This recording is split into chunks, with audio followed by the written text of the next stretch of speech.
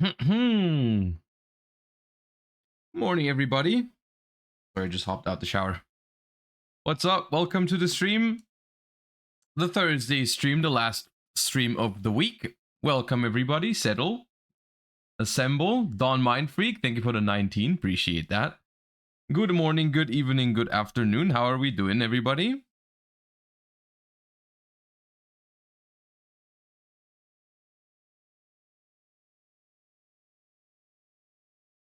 We have a couple different things that we're doing today.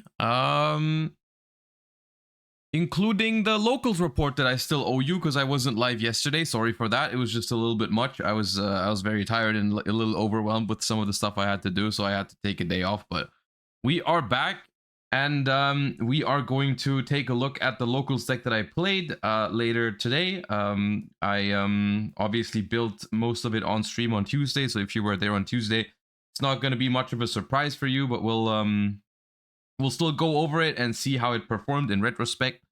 So yeah.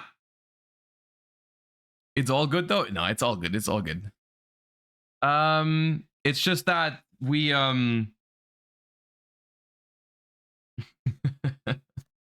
crazy, thank you for the 24. That's a very long time. 2 full years. Appreciate that. Super Pro Gamer, thank you for the 2 months. No, the thing was just that we are gonna be on a little holiday for the next I think it's 5 days. Which also means, by the way, next week, Monday and Tuesday, I'm not gonna be live, but I'll be back on Wednesday. But we're gonna be on a short holiday, and so we need to do some preparations for it and all that kind of stuff. And I needed to get that done yesterday, so I can go on a holiday with all that stuff out of the way. So yeah. Anyways, Booble, thank you for the 6 months. No, it's too late. You're committed. All right.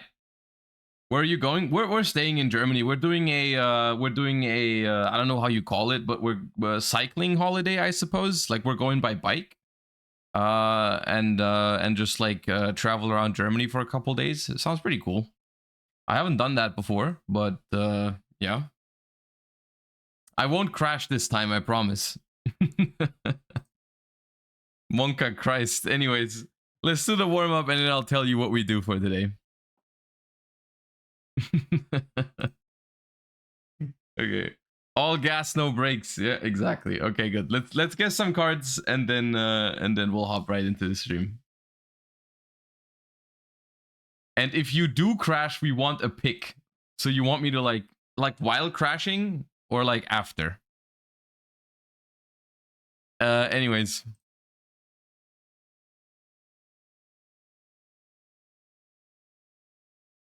That is the alligator sword dragon. Both. Okay.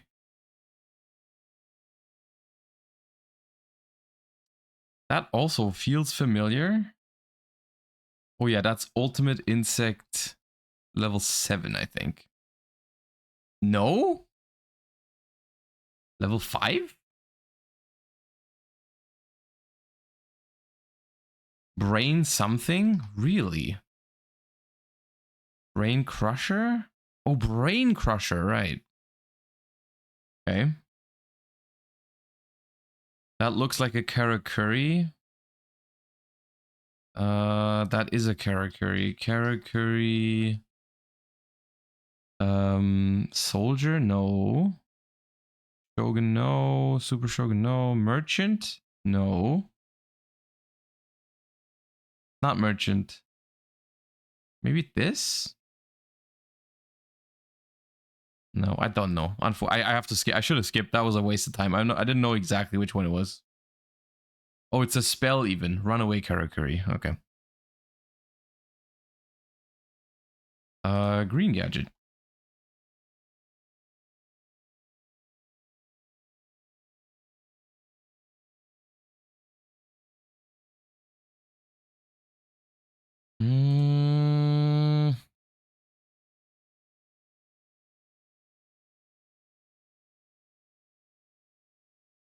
Okay, nice.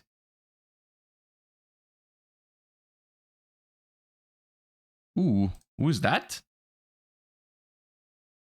I feel like this is a fabled.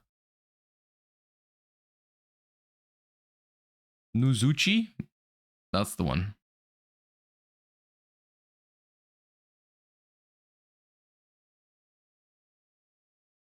Ooh, laundry. Poggers.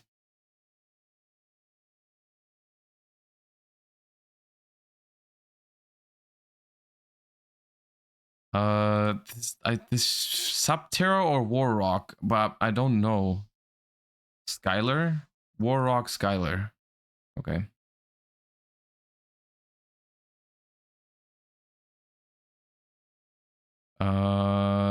My first instinct said Magical Spring, but that's not Magical Spring, I don't think. That's not Magical Spring. Spring of Rebirth? Could be another spring. No. Sacred Waters in the Sky. Okay. Did not know that one.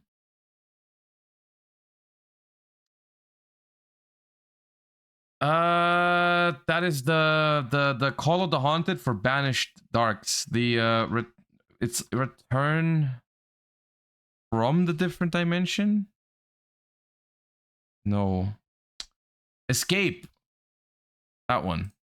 Escape from the Dark Dimension. That one.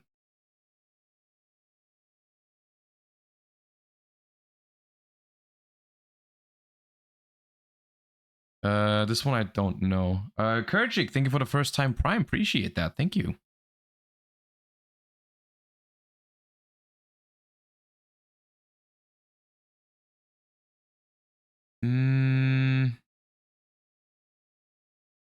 Which number is that? 19? Frieza Dawn.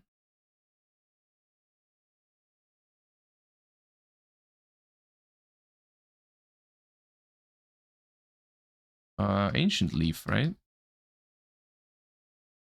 Yep. Y'all remember that time where it was rumored that we're gonna have 10,000 life points and Ancient Leaf became like a 10... I don't know exactly how expensive, but like a $10 card or something? Well, that might not be a Fabled. Is it a... I thought it was a Fabled. Oh, it is a Fabled. Fabled. Which one is that? Not one of those. Yeah, I'm pretty sure that's a Fabled. Ruby Ruda. Unfortunate. Nitro Synchron.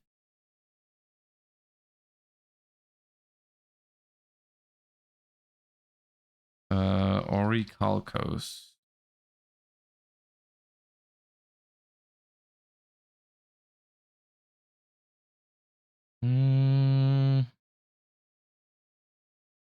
Well, it's a dragon, but which one is it? Not sure if I know.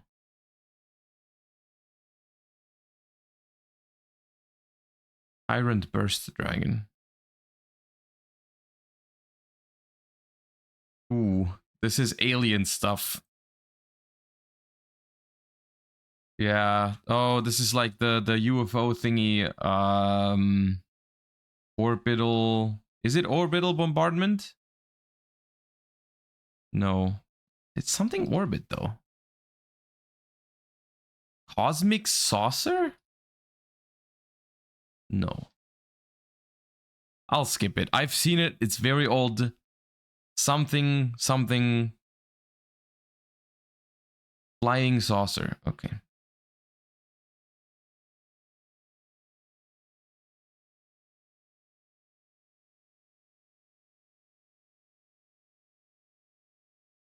What is that?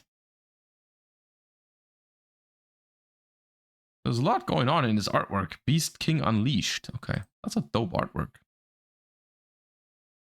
It'd be nice if I could guess cards every once in a while, though, I feel like. I feel like I haven't done that in like 2 minutes. Extra sword. Sick. 2 points. Phenomenal.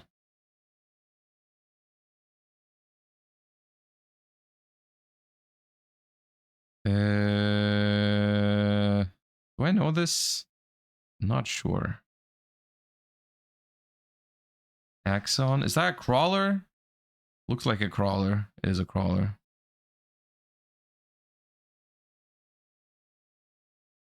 That is that Dark Destroyer? No. Oh, it's just BES big core. Or BES crystal core? Dude. Covered core? Oh, come on. I didn't even know that this many existed. What? I'm so mad.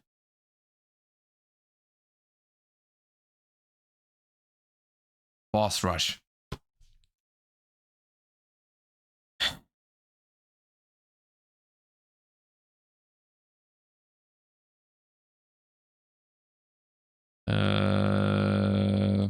This one I've seen.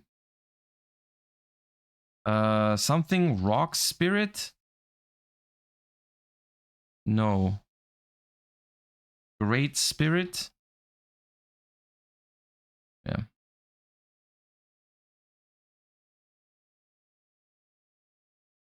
That's Rainbow Dragon. Dude.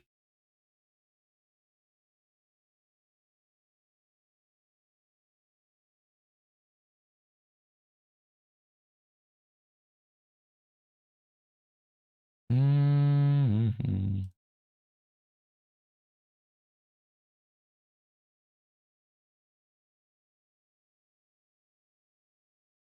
I don't know what's going on right now, but I'm like doing really badly. It's gonna be a washed angle. Now this one I know, I've seen it, but I have no idea what it's called. Gravity Behemoth?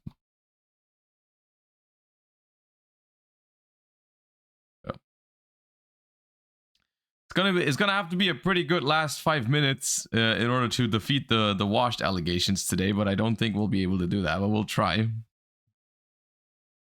This I don't know either. Some Koakimeru, Rooklord, sick, never seen.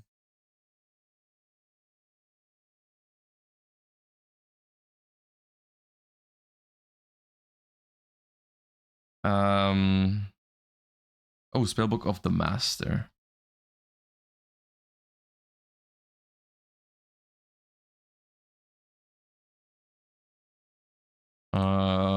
Fire Armor Ninja. It's one of the armor ninjas. Flame. Yeah. My points, dude. I'm trying. That is that Gear Frame? Yeah.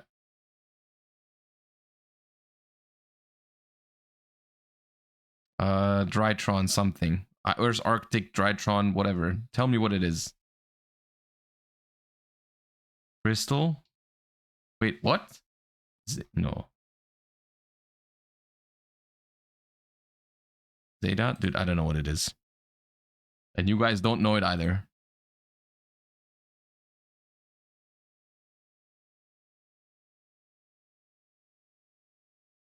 Asterism.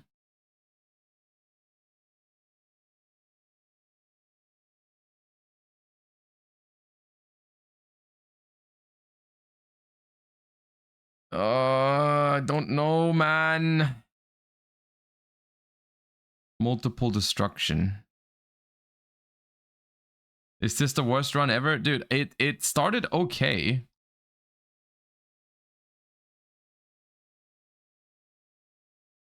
I don't know if it's going to be the worst ever, but it's definitely going to be bad. Sometimes it is a game of luck, though, to be honest. Like, sometimes I just don't know any of these. Oh, it's a shark. Look, is that Abyss Shark? It's Abyss Shark. Wonderful. The shark expert strikes again. Ooh, this is something... Dust. Snow dust. Snow...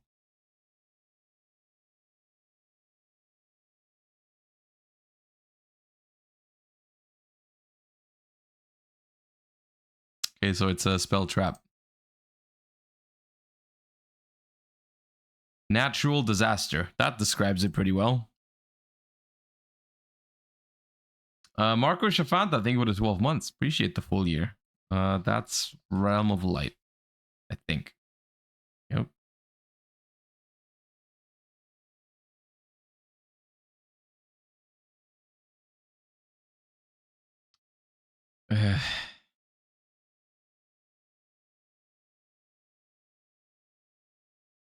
Critias.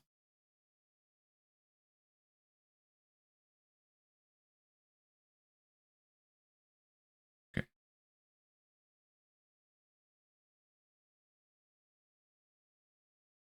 That could be Vivid Tail. Yeah.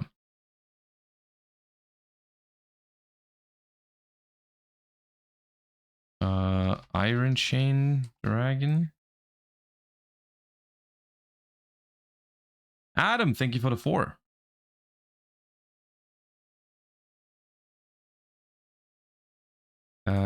This is something like Mermaid Archer.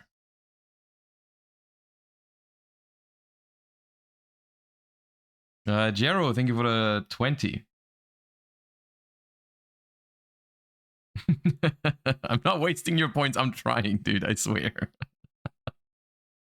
Is that Noelia? No. Emilia? Same thing. All right, good. That's Psy Beast.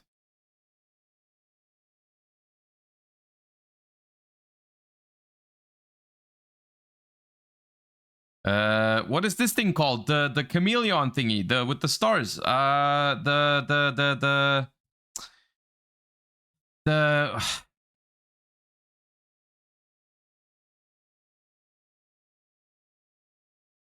It's not this one. No, it's Osha Leon. Yeah.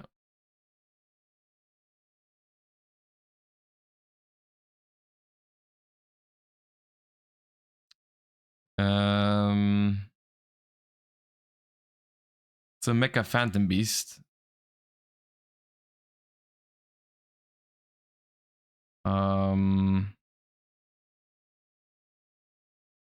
It's not Olion. Dude, which one is it? I'm scared we're not even gonna have Warblerin. Oh, thank God, it's 600. I don't know. I feel bad for feeling good about the fact that we hit 600. Oh, it's the Ouija whatever board. Oh man. Oh man. Moving on. That was terrible, dude. That was terrible, man. I feel bad.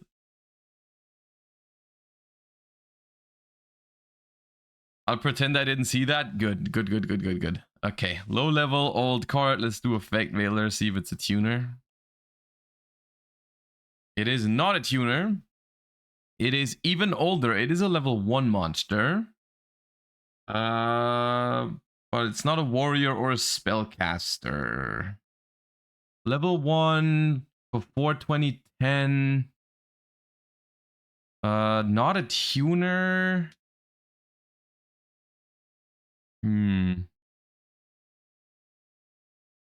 Kuribo. It's not a dark, guys. It's not a dark. Treeborn? Could be Treeborn. Ooh, it's a water. It's even older, though. 2005 or older, level 1 water. Amoeba? No! Oh, come on.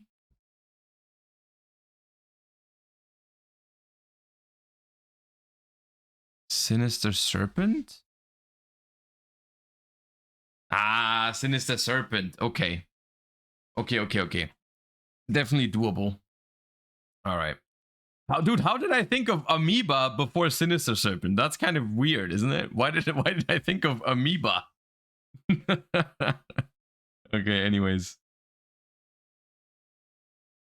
Anonymous gifter with the gifts up to Washua. Okay, is this another day where we're gifting subs to accounts with very funny names? Okay, cool. Got it. Sick. Not even like doing it anonymously, so I don't even know who it was, is another strat. Okay, well, whoever it was, I guess I appreciate you. All right. Well, when is it not?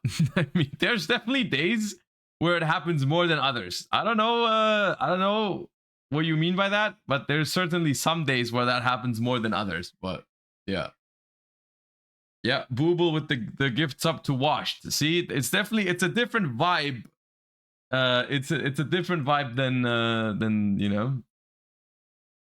Dono message. Oh, did I miss a Dono message? Hold up, let me check.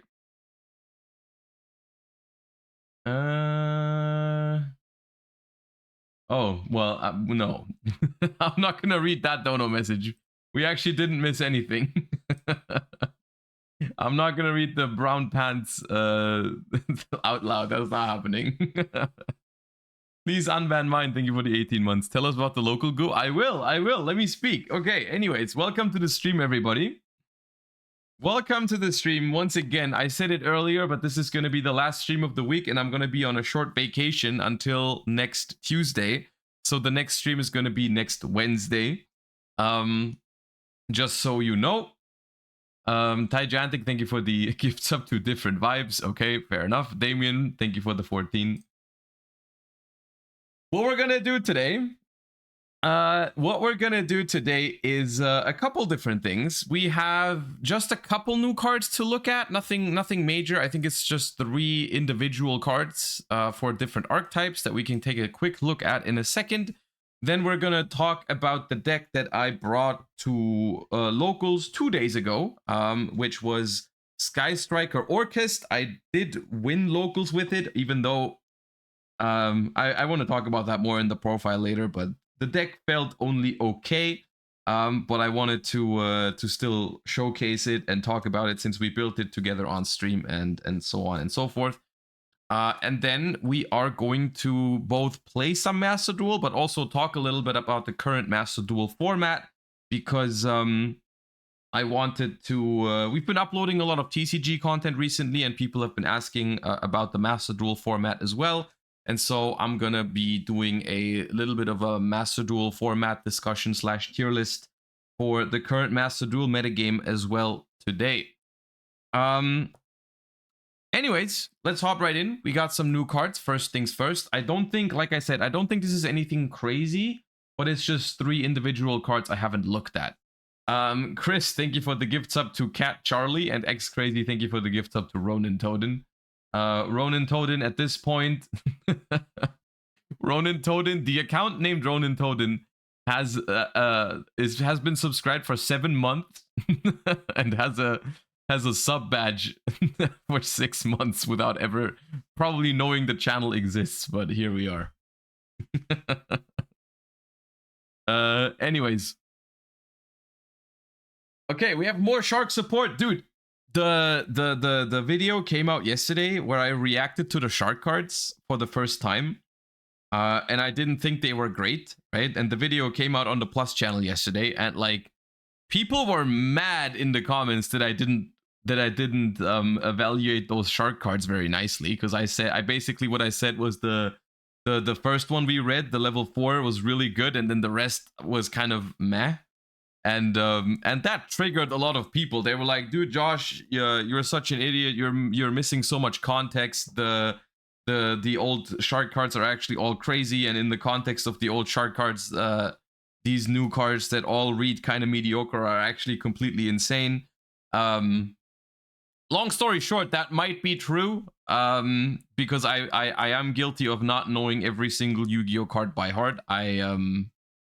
Yeah, that... I don't know. I still think the new shark cards were all kind of mediocre. That didn't really change my mind. In those cases, I think the best way to prove someone wrong is to simply, if you believe in the shark deck, okay? I just want to say that right at the bat. If you believe in the shark deck with the new support, by all means, go and try it and prove me wrong. I'm happily proven wrong that the shark deck is actually better than I think it's gonna be. But that's okay. Like I'm still gonna evaluate these cards with the knowledge that I have, and I do know some of the shark cards, but I just didn't feel like it was exactly what the deck needed and is going to be what makes the deck meta relevant from a high competitive standpoint, right? It's probably going to be a completely fine deck to play, but I personally don't think it's going to be great at a high level. But maybe more shark cards could change that. Anyways, Cutter Shark is another new addition. This one is not even in the Rage of the Abyss or whatever the set is called. This one is another one of those Animation Chronicle cards. It's a level 5 water fish. 0 attack, 2000 defense. You can only use the first and second effects of this card's name each once per turn. When one monster you control and no other cards is targeted for an attack or with a card effect, and this card's in your hand or graveyard, you contribute that monster, special summon this card. If this card is special summoned, you can activate this effect, add a water monster from your graveyard to your hand during the end phase of this turn, except Cutter Shark. Okay. That is a in theory, that's a neat effect. I see the applications, right? It lets you dodge Imperm and Effect Veiler and all kinds of targeting effects over and over and over again, right? Because this goes into the graveyard and it hops out of the graveyard, stops your stuff from being targeted. Well, actually, it doesn't stop your stuff from being targeted. It just, like, you know, if your opponent Imperms your normal summon, you can dodge it with that. And then as a slight bonus, you get to add a water monster from the graveyard back to the hand in the end phase. Those are two reasonable effects. However, I don't feel like that makes a card good enough when that's the only purpose, right? Because, like, what if your opponent just doesn't have Imperm or Effect Veiler? Then this card basically does nothing. Now, there's probably going to be a bunch of Shark Andes in the comments telling me that this is exactly what the Shark deck needed, and because you contribute a Shark card from, like, the year 2007, and if Jupiter and Mars are in an extremely good constellation next to each other, then this wins you the game. I personally still don't think this is a very good card. I don't think you would play a situational card like that just for occasional, you know, basically a card that only has a purpose when your opponent plays into it is kind of mediocre, I think. But maybe it's broken with the Great White. I don't know. Then we have a new Gimmick Puppet, which this one I actually am more scared of, because Gimmick Puppet, even though so far the only Gimmick Puppet that's really seeing competitive play is Gimmick Puppet Nightmare in Branded, the new Gimmick Puppet support is actually quite scary. Well, the new Gimmick Puppet support that's already been announced, I've already reacted to that a couple weeks ago. And I think that's already a functioning deck in the OCG at the moment. It's not top meta, but it's already functioning, and I believe it even has some extremely stupid, like, one card FTKs and stuff like that. Obviously, if it was actually good, like a one card FTK that actually was good, would already be seeing play in the OCG, but currently is not. I assume that's because in the OCG at the moment, most of the decks are playing a very high amount of hand traps, but still, obviously, that is scary. The Gimmick Puppet deck is something that I personally am looking upon. Like, I'm not a huge fan of the Gimmick Puppet deck as a, like, the new concept that they are presenting for the deck, because my kind of fear is that it's an archetype that the best case scenario for it is, from a competitive standpoint, if it's not playable. Right? Like, I think there's two outcomes. It's either playable and then it's kind of going to give everyone a hard time, or it's not going to be playable, and that's, like, the best case scenario, which I don't think that's good design of an archetype. I know a lot of people like the OG Gimmick Puppets because they are kind of different in their artworks and all that kind of stuff, and that's all fair enough. But the new play style that they are giving the deck, I'm not sure if I like that.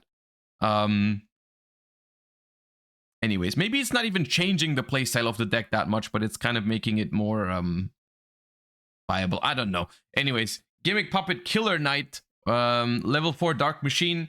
You can only use the first and second effect of this card's name each once per turn, and you cannot special summon from the extra deck the turn you activate either of them except Gimmick Puppet monsters.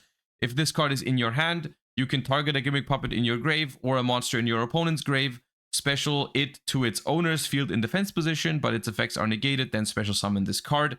If this card is sent to the graveyard except from the hand, you can add it to your hand.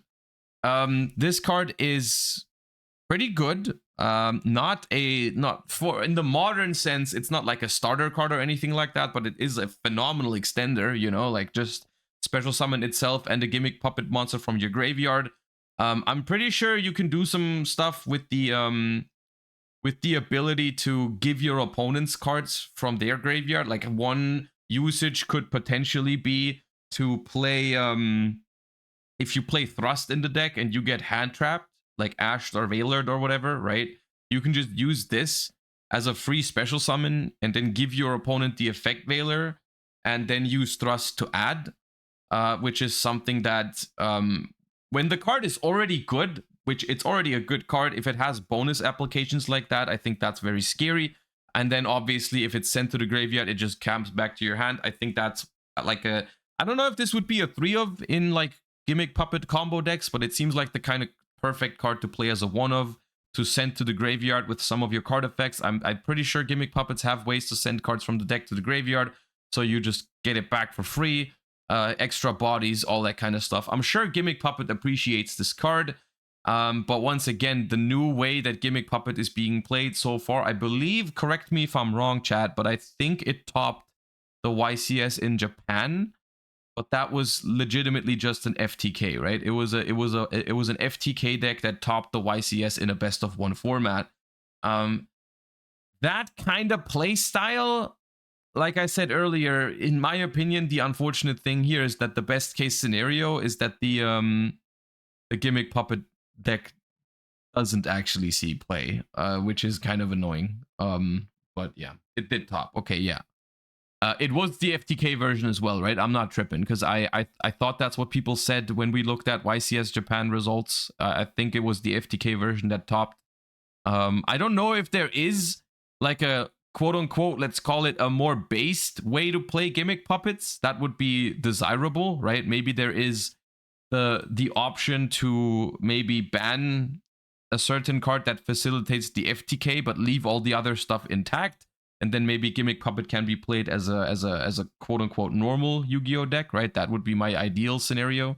But as it is right now, it seems kind of weird.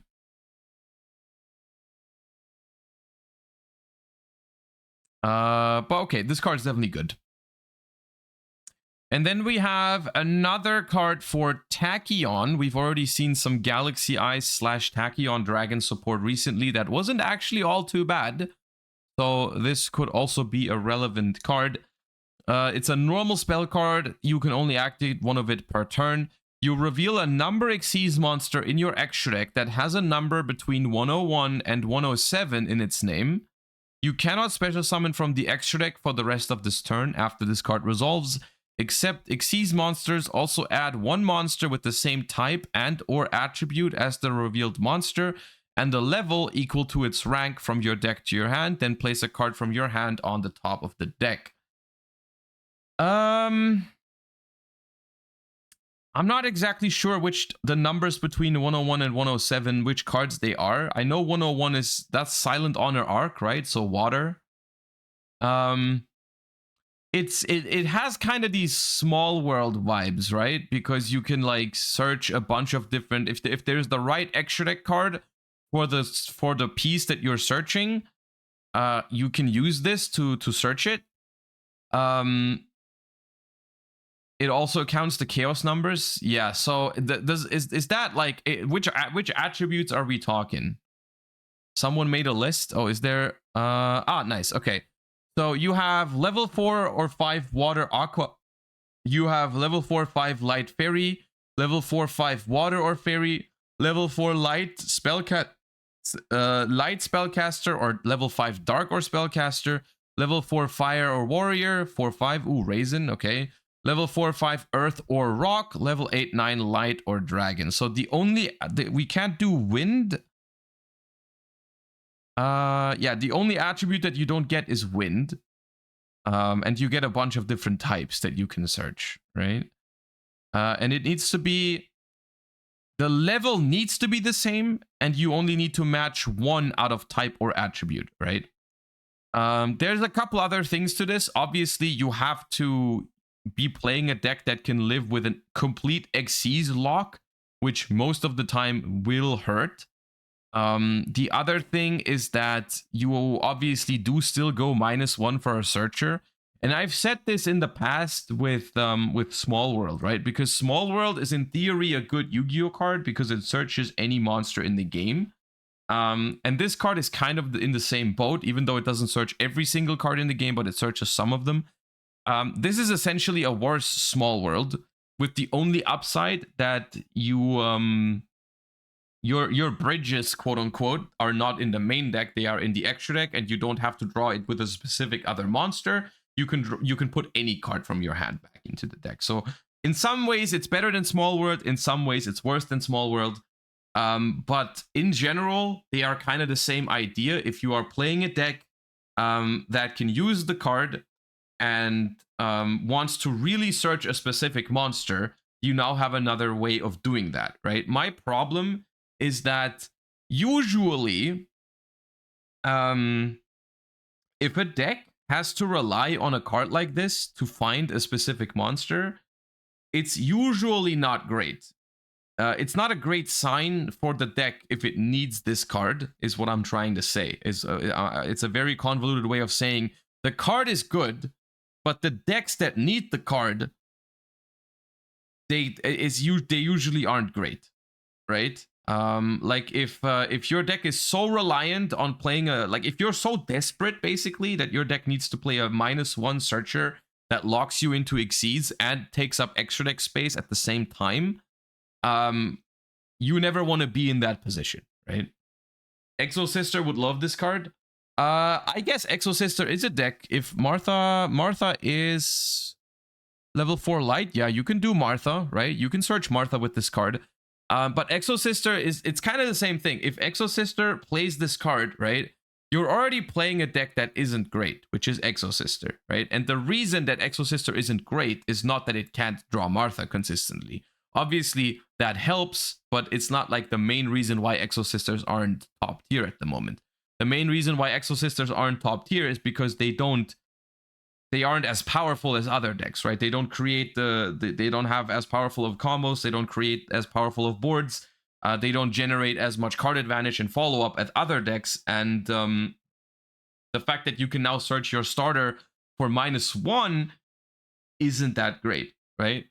Like for example, I don't think Exo Sister plays Small World, for example. Even though maybe it's harder to facilitate Small World than this card, I can see this card being better in Exo Sister than Small World, because maybe the bridges don't work out all the time. But the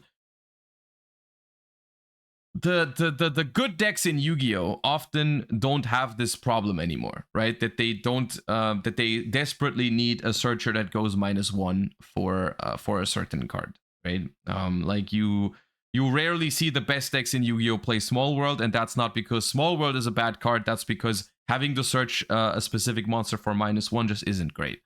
And this is the same with this card. So I think you'd have to be very desperate to be playing this card, right? But with all the 1-card combos that are being printed at the moment, which is not a great direction in my opinion, I don't love that, but there are a good amount of 1-card combos being printed. There's a chance that at some point there's a deck that relies on a 1-card combo and doesn't care about being locked into Xyz and wants to play this card, right? Definitely a possibility.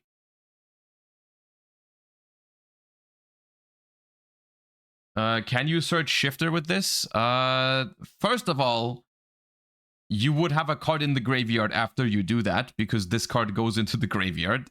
But you can't, because there is no level 6. You can do level 4, 5, and 8, 9. Those are the only levels that you have. But shifter is not possible because it needs the level needs to match. You can choose type or attribute, as if I understand this correctly. Type, it doesn't have to have both. It can be type or attribute, but the level needs to be equal, right? But okay. Decent batch of cards, I guess. Nothing too crazy. I don't even know if the I guess the Photon deck might use this card because it doesn't care about the Xyz lock, and I think they're getting some powerful 1-card combos, but overall nothing too crazy. I think the best card was the Gimmick Puppet, even though I'm also, no pun intended, kind of scared of the Gimmick Puppet. Anyways. Yeah.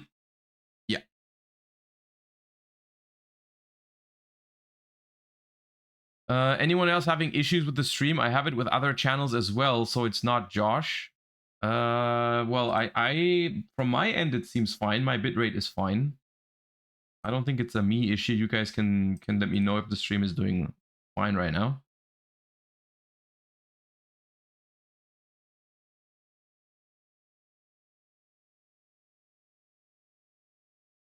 Might be a Twitch issue. It might be. I haven't noticed anything. I was watching some Twitch these last couple days, but I don't know. Xenoy, thank you for the 4 months. What's your current opinion on tier limits? I assume you mean in the TCG. I think tier limits is fine. The biggest problem with tier limits is that I don't even know how to phrase it. Like the deck just feels too inconsistent to me. There's a lot of things you can do with tier limits, like the Malicious, the Horus, the all that kind of stuff. Legitimately, I think this is a rare situation where I think the best tier limit deck might also just be my favorite tier limit version, which is the Paleo tier. Because the Paleo tier has been putting up results. There's not that many people playing it, but there's this one guy that's been winning regionals with it. Or at least won one regional with it, I think a week or two ago. And that deck seems very dope. I'm looking forward to trying it at some point. I actually ordered my third copy of Tier Limits Kashtira. It arrived yesterday to try that deck because I only had 2 for some reason. But yeah, I'm looking forward to trying the Paleo tier. That sounds like a fun deck. It's Doofy, thank you for the tier 1. Appreciate the first time. And Johansson, thank you for the 22. In Master Duel, on the other hand, I think tier limit is completely fine because it has Kikkolos. It's not the most consistent deck. It's still like, I mean, you're signing up for Gamba if you're playing tier, but it's playable. King Boohoo, thank you for the 6 months. Half a year of random sub gifts. Yeah, I appreciate the support. Thank you. All right. Speaking of tier limits, there were actually some tier limit players at my locals last 2 days ago. They didn't do too well actually, but they tried. I think they played Lightsworn tier though. I think both of them, which is also a fun version that I want to try at some point. But I don't think the mills went their way. All right. Speaking of locals, we have another locals report for this week. I did go to locals. We built the deck together on stream on Tuesday, and we decided to build Orcust Sky Striker after Ben got second with it at the Berlin Regional a couple weeks ago. I wanted to try the deck, and I want to talk about my experience now. I want to preface this with a few things. I did win locals. However, before you start coping, I want to say that the deck did not feel as good as some other decks that I've played in the last couple weeks. Like, for example, Lightsworn Runic felt better, and I think even Paleo felt better. The deck was a lot of fun. I do want to go over it on stream together and show you what exactly I played. The people that were in the stream on Tuesday, the list is not going to be too much of a surprise to you. And I also don't want to go into it too deep, because the list is not that much different from the one that Ben played at the regional. So I figured we would take this more as an opportunity to talk about what I think about the deck, rather than just go through the list and explain all the choices. I'm going to do that briefly. and rather talk about my experience and why I think the deck didn't feel as good, even though I won the locals, which this time around sadly only was 8 people, so it was only 3 rounds, and I played against. I didn't get a lot of meta this week. I played against Crystal Beasts. I played against Infernoble. That was actually kind of scary. And I played against Black Wings, my all-time favorite. Played against the Black Wings and beat those. So a little bit more rogue heavy locals this week, which was also the reason why I was able to go undefeated with the deck. But yeah. May I ask where your locals are located? That's another thing. I've been wanting to shout them out anyways, because they've just started doing locals, and I wanted to give them a shout out just in case any of my viewers or YouTube subscribers or anything are from the area in Germany and want to check out the locals. They are located in a small town called Grünberg, which is in Hessen, Germany, and we have locals every Tuesday and every Saturday, and the store is called Entshop, ENTSHOP. If you are from the area, feel free to check them out and give us a visit. This is not a sponsored cooperation or anything. I'm just playing the locals for fun, and I would love to see them grow because it's a very lovely store. And anyways, shout outs to them. And if you ever feel free to check it out, and if you go there, there's a high chance that I'll also be there, so maybe that's a reason to check it out for you. Anyways, I played Sky Striker Orcust this time around, and let's just go through it real quickly. The core for the Orcust package is relatively self-explanatory. I decided to play 2 Orcust Nightmare alongside the 3 Gears or the 3 Harp Horror, and 2 Symbol Skeletons. I'm not sure if you need 2 Symbol Skeletons, but I'm not gonna lie, I struggled with the resource game in this deck sometimes. Like, I remembered Orcust as this kind of deck from 2019 that had, like, for the time, it had, like, great explosive turns and great follow-up at the same time. That was kind of like Orcust's thing, right? However, playing the deck in the tournament, also there was 1 World Wand. Playing the deck in the tournament, I felt like both of those things felt super fair for modern standards. Like, the explosiveness of the deck was kind of limited to, well, I was ending on Galatea Babel Masquerena with like a skeleton in the graveyard to revive a Dingirsu. So, yeah, not the most insane in terms of like this disruption, and in terms of follow-up, it also wasn't completely crazy. It felt very fair in a lot of those aspects, which, to be fair, made the deck in my opinion like a perfect fit for playing against some rogue decks at locals and having some fun with it, because the matchups felt it was more of a challenge because of the deck being relatively fair in 2024.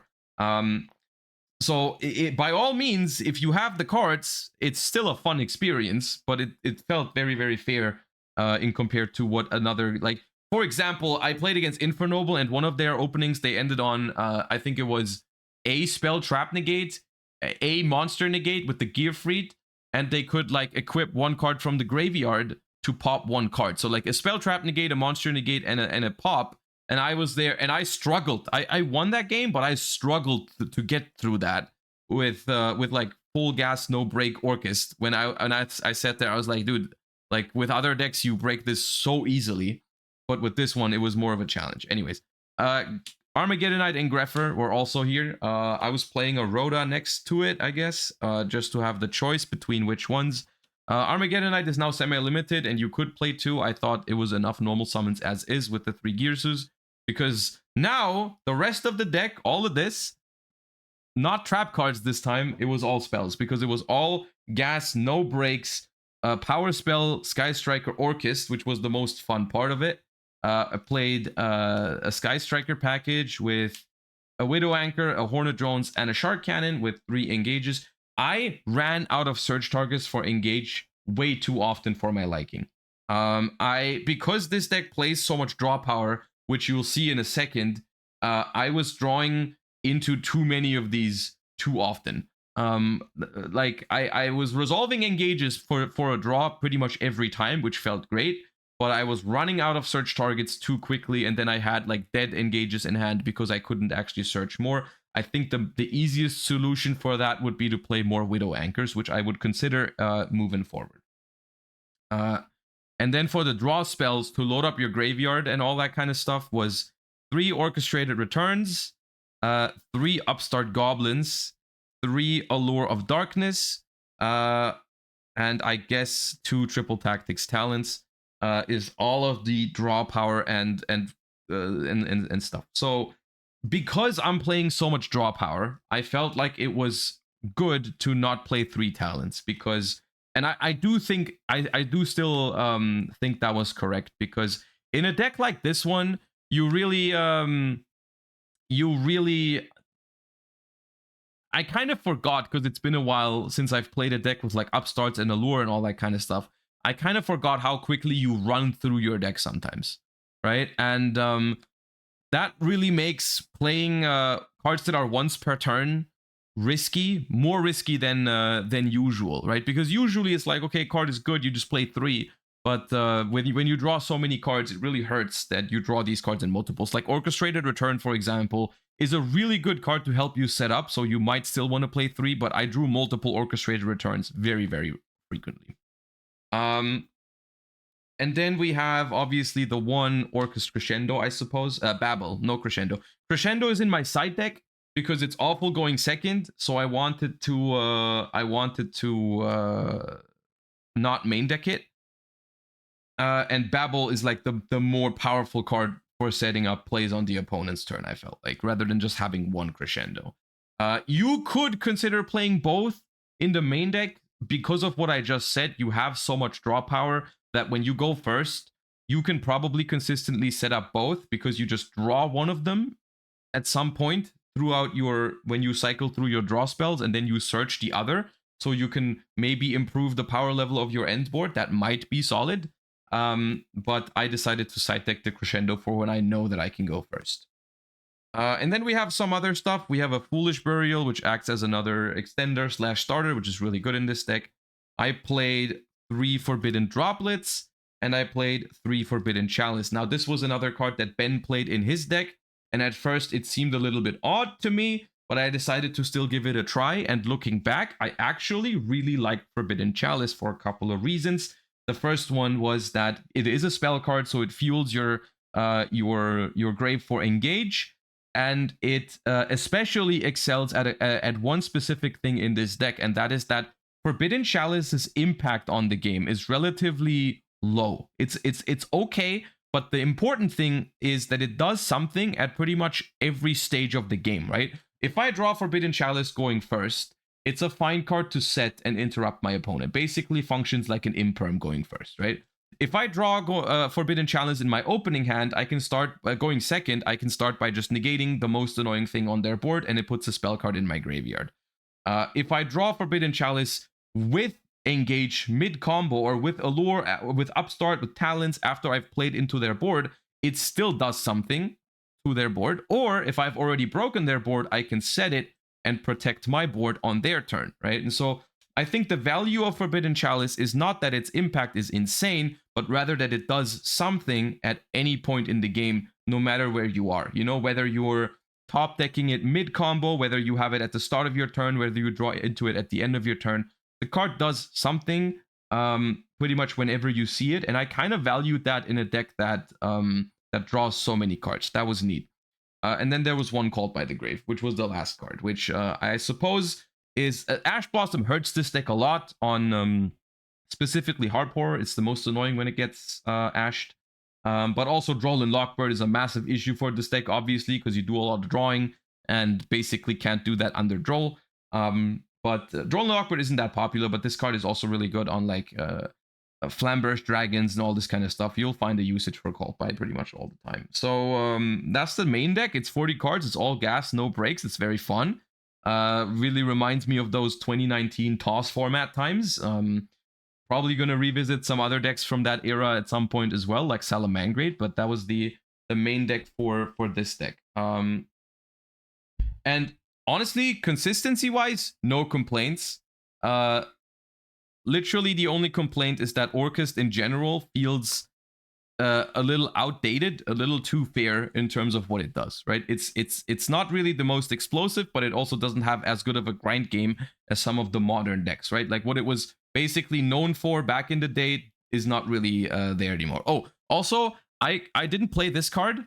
I decided to take out Orochi from the list because I just hate Orochi with a burning passion in a deck that is so resource oriented, right? Like, and even without this card, maybe it's because I haven't played this deck in 5 years, but I had sometimes I struggled with getting my resources together, making sure, because my board was always pretty much broken when people played into it, right? Like even something like Crystal Beast was able to break my board because the Orcust board just isn't that strong.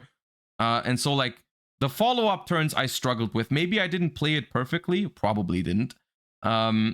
But I struggled with follow-up sometimes and getting all my stuff back into the deck and back into the graveyard. And I can only imagine that getting a lot harder with Gizmek Orochi. But it's worth mentioning that the card is still good and would help with the little bit lower ceiling and sometimes having trouble to actually do enough damage, especially after upstart goblins. But yeah, it's an option. For the extra deck, it's 2 Dingirsus and a Typhon. 2 Dingirsus I made very frequently, absolutely necessary. 2 Galateas. I honestly wish there was room to play a third. I feel like most of the cards in this extra deck have a merit though, so I don't know if I could cut something for the third Galatea, but I did run out of Galateas sometimes. The main issue that I had with that, like, it's very easy to recycle all the main deck monsters because you can just put them all back into the deck when they're banished. I had some trouble recycling Galateas.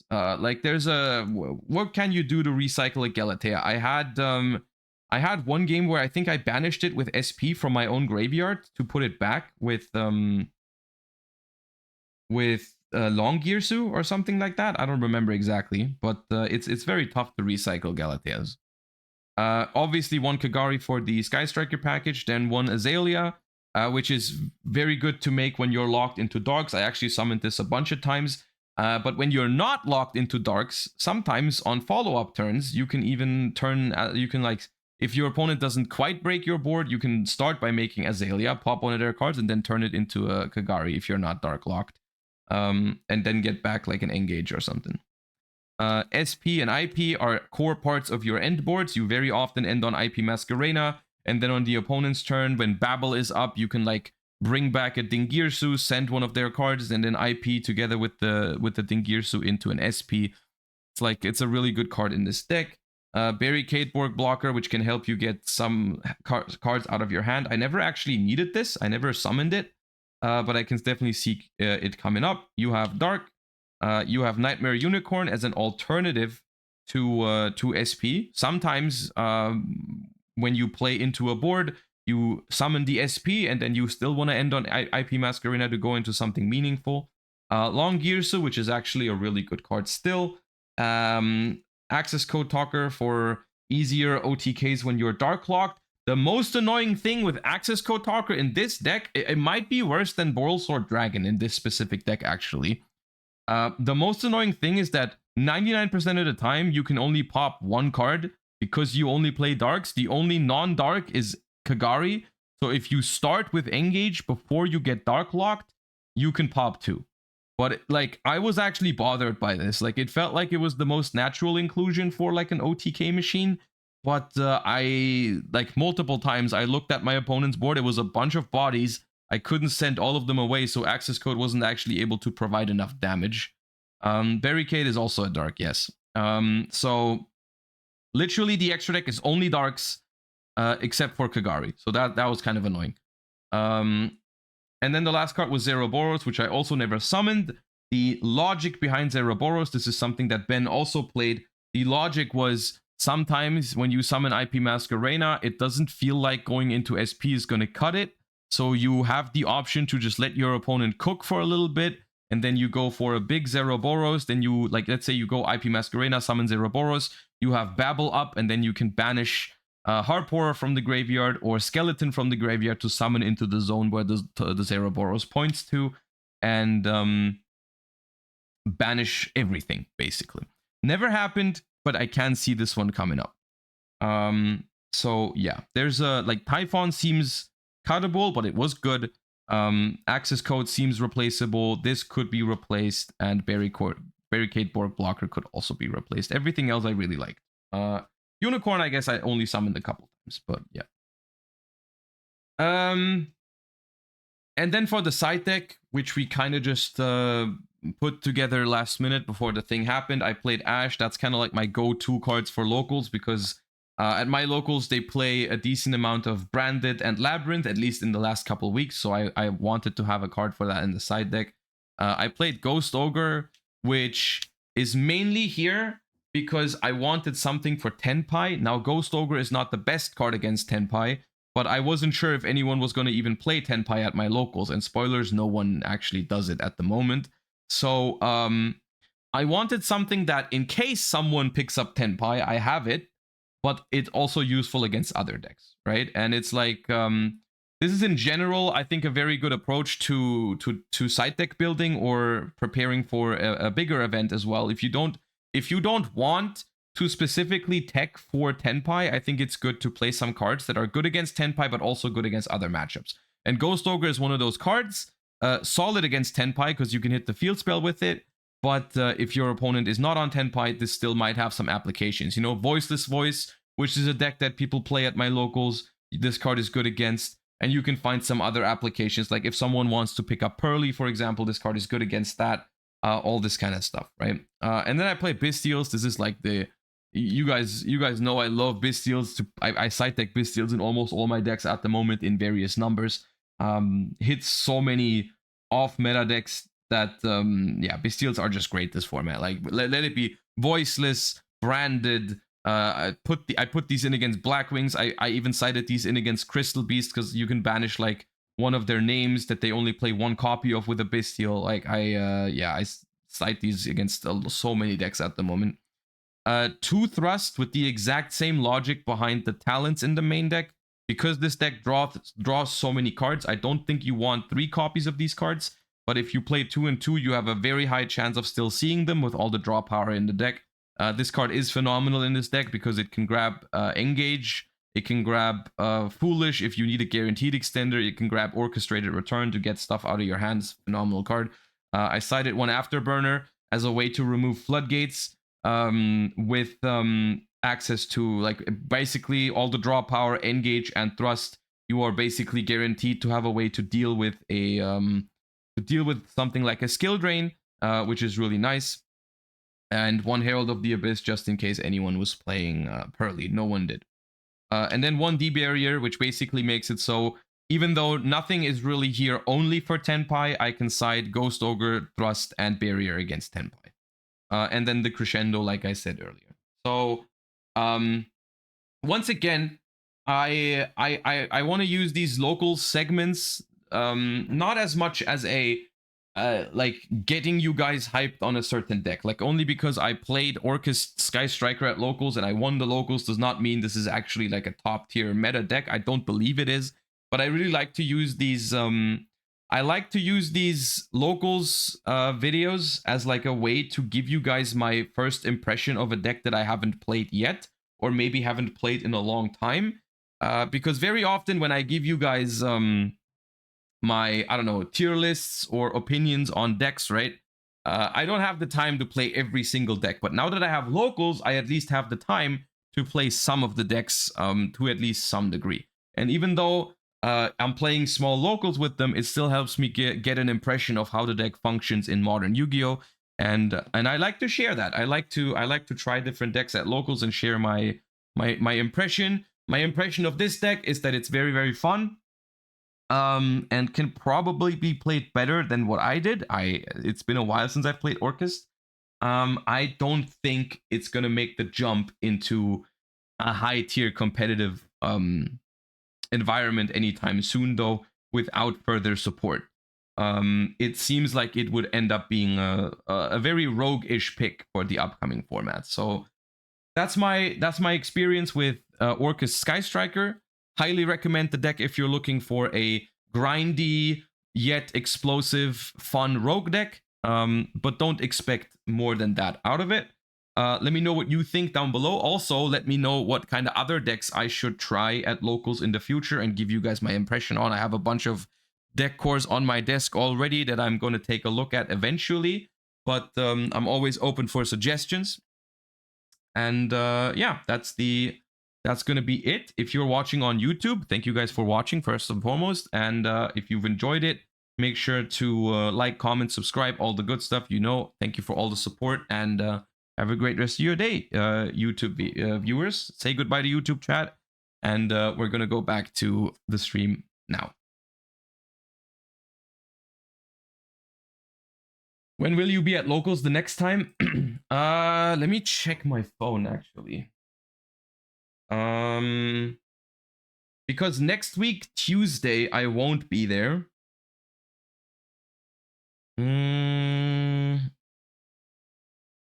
Is today? I'll probably be there the 25th.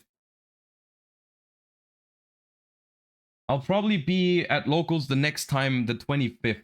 So in 9 days, because we're going on a short holiday trip for the next couple days until Tuesday. So I can't go this Saturday and I can't go next Tuesday, but the Saturday after I'll be there, most likely. When are you streaming locals like Pack does? I'm not sure if I will do that. It depends.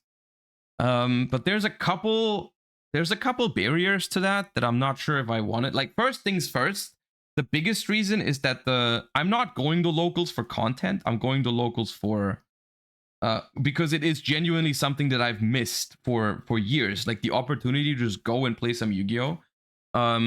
So I'm not too focused on content, right? Like the content that I'm doing with locals at the moment is limited to, we built my deck on stream and then I showcase how it went after. So I'm not too worried about that. But for the most part, like people at locals would have to be willing to appear on stream. The communication at locals is obviously in German, right? So I don't know if that would work out, because I don't want to force people to talk English to me because I'm streaming. And also, I personally find the viewer interaction to be rather like impossible during a just streaming locals. So I don't know if that's going to be a thing. But I kind of like the approach that I'm doing at the moment. Like I kind of like the bringing some more experimental decks to locals and then talk about how it went. I think that's a good halfway point between creating content at locals but still just doing it for the enjoyment. But we'll see. Yeah.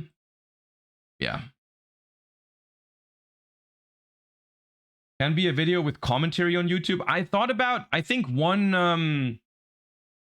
I think one thing that I could potentially do in the future is like record a match at locals. If there's a particularly good matchup or something, I could record it and then maybe commentate over it on stream. Like we could watch it together. That way I can like ask my opponent beforehand if they want to be on stream, right, or on video, right? And if they say no, then well, I'll just not do it, right? Or so on and so forth. And then I can like commentate over it if a particularly good match happens. But we'll see.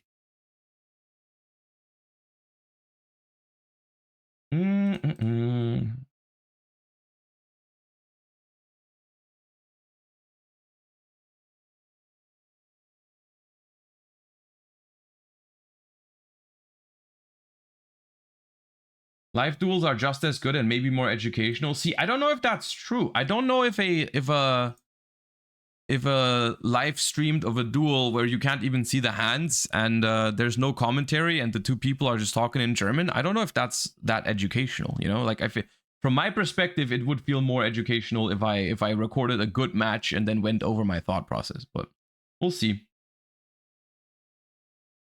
We'll see how we do it at some, like, I don't know. Yeah. There's one more thing I wanted to tell you guys about, and that is a word from one of our sponsors, a new not a new sponsor, but a more recently added sponsors, and that's Holon. Holon has another pretty cool campaign running. You guys know Holon is the store, the online shop that has all the accessories and sleeves and all that kind of stuff. They have some single cards as well, but mostly it's accessory based, sleeves and mats and all that kind of stuff. They have a thing running at the moment that they wanted me to tell you about, and that is a Pokemon Center campaign where you get 50% off of all the Pokemon Center sleeves and playmats by using the code Center50. They have this, like, they have a lot of stuff, like a lot of different sleeves and playmats. I like this one. I'm gonna get this one myself, the Great Wave with the Pokemon on it, which is usually a Japan Pokemon Center exclusive. I think it's pretty cool, and you can get 50% off. And I think they even said that you can use Josh 5 on top of it. So make sure to check out Holon, !Holon in the Oh, it doesn't work. Oh, let me re-enable it. Oh my god, it was the thing doesn't work. Chat commands, custom commands. Okay, now it should work. Try again. Try again and let me know if it works. It does work. Okay, there you go. Feel free to check out their store. They have a bunch of great Yu-Gi-Oh products as well. All the sleeves, the double sleeves and all that kind of stuff. OCG sleeves as well. All the OCG sleeves are on Holon as well. And you can use Josh 5 on everything. And you can use Center 50 on top for all the Pokemon Center stuff in case you're into that. Just be aware that the Pokemon sleeves are also Pokemon sized. So those are not Yu-Gi-Oh size sleeved. Just a heads up before you order the Pokemon sleeves and then are wondering why they're too big. Pokemon cards are bigger than Yu-Gi-Oh cards. They do ship to America, yes. On everything, I'm going to the grocery store and use Josh 5. I mean, you can try. You can try. Talking about streaming paper matches, will you do remotes in the near future? I mean, I'm always up for remotes. It just, like, this week, it just didn't quite work out doing any, because it takes a little bit of preparation and there needs to be decks that I want to be playing remotely. But at some point in the future, for sure, in the next upcoming weeks, definitely.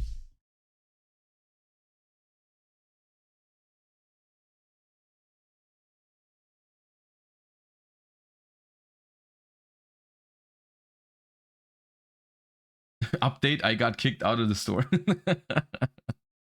Okay. All right. That being said, we're gonna hop into some Master Duel now. And we're doing two things Master Duel related. We're doing we're playing Master Duel. I don't know what we're gonna play yet. I think I'm gonna finally take the time to learn Memento. Because that's a deck in Master Duel now and might be a deck in the TCG at some point as well. So we might take the time today to look at Memento. We also haven't finished the Limit 1 festival yet. So maybe we're gonna pay a visit to that. Before we hop and actually play the game of Yu-Gi-Oh, though, we need to do another thing. I've been giving a task by my editor.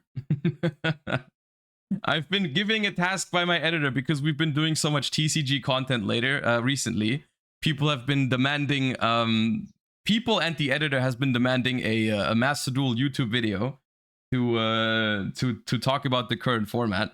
So we're gonna do that. We're gonna talk about the current Master Duel metagame, and what better way to do that on a Thursday than to do a little tier list Thursday video on the current Master Duel format. Now, I've been playing a good amount of Master Duel since the release of the last couple cards, but I haven't actually talked about those in like a competitive tier list setting, like Forest cards, Memento, all this kind of stuff. Even the Unchained cards, I haven't made a tier list since. We have got new Salamangreat support, all this kind of stuff, recent Forbidden and Limited list updates to Master Duel. All this kind of stuff has happened. I haven't made a tier list since. So we're turning this Thursday stream into a tier list Thursday, and we're talking about a little bit about some of these decks in the current Master Duel format. Now, I have put in some work this morning and significantly slimmed down the list of decks that I included. In terms of the old stuff that we've been talking about for a couple of tier lists in a row, and I have removed it just to make it a little bit faster, and mostly kept it with the most meta relevant decks. Not all of these are super meta relevant, but mostly. I want to preface this by saying that I believe all of these decks are good enough to go into like Master 1. It's really about the nuances, right? It's really about the nuances between these decks, right? All of these are good enough to make it to Master 1. That's not the debate. So if I rate your favorite deck out of these a little bit lower, you can still very much play it. And if there's any deck that I'm not including that you really want my opinion on, as always, you can leave a comment down below. I'll be trying to answer as many of those as I can with the tier that I would put them in. These are in no particular order. So let's just go one by one. Now, Super Heavy Samurai, right off, we have some banger decks coming up first here with like literally random sorting. Super Heavy Samurai is a deck that I have a hard time evaluating because no one plays it at the moment. Now, is that because it's dead or because people just don't like it? I have the feeling that the deck is still scary because they didn't properly hit it. You guys know my opinion on consistency hits, especially with the Limit 1 festival. I know, like, I've been playing against Snake Eyes in that festival, and literally they were doing the exact same stuff in Limit 1 festival. Like, it just goes to show how bad consistency hits are, really. Like, basically only hitting the odds of how often a deck is able to do the unfair thing, not actually changing the unfair thing. Super Heavy Samurai can still do the exact same scary stuff. So it's probably still like a low A tier deck, even though people aren't really playing it, which is a good thing, honestly. The deck is really annoying. Didn't they limit Soul Piercer? Yeah, they limited Soul Piercer, and that changes some of the stuff that the deck can do. But like, if you open one of your 1-card starters, you still do the craziest end board if you don't get hand trapped. And sometimes even through hand traps, right? It maybe is weaker to hand traps now. At the same time, there are some hand traps that it's normally weak to that people aren't really playing at the moment, like Droll and Lockbird. And it's more bricky than before, but it's still scary. Maybe it's a high B. I don't know. It's very much irrelevant whether I'm gonna put it in high B or low A.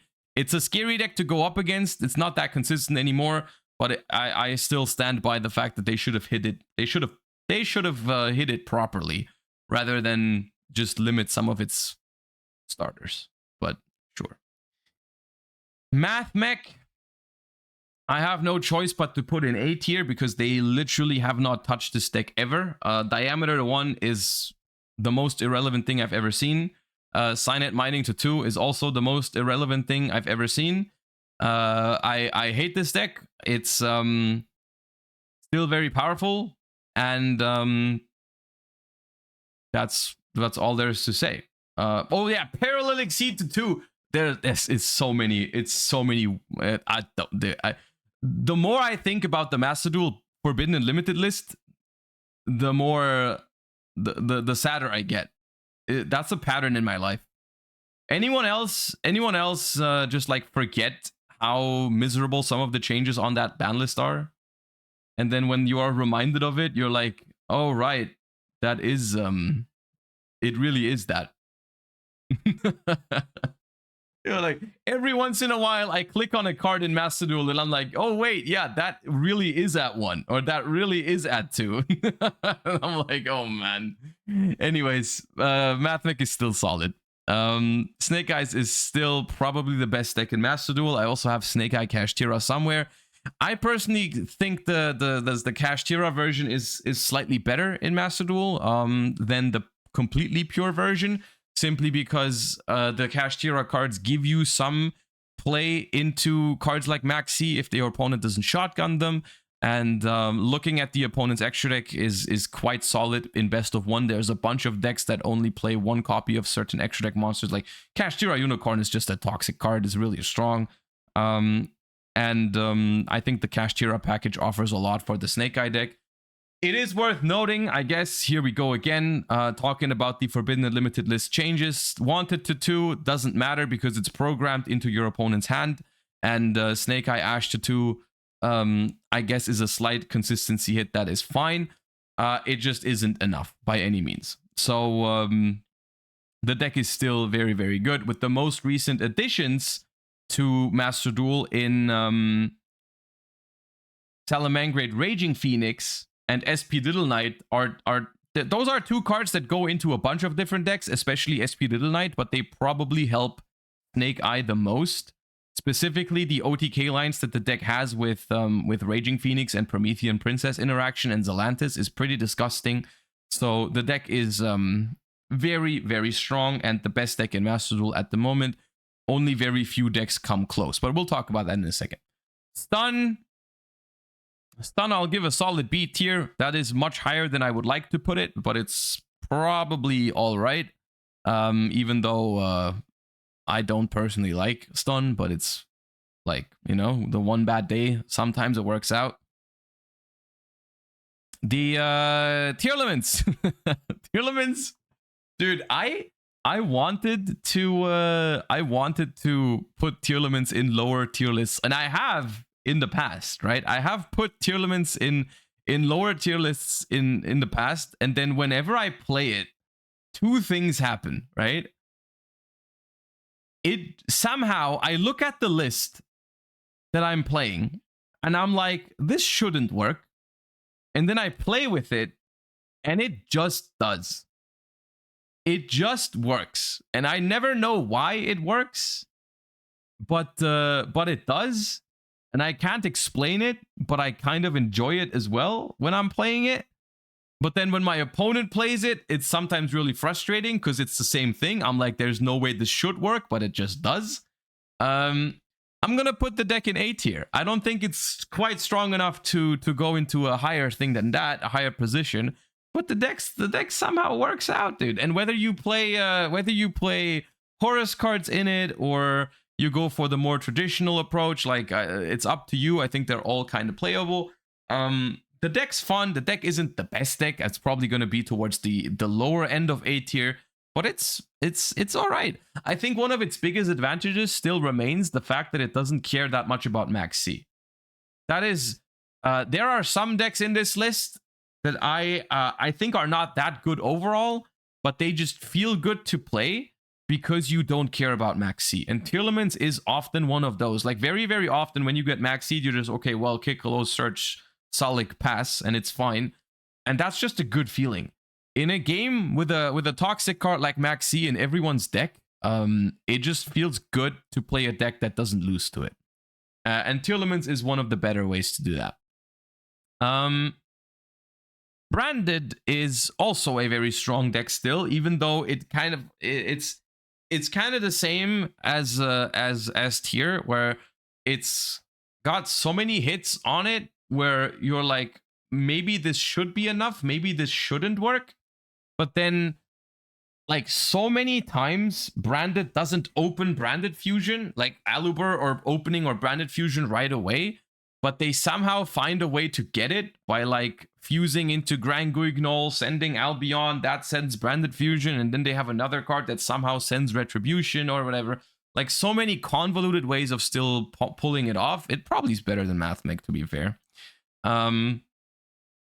Yeah, Branded is just solid, dude. And the fact that it has 3 main phases is also pretty broken, right? Because end phase is basically main phase 3. Deck is pretty strong. Even though I personally don't play it a lot, I think it's still a very strong deck. Chimera is a solid deck. I kind of like Chimera actually, and maybe I'm not doing it justice by putting it into high B tier. I'll say that I'll say that with a caveat, because this deck is something that I want to look into more, and that is true in the TCG and in Master Duel at the moment. I do like the Chimera cards, actually. It's a deck that you can pair with some different engines. Runic Chimera is also a thing that I quite like. I need to play it more before I can put it higher than this, but I think it could be better than that. I think it could be better than that. Exosister is a deck that I'm probably gonna throw in low B tier, simply because you can never underestimate the power of Dimension Shifter, but Dimension Shifter is semi-limited, so maybe it's even slightly worse than that. But it's just alright. It's just the definition of it's okay. You know, sometimes you play against it and it's actually scary, especially when they go first or have shifter. But nothing really crazy happening here. It's too fair is a right way to put it. It kind of has that Sword Soul feeling to it, where it does something, but often that's not enough on its own. I think the edge it has over Sword Soul is that it has shifter. Even though Sword Soul has Protoss, maybe I'm gonna put both into high C, because I was gonna put Sword Soul into C. So Exosister has Shifter, Sword Soul has Protoss. Both are kind of too fair on their own. What's better between the two, I don't know, but they're kind of. I think they're chilling here. I think that's fine. Fluandereeze is a D tier deck, and I'm not saying that because I hate Fluandereeze. I actually don't. Since they banned Barrier Statue, I don't have a huge hatred for Fluandereeze anymore. But I don't like the deck in Master Duel simply because of all those consistency hits. Like, I think Flu is a completely fine deck in the TCG at the moment, even though it is still a shifter deck. But I think in Master Duel, they have just nuked the deck with consistency. Like, what is that? 1 Prosperity, 1 Duality, 1 Field Spell, 1 Empen, 2 Shifter. Like, that deck is murdered in terms of consistency. And consistency is already its main concern in the TCG. And we have 3 Duality, 3 Prosperity, Terraforming, 3 Field Spell, 3 Empen. We have all of that, and the deck is still like struggling sometimes for consistency. And I just don't see how anyone plays it in Master Duel. I just don't see it. Horus. Now, Horus as its own deck would probably go into C or D tier. Horus as its own deck is not really worth talking about. But I did want to mention the Horus cards in this tier list as well, because they just released, and I think the Horus engine is very solid.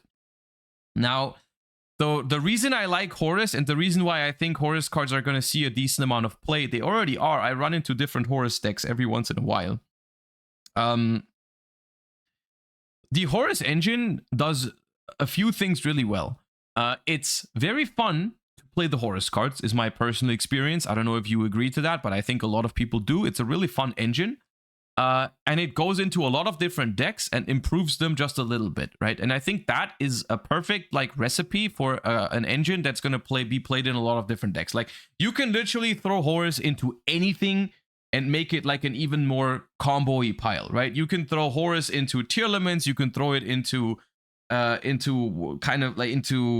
chaos decks, into 60-card grass piles, you can throw it into Orcust decks if you want to. Like, it doesn't matter. There's so many different decks. People are putting them into Spiral. I'm seeing in chat. I put them into Runic decks.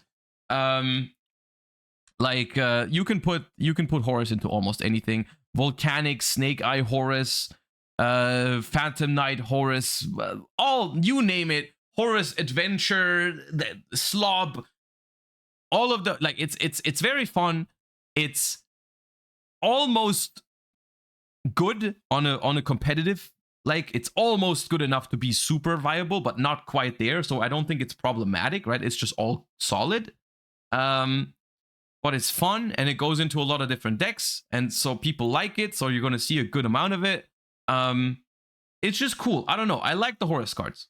I just like the Horus cards because they go into a lot of different decks. I think it's a solid engine. I don't think there is a Horus deck that really breaks into A or S tier. Maybe Horus Tearlaments, but I'm not even sure if the Horus Tearlament is the best version.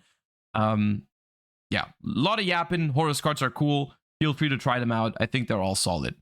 Labyrinth goes into A tier for me. I like Labyrinth a lot, maybe even better than some of these decks. For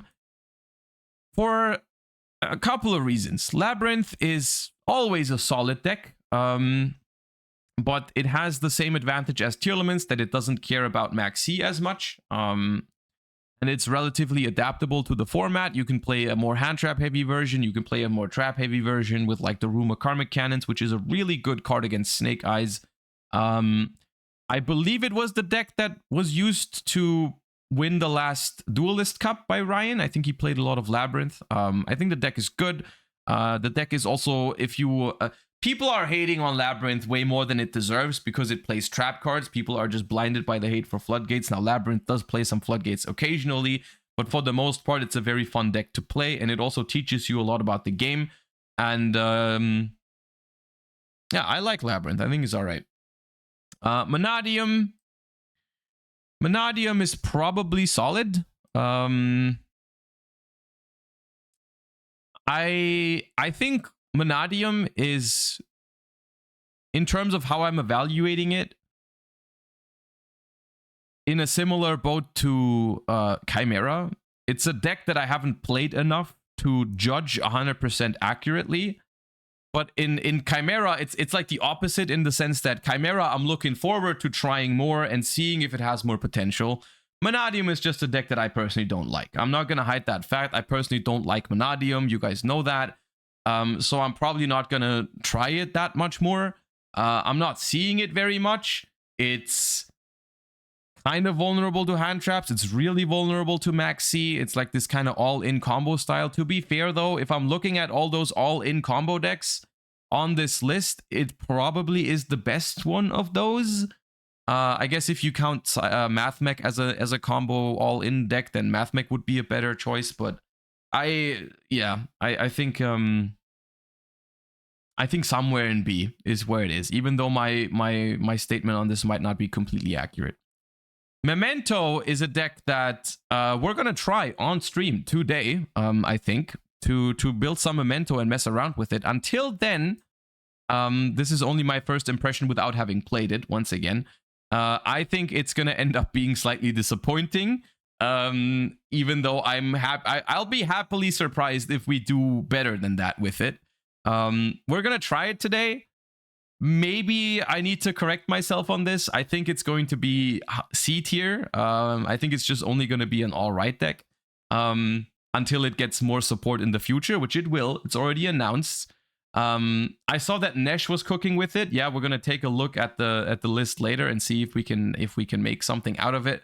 But for now, I'll leave it at C. Maybe I'll be pleasantly surprised, hopefully. So let's wait for that to happen. Paleozoic. Now, I included Paleozoic here because I actually have been having solid success with Paleozoic on rank. Like, it was actually better than I expected, and it was super fun. Now that's also a very polarizing take. Some people like Paleo, some people don't. Some of the games I've been having with Paleo, though, are games that you would never get with other decks, and I really enjoy it for that. It's my favorite deck to play in Master Duel at the moment. Now, does that make it good? No, it's not an S or A tier deck at the moment, I don't think. In my heart, it's S tier. In my heart, it's up here. But in reality, in all seriousness, at the moment, it's probably a B tier deck. Like, it's surprisingly playable, and one of its biggest advantages is that they play so bad against it. People just scramble when they play against Paleo. There's sometimes, like, legitimately, sometimes you play against people that know what they're doing against Paleo, and then it's like a D tier deck, but that's not very often. Sometimes you play against people that have no idea what's going on, and then it actually feels like an S tier deck because they miss every chain block. They don't even realize what Elemental Burst and Transaction Rollback do and all that kind of stuff. And sometimes it feels like an S tier deck because your opponent just doesn't know what to do. They try to pop your Paleos with monster effects like 3 times. They affect Paleo your Opabinia. They ash your Opabinia. Like, so many things happening. And it really depends on whether your opponent knows what's going on or not. But yeah, Paleo is really, Paleo almost needs its own tier because it almost like half of it depends on how good your opponent is at dealing with Paleozoics. But yeah, at the very least, you're gonna have a great time when you play Paleozoics. That I can promise you. Pearly's pretty good. And this is something I'm basing mostly off of my Challenger Cups that I've been hosting recently, which are obviously tournaments style events, not just ladder. But Pearly has been performing in those. Like Pearly is really, really good in tournament settings. And I think the only reason why it isn't like more successful on the ladder is that it doesn't really it's not really seeing that much play. I'm only playing against Pearly like very occasionally.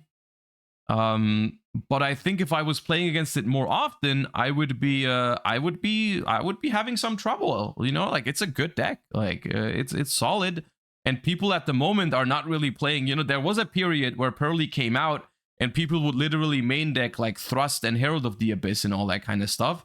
People aren't doing that at the moment. Like, you know, like if you people are playing a lot of Effect Veiler and Impermanence and all that, and if you open the Pearly field spell, you can basically ignore those.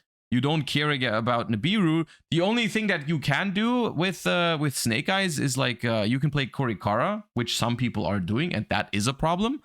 But outside of that, you know, Pearly's pretty solid. I like it. Runic, I with a very heavy heart. This morning I removed a bunch of those Runic hybrid images from the tier list and just left it with one. I've done the same in the TCG. As much as I love to yap about a bunch of different Runic versions,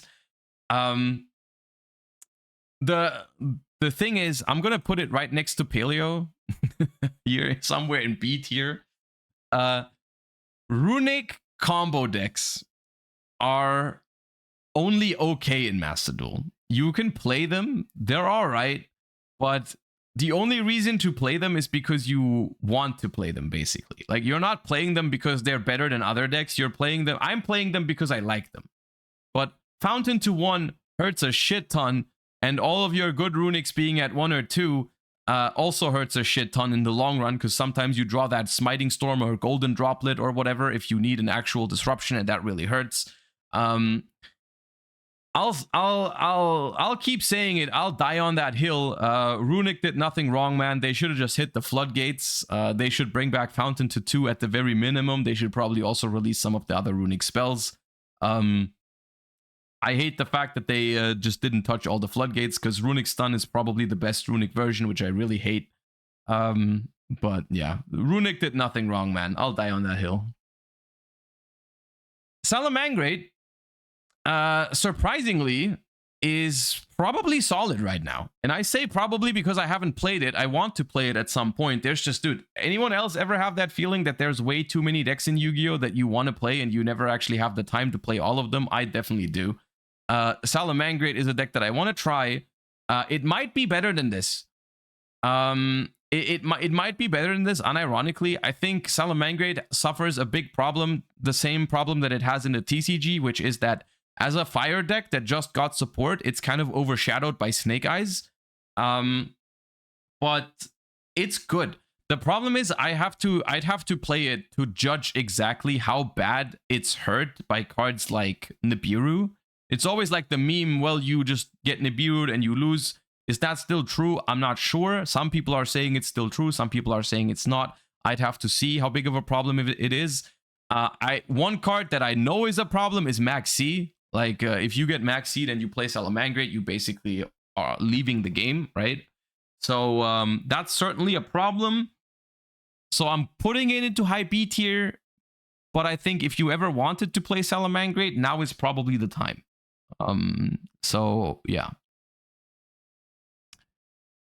Kashtira is I'm not too excited about Kashtira, you know, like what is it? It's 1 Fenrir, 1 Birth, or is it 2 Birth, 2 Unicorn at the moment, or 1 and 3?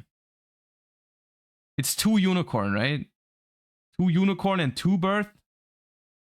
Anyways, 1 Fenrir, 2 Unicorn, and 1 Wraith Soth just doesn't cut it for pure Kashtira.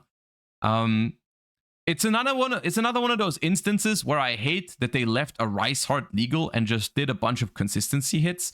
However, in the case of Kashtira, it might actually be sufficient with the consistency hits, but it's not a great solution. I'm throwing it in C. Rescue Ace. I unironically think Rescue Ace might be better than Snake Eyes, but I'm not sure. I haven't played enough of the 2 decks. I don't really like to play Snake Eyes at the moment. I don't know. Maybe it's just me. I'm pretty sure it's not just me, but I personally have a lot more fun in Master Duel playing other decks. Rescue Ace, I think, as a deck is maybe not overall better than Snake Eyes, but for me personally, it feels more fun to play because, and this is a very Master Duel specific issue, because of Maxi, right? The fact that maybe Rescue Ace is a little bit worse than Snake Eyes overall, but the fact that it doesn't lose to Maxi completely because you can set up a Turbulence with like 2 special summons in the worst case, right? That feels good to me, right? Having that sort of fallback plan to go into a Turbulence under Maxi and not be completely vulnerable to it is cool. So if I was gonna play a fire deck, I would probably be playing Rescue Ace over Snake Eyes, simply because I find it more enjoyable, do not struggle so much into Maxi and all that. But I think it's all right. I think it's definitely still an S tier deck in Master Duel. I like it. Unchained. Unchained has a Unchained it's so unfortunate because I like Unchained so much. I would love to play Unchained. Unchained has 2 problems.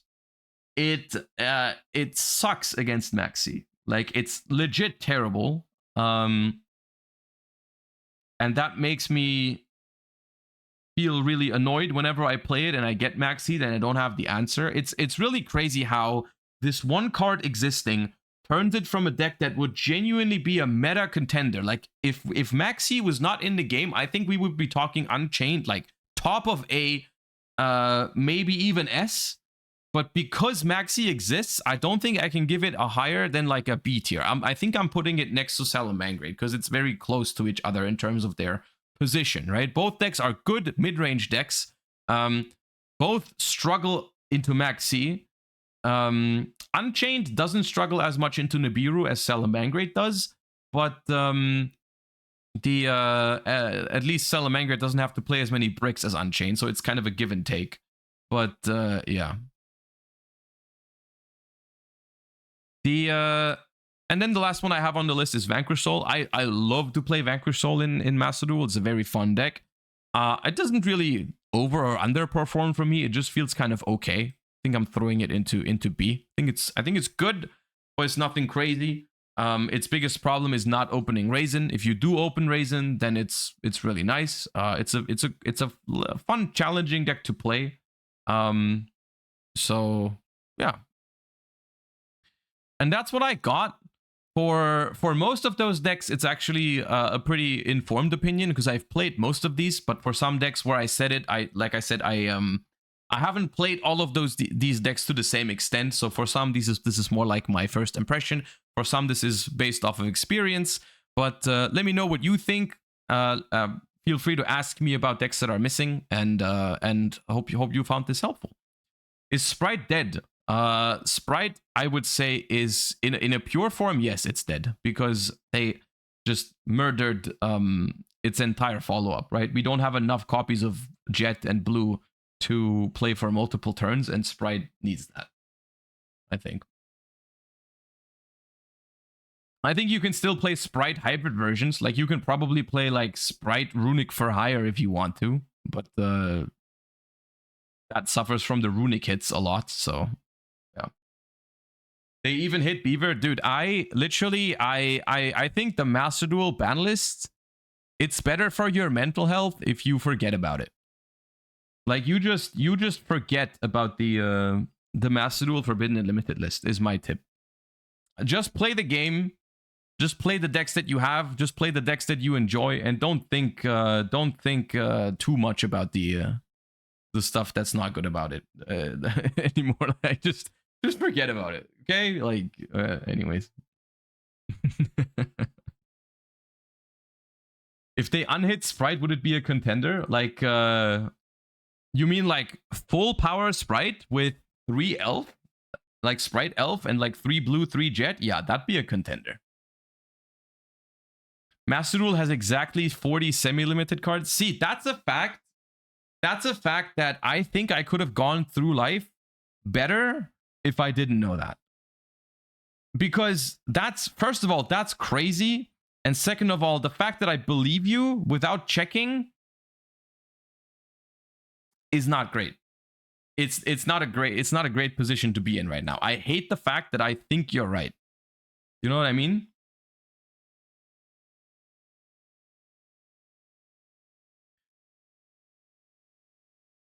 All right.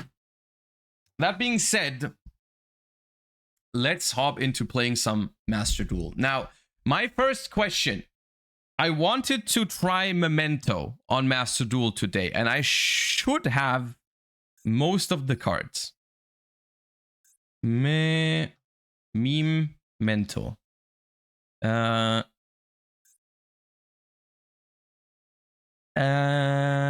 I have all of the cards. I'm just missing 1 Anguish, but I have enough ultra rare crafting points for that.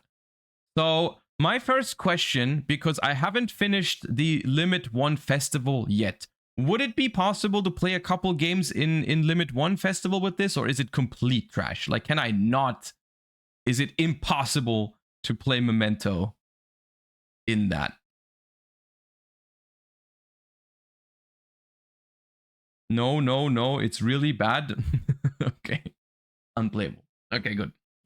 Okay, good. Then we can just play rank. That's fine.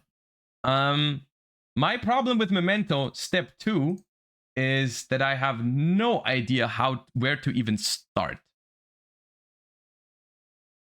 Does anyone have a currently Master Duel legal Memento list that's been somewhat tested that I can start with? Because I'm kind of lacking that starting point. Maybe I can check. Oh, there are some lists on Master Duel Meta, I suppose. I'm checking Master Duel Meta right now for this one. So this is a pure Memento list. I've also seen Memento Horus.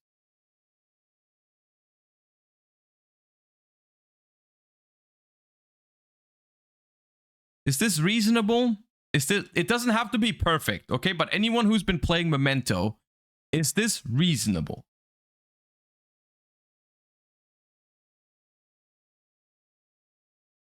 It's standard, fine, okay. All right. Whether you have small improvements for it, that's completely fine. Like that's something we can do along the way.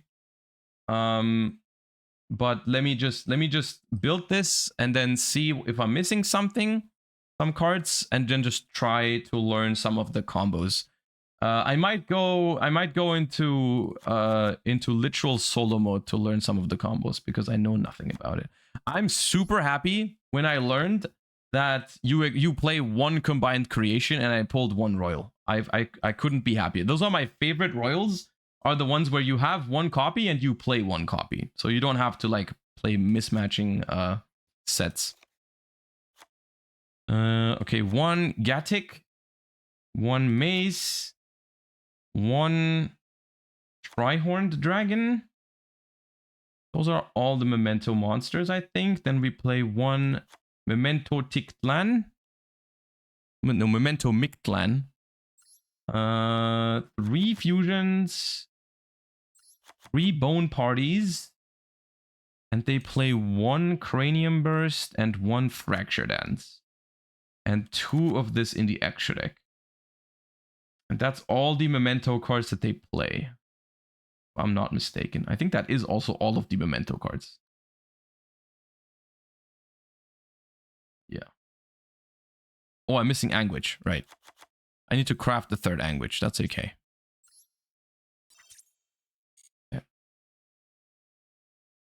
Okay, and then it plays Super Poly as non-engine, which maybe we'll swap around the non-engine later, but just so that I have a full deck ready to go. It plays Called By and Crossout. It plays Max C. Obviously, it plays Imperm.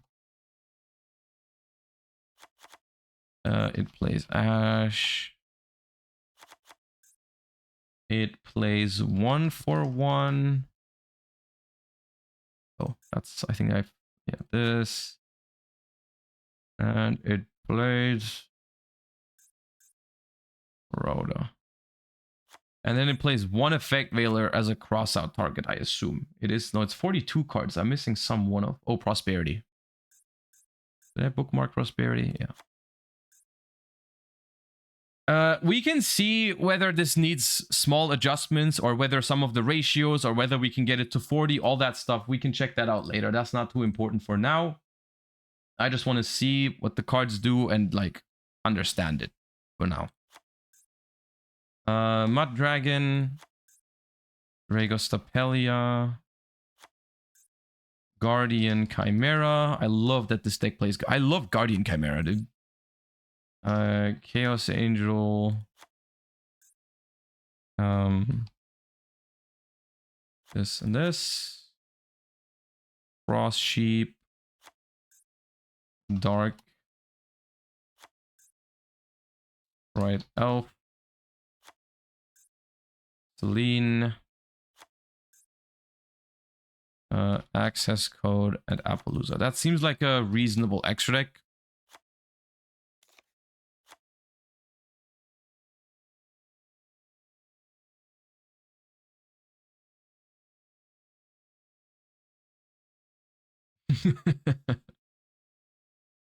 Any updates on the TCG list? No, not so far. Not so far. I haven't changed it yet.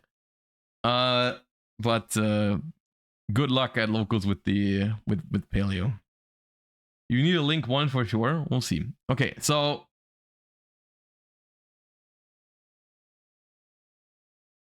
let me try to understand the concept of the pure Memento deck, right? Let me see. So the cards are during your main phase, if you can control Combined Creation, quick effect, you can discard this card, then target a monster your opponent controls, take control of it until the end phase. During your main phase, you can destroy a Memento monster you control, and if you do, add a Memento card from your deck to your hand, except Mace. So this is both a solid card on the field, but also a solid interruption on the opponent's turn. I assume you use this during the turn 1 combo. I am interested to see if there's a way to add it back from the graveyard. Probably is. Like, can I get this back from the graveyard after I combo? Yes. Okay, good. I'll find out how in a second. I'll read all of them. During the main phase, if you control Combined Creation, quick effect, discard this card. For the rest of this turn, your opponent cannot target Memento monsters you control with card effects. Okay, so this is significantly worse than this one's discard effect, but sure. During your main phase, you can destroy a Memento you control, and if you do, send 2 Memento cards with different names from your deck to the graveyard, except Goblin. Okay, so Foolish for 2. Gatic. If this card is normal or special, you can target a Memento card in your grave, except Gatic, add it to your hand. If this card is sent to the grave by a Memento monster effect, you can special summon this card. Okay, so this one, I've heard people ask what you do if you draw Gatic. I assume that's because you really want to Foolish this from your deck to the grave, probably with the Goblin, right? And so if you draw it, it becomes awkward. We might have to play it too if that becomes a problem. But okay. And then we have Anguish. If this card is normal or special summoned, you can add a Memento monster from your deck to your hand, except Anguish. You can target a level 2 or lower Memento monster in your graveyard, destroy a Memento monster you control, and if you do, special summon that monster. I'm assuming, because we play 1 copy of Mace, 1 copy of Goblin, 1 copy of Gatic, 1 copy of Trihorn, and 1 copy of Combined Creation, but we play 3 copies of these, that these are the actual starters. These are the ones we actually want to draw, right? We want to start with Anguish or Dark Blade or maybe Tatsu no Toshigo. And those are combos, but the one-ofs are not. Goblin is also a starter. Okay, maybe. Anyway, so this normal summon adds, and then it can swap with the graveyard. Okay. If this card is normal or special summoned, you can discard a Memento card, then target a spell trap your opponent controls, destroy it during your main phase. Okay, this is basically this, right? You just pop itself to summon Anguish, and then you do the same thing.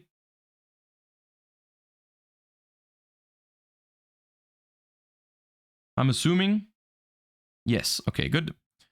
If you do not control any face-up monsters other than Memento, you can special summon this card from your hand. During your main phase, you can destroy Memento you control and send a number of Memento monsters from your deck with the level. Okay, so I'm assuming that this is the one you search with Anguish. Right?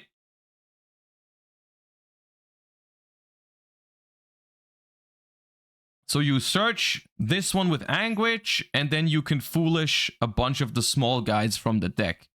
Now, I've already seen someone say that the horse is not as good of a starter as Anguish because you have one less body, I assume. Right? Because if you start with Anguish and get the horse, you can send some stuff to the graveyard and later on use the Anguish to destroy something and bring something else back. So I can see why that would be worse if you have only the horse, but maybe we can look into what you can do with just the horse. Memento and Horned Dragon. If you have 3 or more Mementos with different names, you can special summon this from your hand.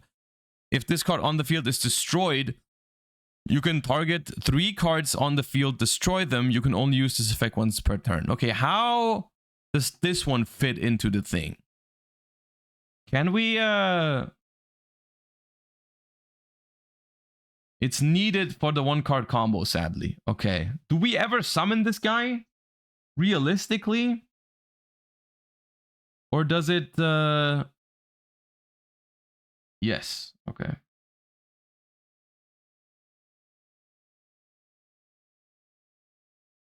Okay.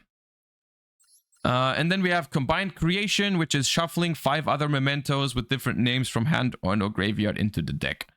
While you control no other monsters, this card can attack all monsters once each. Once per turn, if your opponent activates a card effect, you can special a Memento from hand or grave. Then we have Memento Mictlan. If your Memento monster battles, your opponent cannot activate any spell and traps until the end of the damage step. If a monster you control is destroyed by battle or card effect, you can target one of those monsters, special summon a Memento with a lower level from your hand or grave. You can only use this effect once per turn. Once per turn, during the end phase, you can target a Memento spell trap in your grave, set it. Okay, is this how we get the trap cards? We sent them with one of the effects and then we set it for free in the end phase? I'm assuming. Memento and Bone Party. Destroy a Memento monster in your hand or face-up field. Take a Memento monster from your deck with a different name, add it to your hand or special summon it in defense position. During your main phase, you can banish this card from your grave, then target a Memento monster you control, inflict piercing battle damage. Okay. So this is basically an emergency teleport kind of card, but you need to have a Memento to destroy, but you can. It's a quick play, so we can dodge effect negation, like Veil or Imperm. That's neat.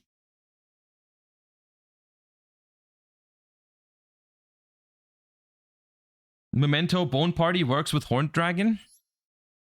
If this card on the field is destroyed, you can target 3 face-up cards, including a Memento card, destroy them.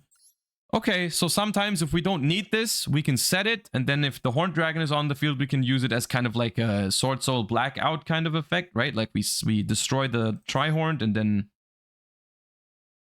Yeah. Memento and Fusion. During the main phase, fusion summon a fusion monster from your extra deck using monsters from hand or field as material, including a Memento.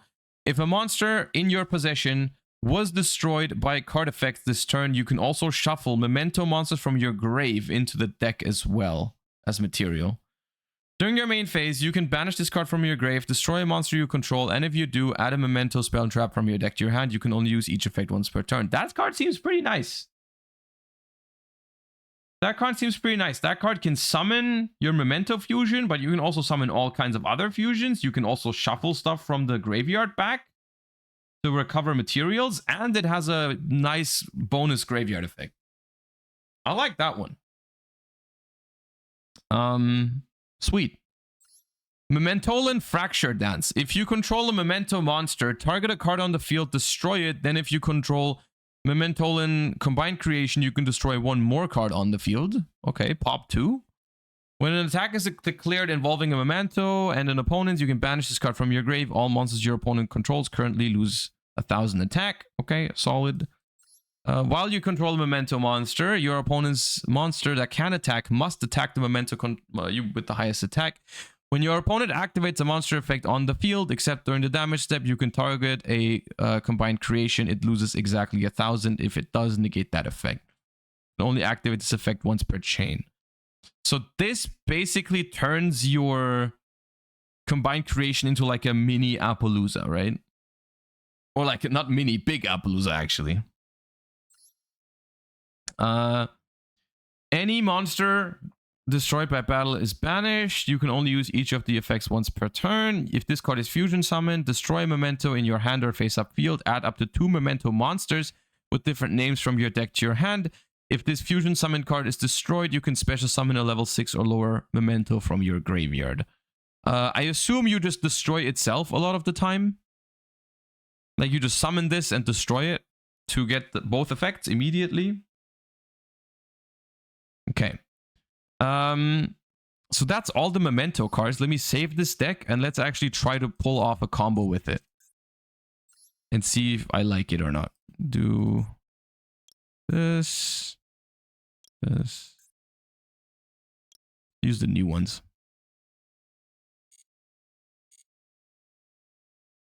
I want to go into solo because I want to be able to figure out the combos without a timer for just once or twice.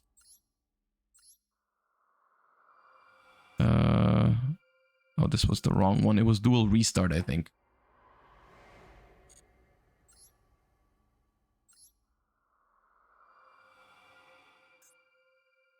No, where was it?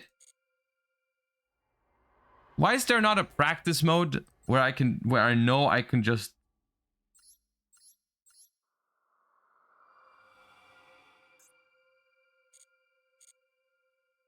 do the Monarch one? But can I can't decide whether I want to go first or second, right? Training 1.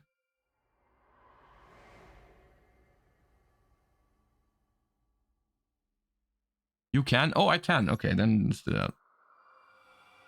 that. Duel. My deck. Change.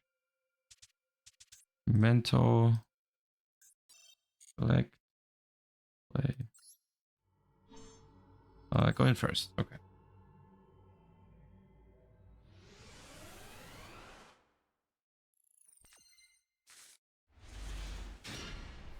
Okay, so here we have, I guess this is not the standard combo, but we do have combo, right? So you would activate the horse. This pops itself and sends a bunch of small dudes to the graveyard, right?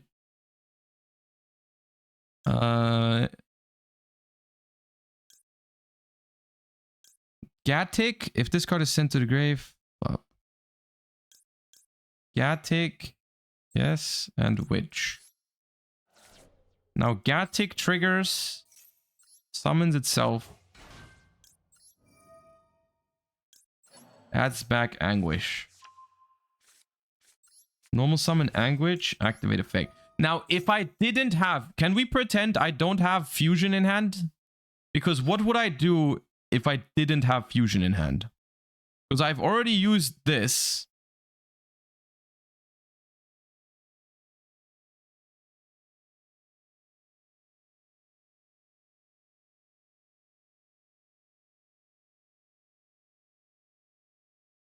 Then Mace add Fusion. Okay, but how do I get Maze into play?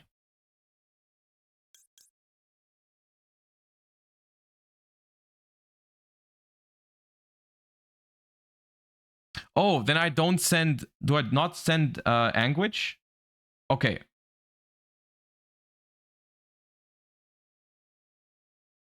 Then you send Gatic and the 2 level 1s to grab the fusion. Okay, so now that I... Okay. So now that I have the fusion, what do I search with the Anguish?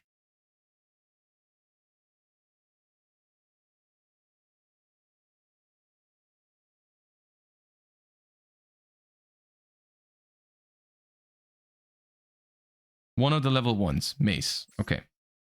I search Mace. And now what? Activate fusion. It's the only thing I can do, right?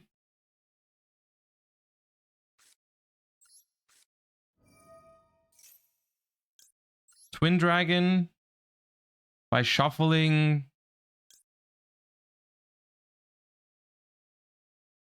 Which ones?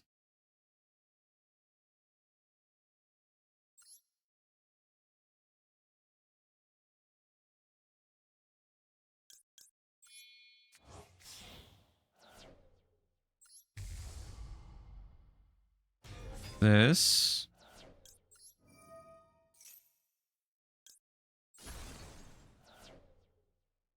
What do I... This is add 2, right? 2 Memento monsters with different names.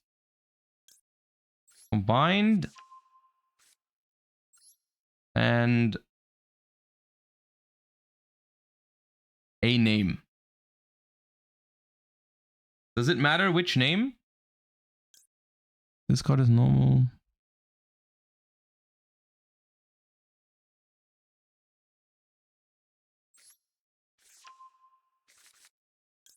Now this triggers Emace.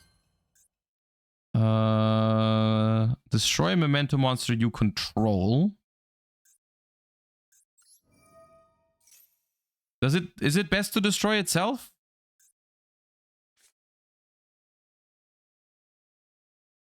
Or is it better to destroy one of the other ones?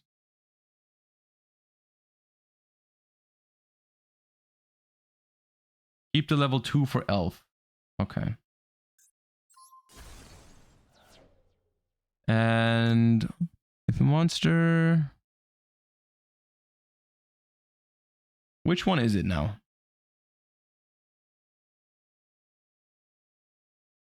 I can still search a spell trap with this, right? Field spell. Okay, I grab the field spell.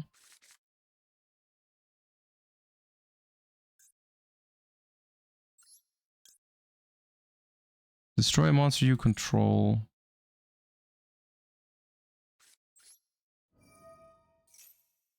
Ah, because we use this to pop one of our cards, and then this lets us summon. Right?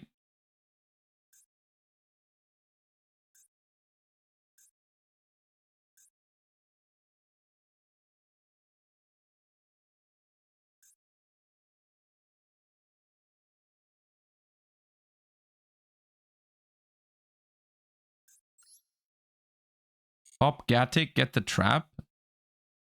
But then my turn ends, doesn't it?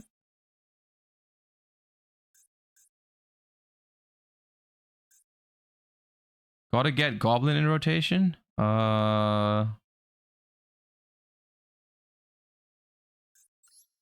Okay, I can already see how there's a lot of different ways to play this. I already see it seems kind of fun though. So you could pop this.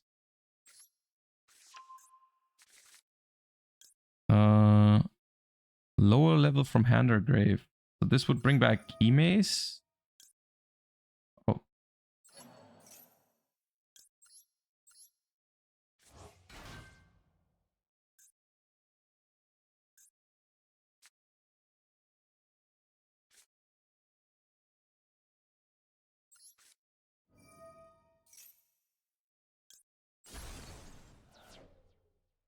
I'm missing this. Do I want to summon it? Probably.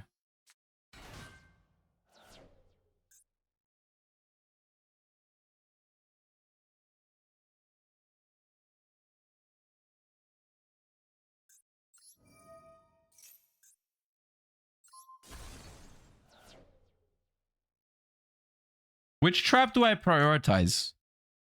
I guess it's matchup dependent, but maybe this one? How much do we think Josh listens to us? Dude, I'm listening. The problem is just that like there's like 10 people, there's like 10 different things that people are like saying. It's I'm just trying to understand what these cards are doing. So we have 4 names. I can now special this.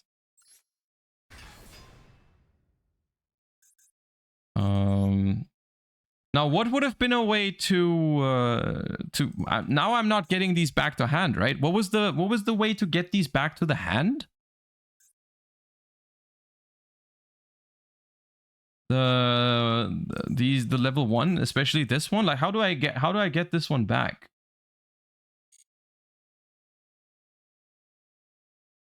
Elf summon Gatic on opponent's turn. Creation can summon Witch on the opponent's turn. So okay. So if I go for Sprite Elf, I want to keep this in the graveyard so that Gatic can add it back, right? But if I don't go for Sprite Elf, I want it in the deck. Correct?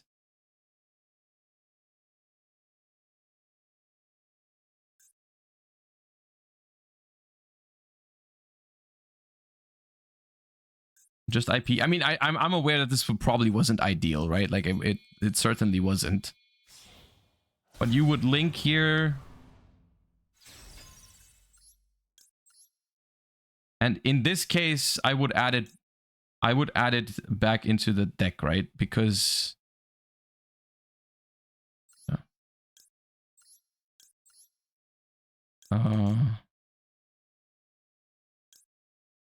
I guess I would just keep the Witch in the grave.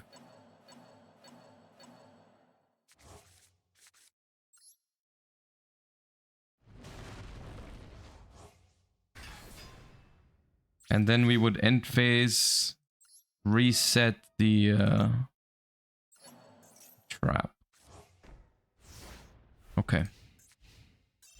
We're probably gonna we're gonna misplay with this deck a good amount until I get it, but I kind of no I clicked retry. Oh, okay, it's fine. We can do maybe we can pull off the standard 1-card combo once. That would help.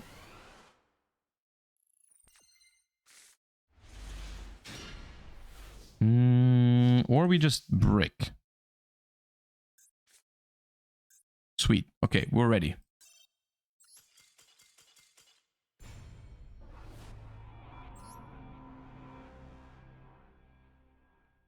Okay. Now, what I don't really understand, to be honest, I have 2 questions that I'm not sure. Like, first of all, why are we playing Super Poly? Are we only like why people tend to put Super Poly into everything that has fusion monsters in it? Like, do I actually need Super Poly in this deck? Because I don't know if I do.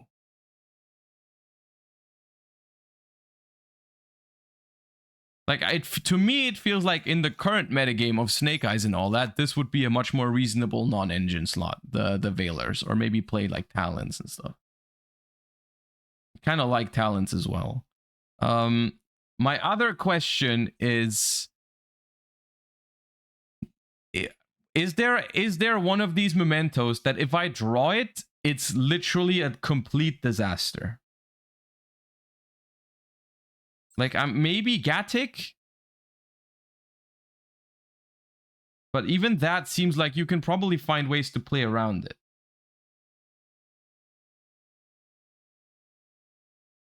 And then the next thing that I think is also incorrect is playing both trap cards.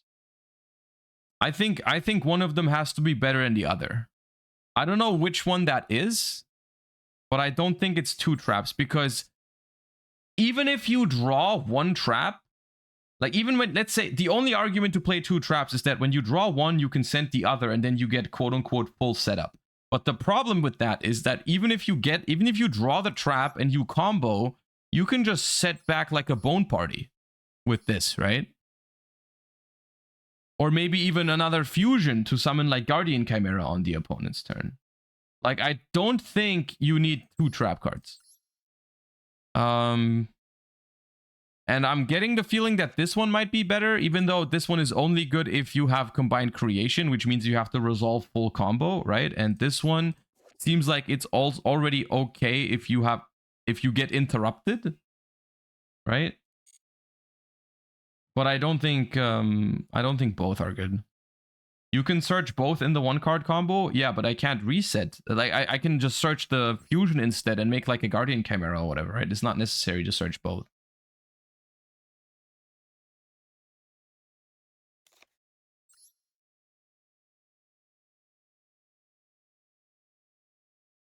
You don't get trap if you can't combine. Yeah, I know, but if I draw one of them, if I get interrupted, I would rather have this one.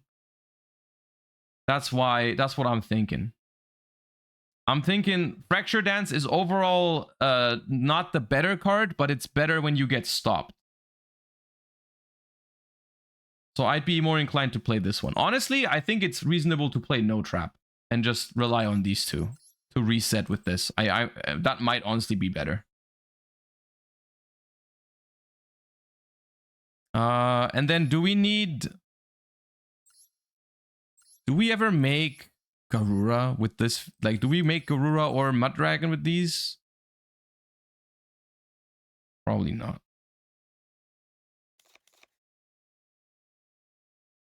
I've seen some people play this one.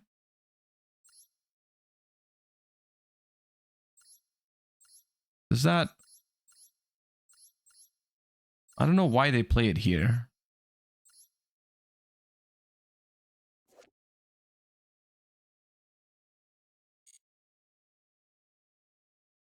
We have space for Linkuriboh. Is Linkuriboh irrelevant?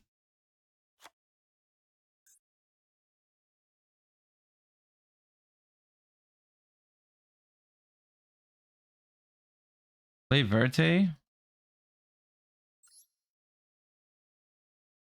Yes. Okay. This looks reasonable. Let me try it.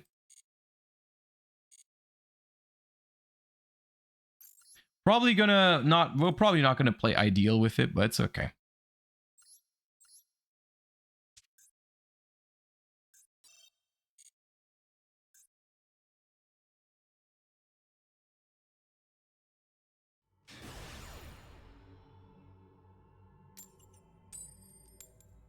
Memento seems fun.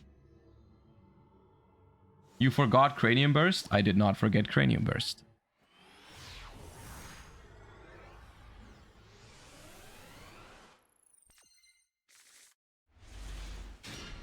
We drew... I hate this, dude. Why did I draw Gattic first hand, man? I think it still would have been combo, right? Oh! Holy based.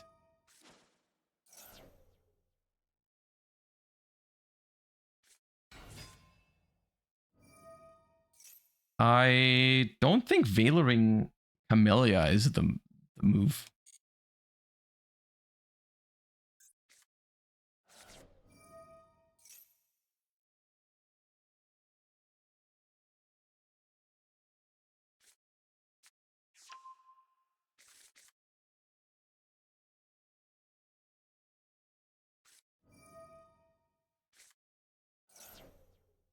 That's a pretty nasty hand, dude.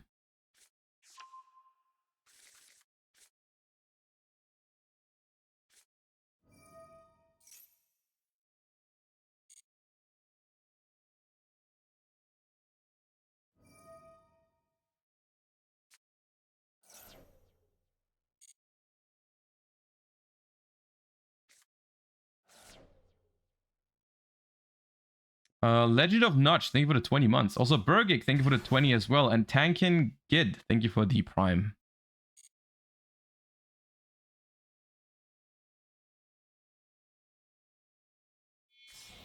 Do they just, like, make 2 level 12 synchros?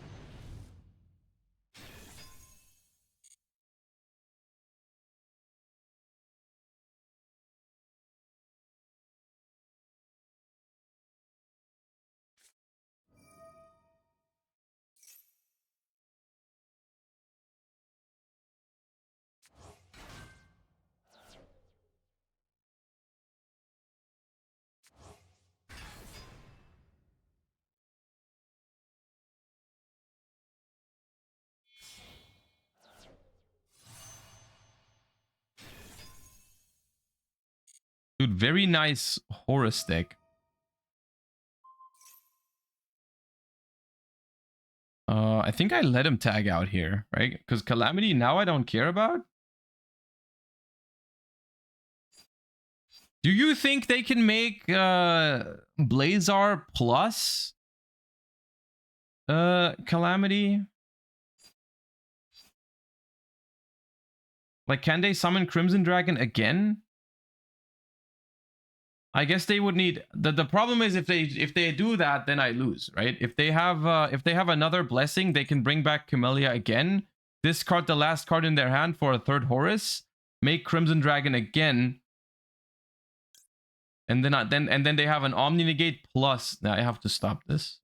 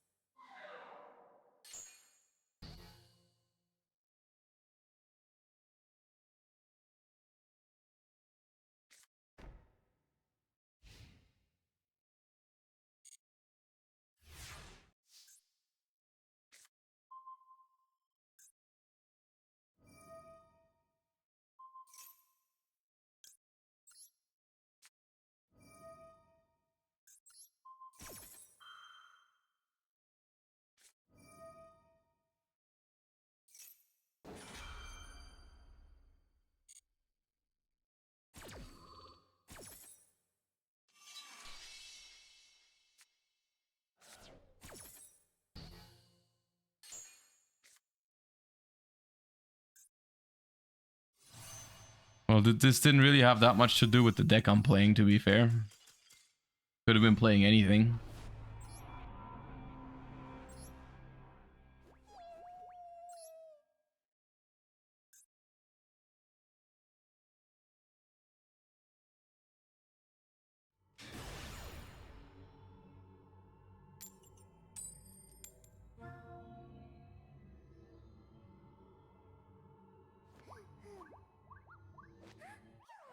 Can Bone Party do anything here? What would it have done?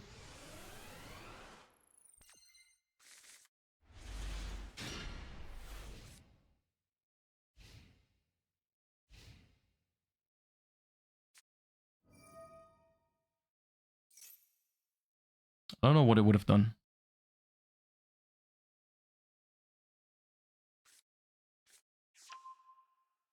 You could have shotgunned Imperm and draw phase because Calamity can miss timing.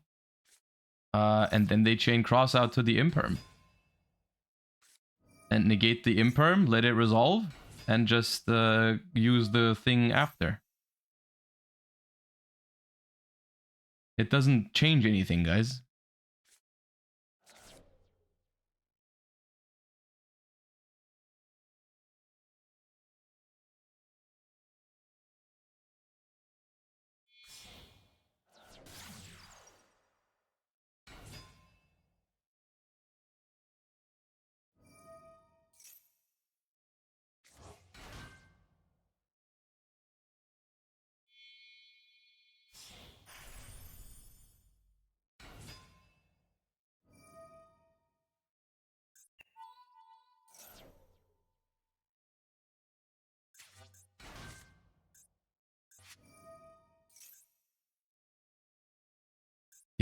Did they send this? I think so. Okay, so it's gonna be a counter trap. That's annoying.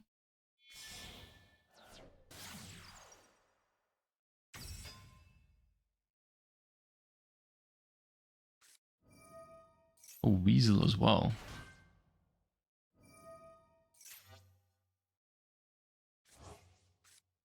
Weasel.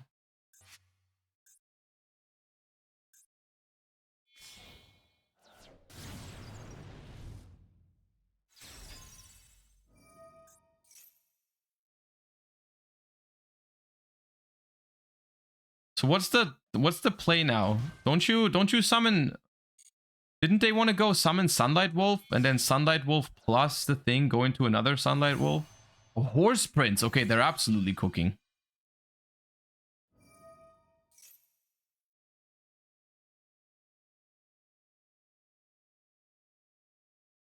Is Memento cool? I don't know. I haven't been able to play a card yet. Summoning Code of Soul. Okay. Yeah, well, that was kind of pointless.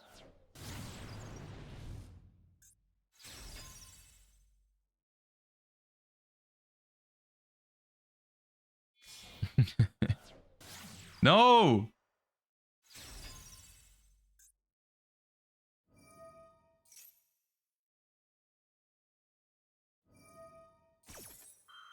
Oh, they get Roar back this way. Okay.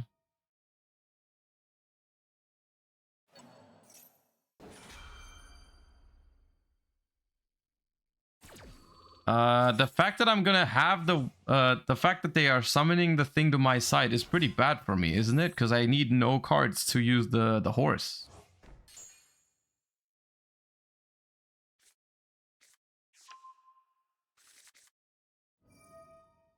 Oh, but they pop it anyways with Promethean. Okay.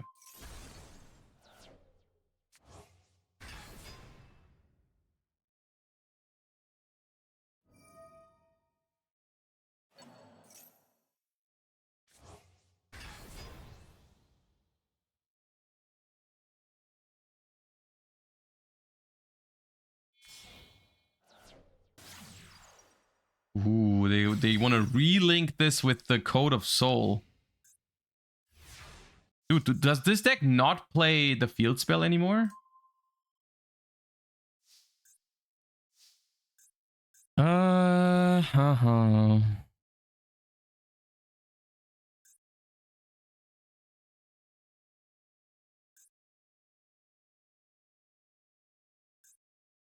Okay, but at the moment, because the field spell isn't up, they can't relink into another Pyro Phoenix.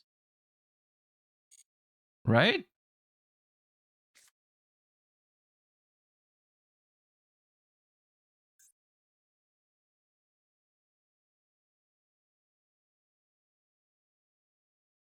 Okay, well.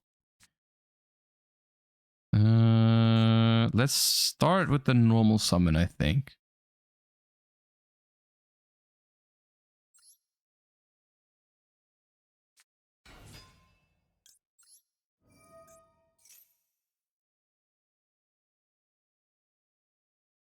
They still have Roar. Okay, they ash this. I think, like, I don't think this search matters that much for us. But I want to pretend like it does to see if I can get the counter trap out of them.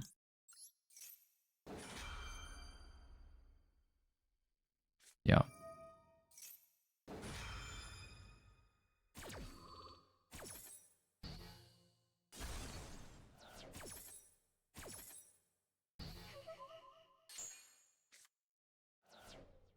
And so I think now we use the horse.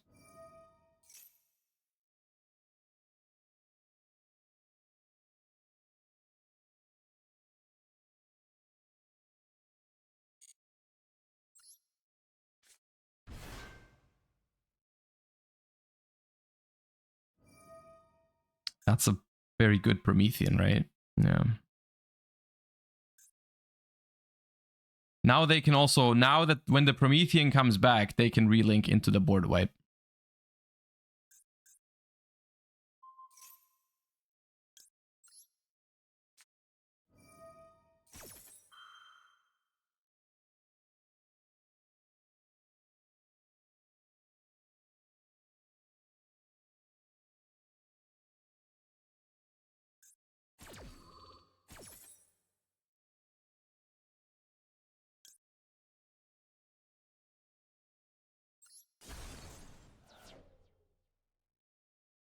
Oh, but it says different name. Should I have popped a different one? Destroy.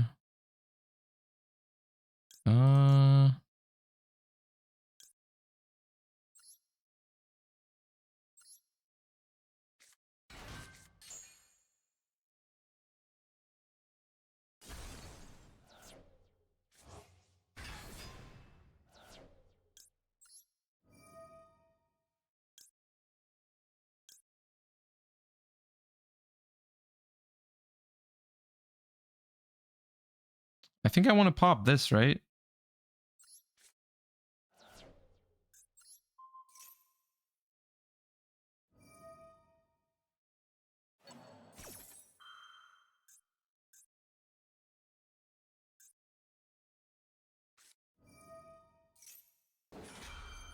Dude, unironically, if Salad doesn't get Max Seed or Nibiru, that deck is good. Like, good.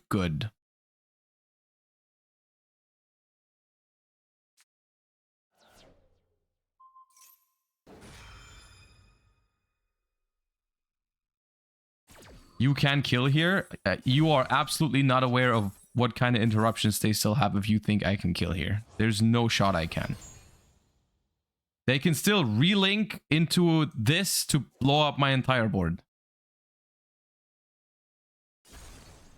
I can absolutely not kill here. I can tag out this. Unless they... I mean, I can use this. This. Oh, but they relink now. Okay.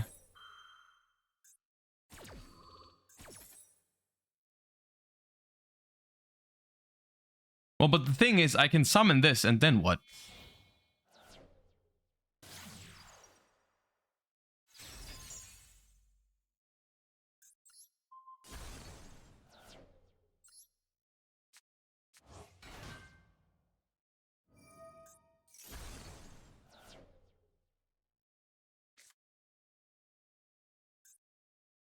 I don't even have 5 mementos.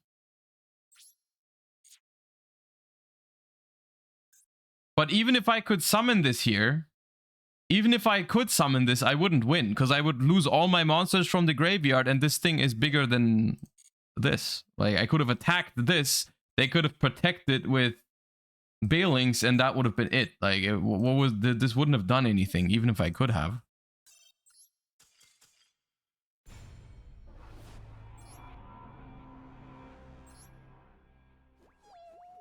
That was a lot of interruptions. They had both Salad Traps, Promethean Princess, Ash, and the relink into the full board wipe. That was just a little too much, dude.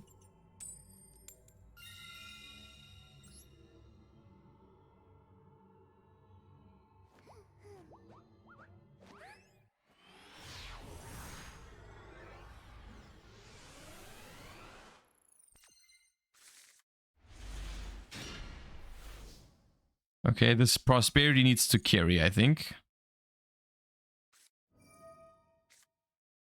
Well, I'm gonna cross out this Maxi, hoping we get a combo going.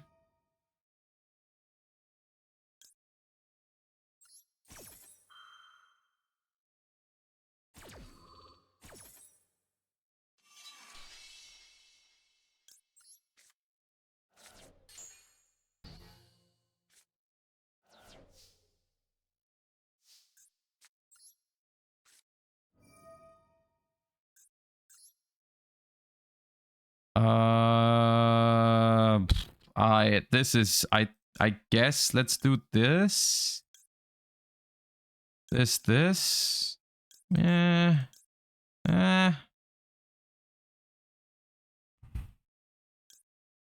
this.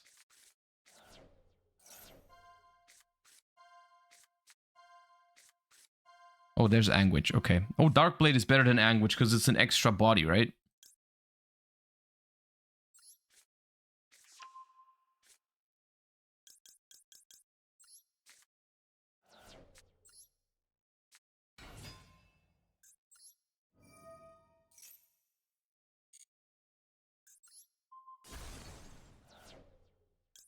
Okay, so Anguish effect. Horse. Special horse. Now, the only thing I don't know, I'm pretty sure it's probably... the line probably changes because I drew the fusion.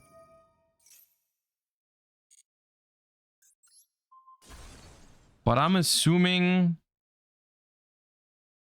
I send Gatic and the 2 level 1s.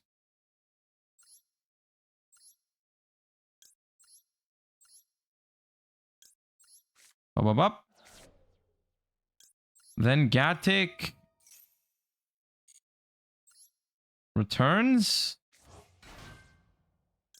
And Gatic brings back. Would I rather add one? Don't use the effect. Oh, what? Why? I already clicked it. Why not?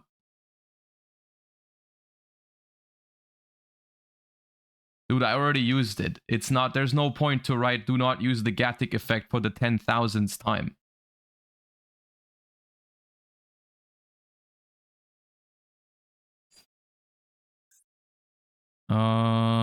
Well, just get Darkblade then. Oh, it adds to hand. It doesn't summon.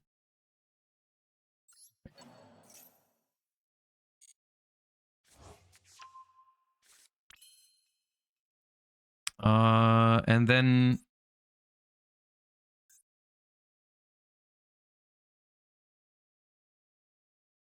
you can't recycle spell trap. I don't know what any of this means. This is a little overwhelming. I'm not gonna lie. And it's a little annoying that 10,000 people are writing, do not use Gatic, do not use Gatic, when I've already clicked it.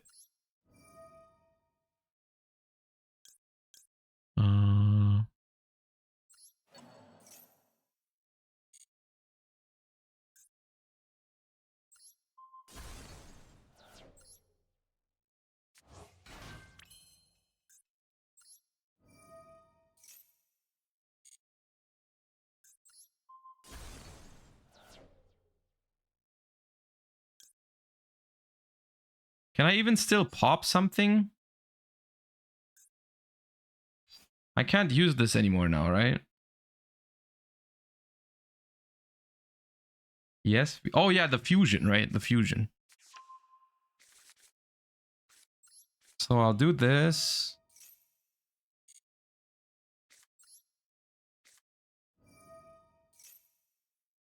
This.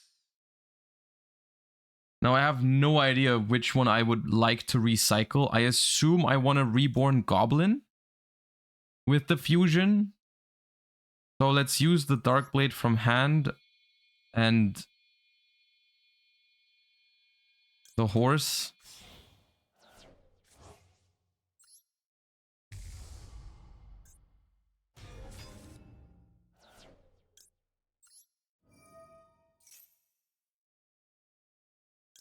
Destroy itself. And I add 2 monsters now. I could have put Maze into the deck to search it. Maybe that was it. Yeah, this deck's very confusing.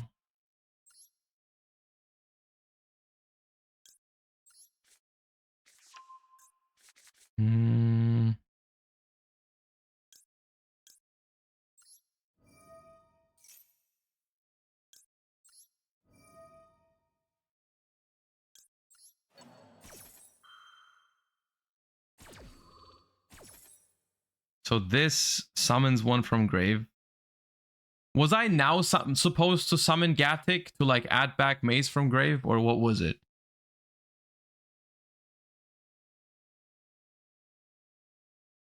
Yes. Okay. So now that I can't do that, do I just summon back? It was gonna be summon back Goblin and Gatic to add back Maze and Foolish too.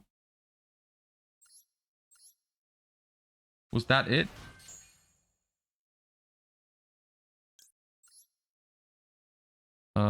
Now I click this one.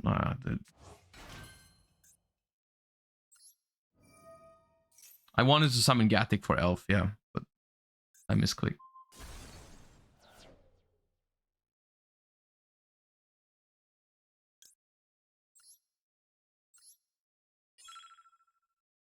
Do I need more names? Probably.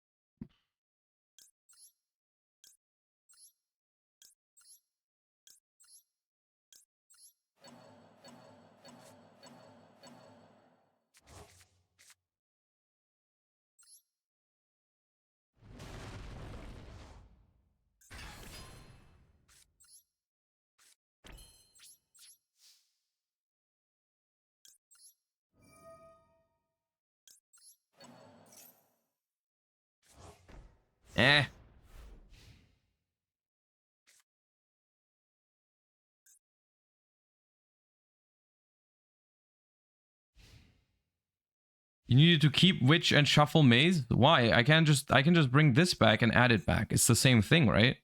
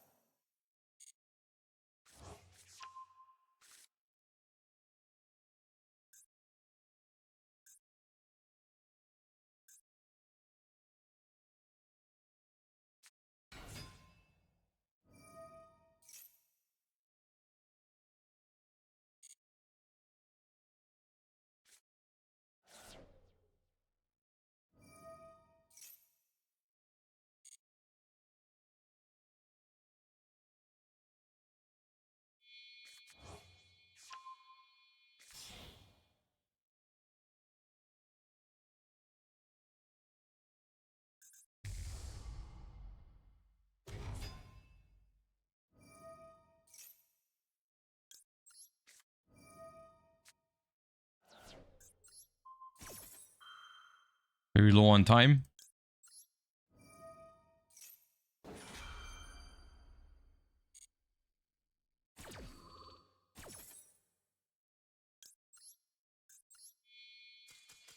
Okay. Woo!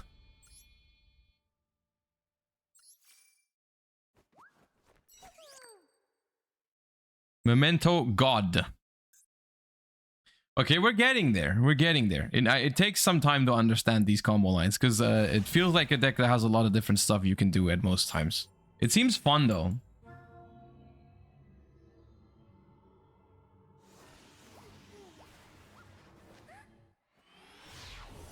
I honestly, I don't think I want to play Cranium Burst, but we'll see. Can you do anything with just Goblin? Ignoring the Bone Party right now, but like if I had just Goblin, like can you do anything with the Foolish too? I guess you can Foolish Gatic and Anguish, and then Gatic brings back Anguish, but is that combo from there on out? Sent Gatic. Oh, Gatic and Fusion Spell also works. That's right.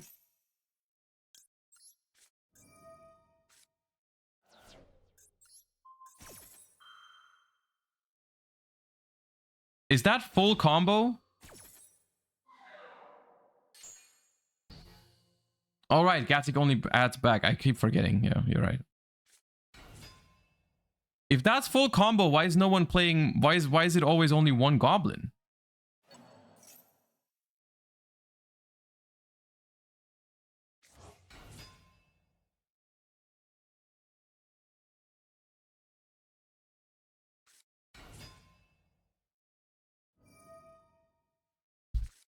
I don't think we have the hand to break a Snake Eye board. I'll let you know right now.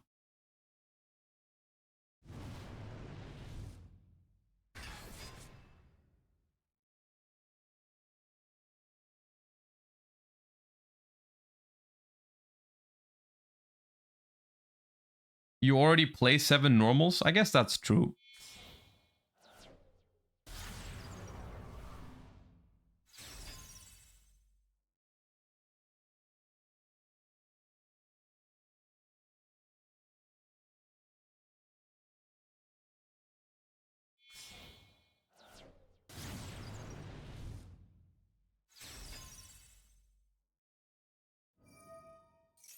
Kazuva, thank you for the 7 months.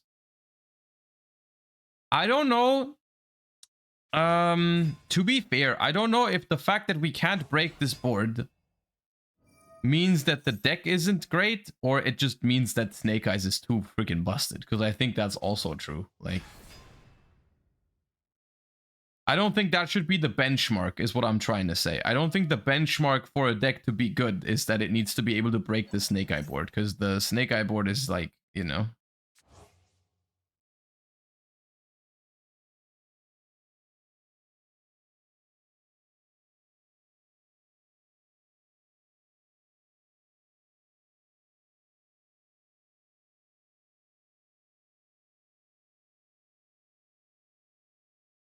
I don't know what deck breaks Snake Eye without hand trapping to the death. Yeah, most decks don't. That's true.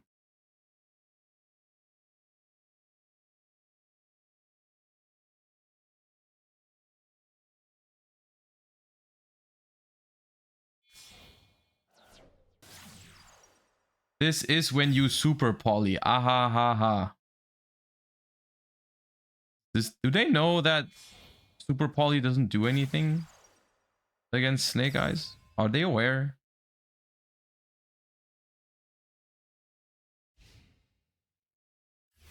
Okay, well, if they do the end board like this, we have a chance. Force. Cross out for Maxi.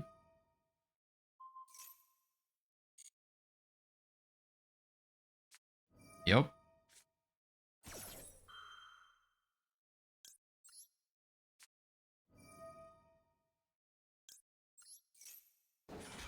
Winnable, honestly. I mean, theoretically, I believe it. If I knew how to play this deck perfectly, maybe there was a way I could guaranteed navigate through it, but I'm gonna have to freestyle it to some extent. But because we have Bone Party too, we can give piercing damage to the 5k dude, so I could see it. The question is, do I start with the horse or do I start with the goblin? Where do I start with this?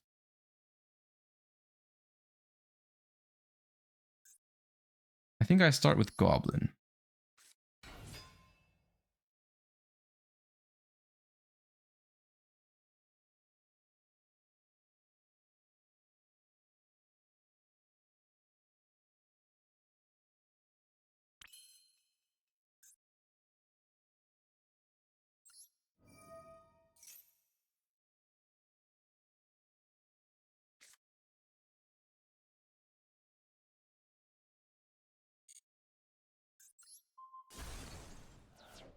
And I send...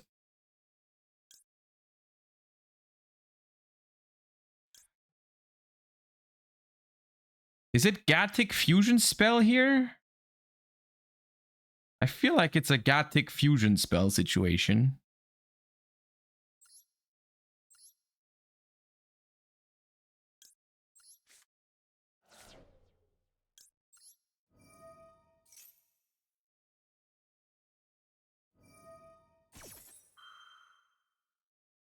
Why now?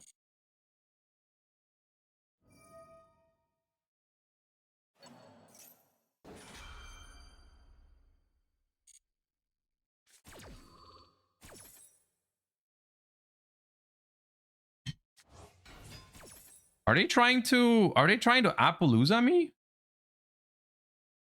I think it's Appaloosa that they're trying to summon.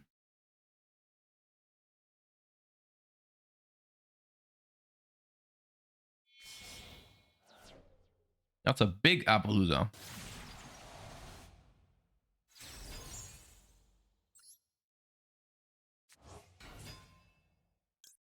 But if they want to negate Gattic,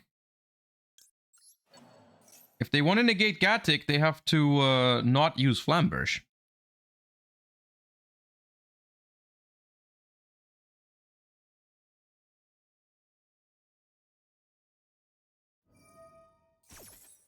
Okay, no follow-up. Okay.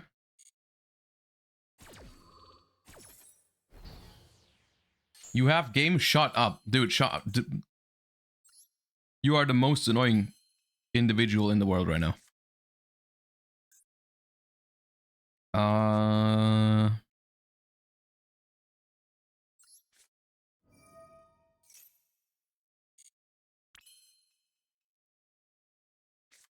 So if I activate this in hand, they just negate it if they want to.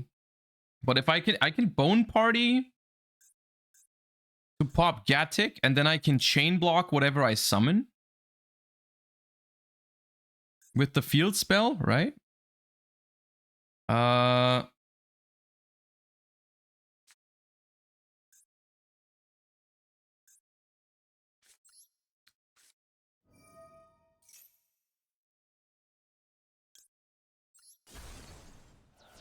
So I summon Anguish here, right?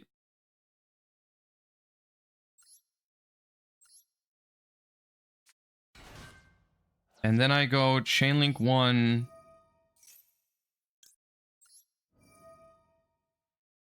Chainlink 2.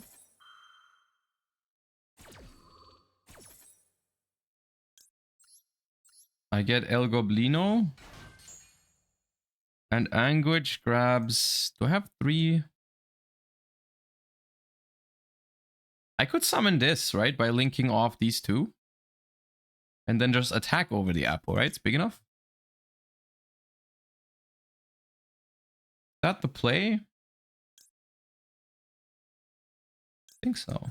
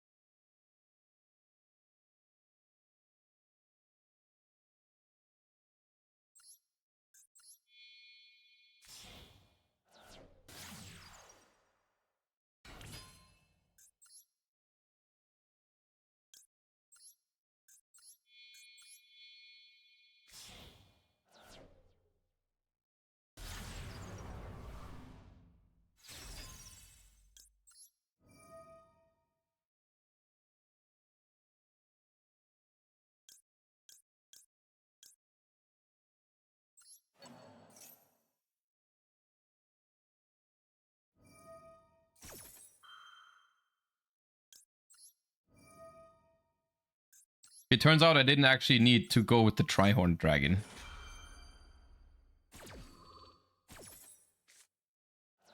Because they just used the apple like that. So I can just now special this.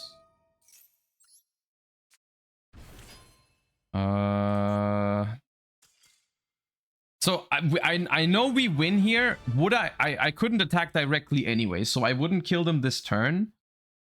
But if I have already used Gatic, I already used Gatic in this spot, right? Well, what does the horse actually give me here? What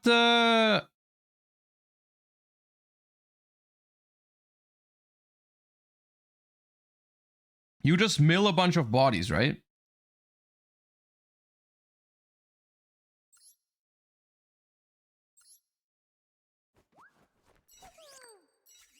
Just names.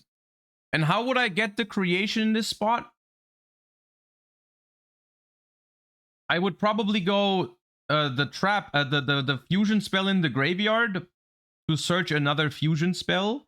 And then I summon the fusion monster and then pop itself, and that gets me creation, right? Okay. Okay, that one, I mean, they played relatively poorly, but yeah.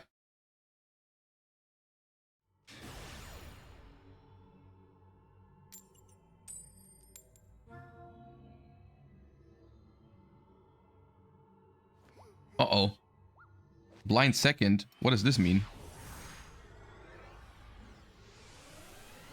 Tenpai?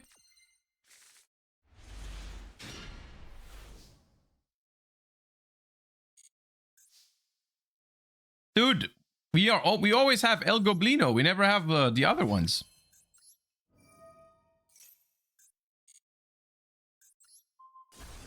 Okay, Goblino, send Gatic and Fusion. Correct?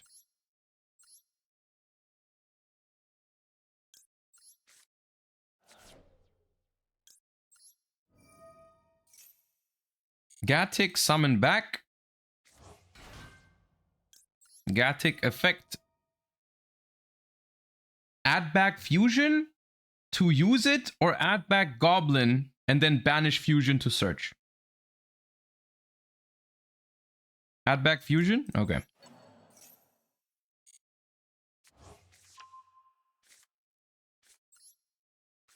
So activate Fusion. Summon the dude, the man. This. This.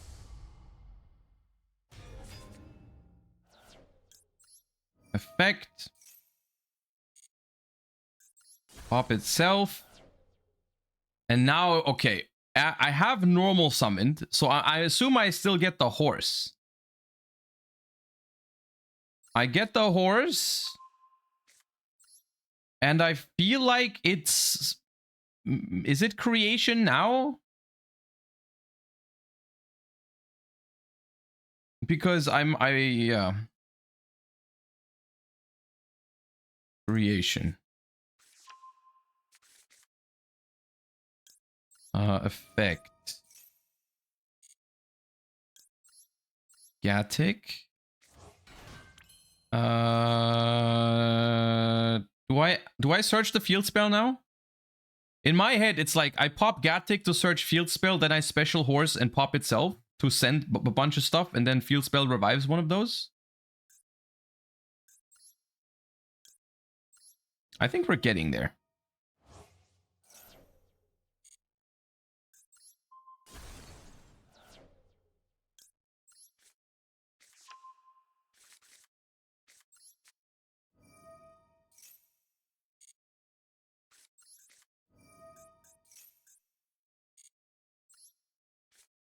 Okay. This pops itself. We probably sent 113. Bring back Anguish. Oh, Anguish could have just searched the creation as well. I'm thinking 113. We could do 1 and 4 and then just pop this to tag out into the Anguish. But I think it's 113. Yes. Yes. Yes. Effect. Target this. This goes here. And now I think we just grab this guy, 'cause can't normal summon anyways.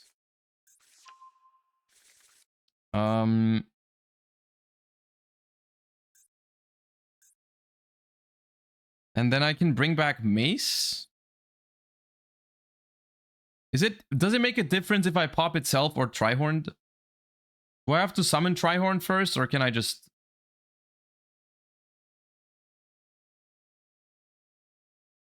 Probably no difference, right?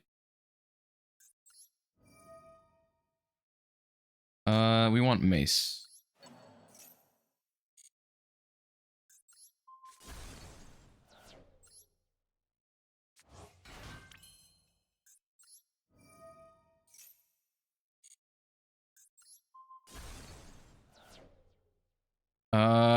Do I search Bone Party to pop my Trihorned on their turn? Like, do I go Trihorned, combined, set 2 pass?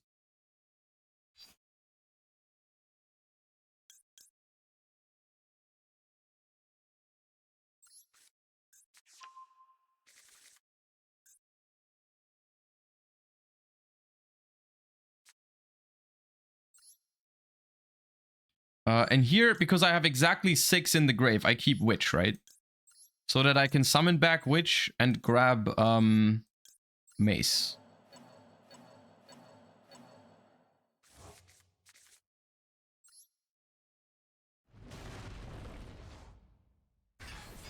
Oh, now I can't summon this. Okay, yeah, my bad.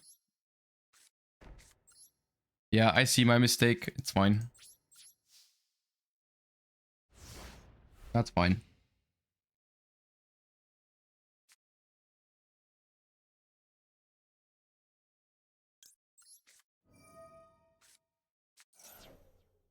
You can pop it with Bone Party. I can.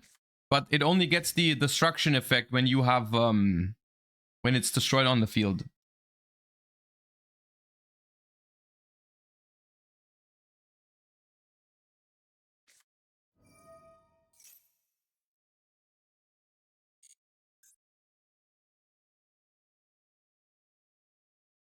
Flipper, thank you for the 10 months. Appreciate that.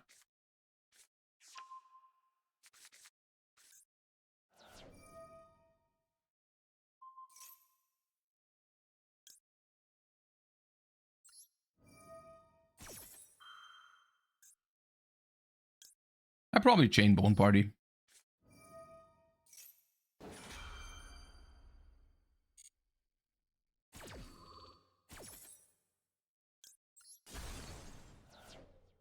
So this is gonna bring back Witch, which is gonna give me a search. So with this, I want to summon with the Bone Party. I want to summon Yatic. Just add back the Trihorn, or add back Bone Party. Well,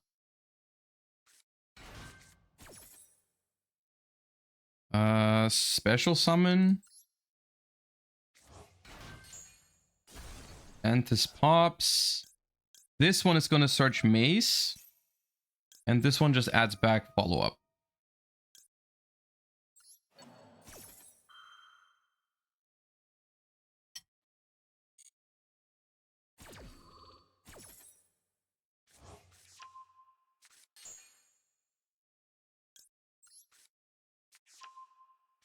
Okay, cute.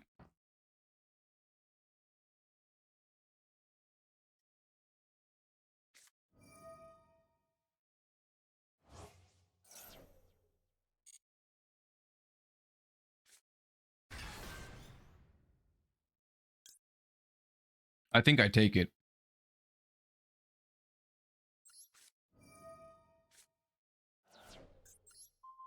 Because if I Veiler it and they have called by, it's like a problem. If they called by the Mace, at least I still have Veiler. Hidden Armory. Oh, I forgot this was blind second deck. That Mikanko,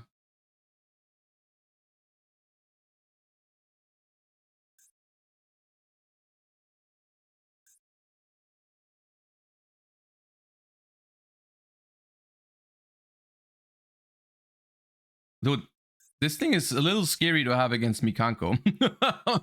This thing kind of big.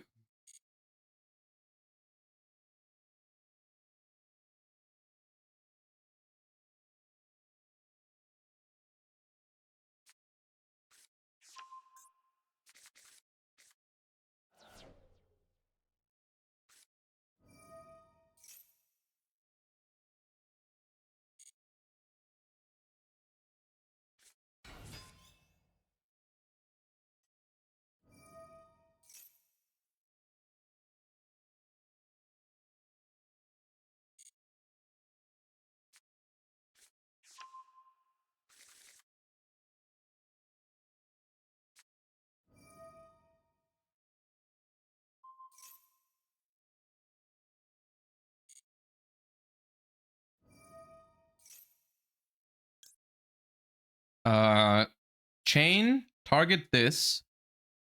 Non-target pop this? Question mark?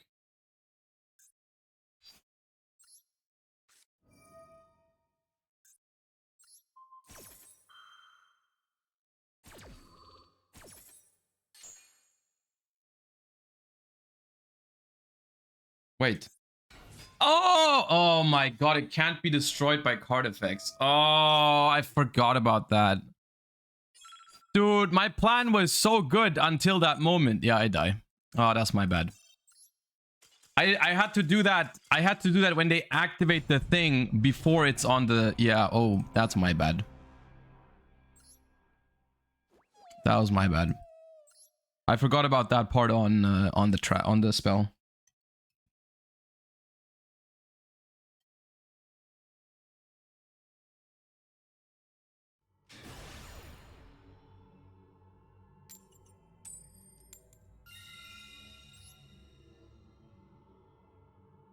Popping the spell would work. No, I couldn't target it.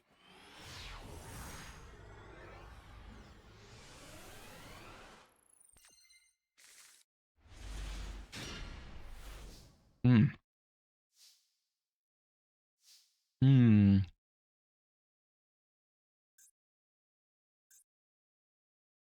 This this hand is awkward, but I'm sure it still plays. Drawing this probably, this might have to be my normal summon, right? Or not? How do I use it if I draw it?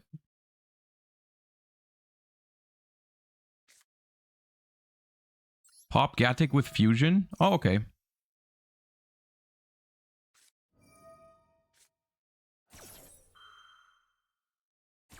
What now?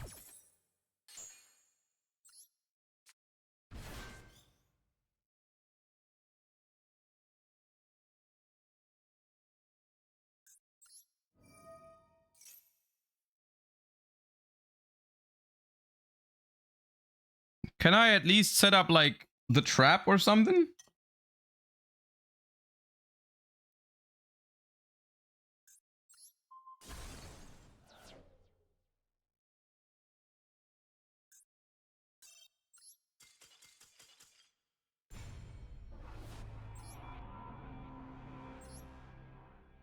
Dick.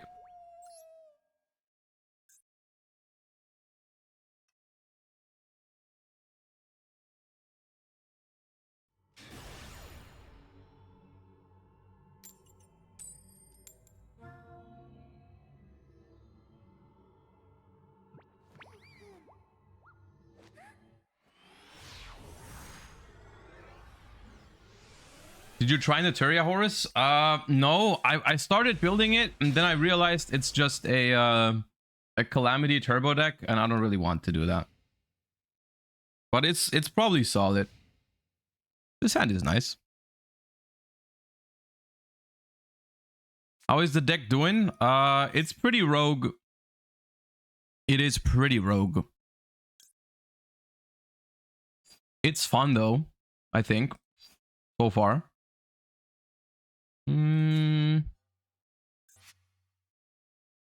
I could just I think I'll ash it.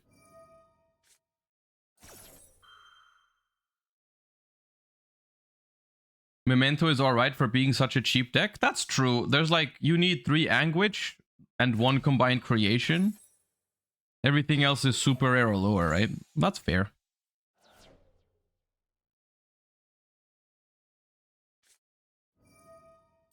That's why I was afraid of that they had sprite cards anyways, but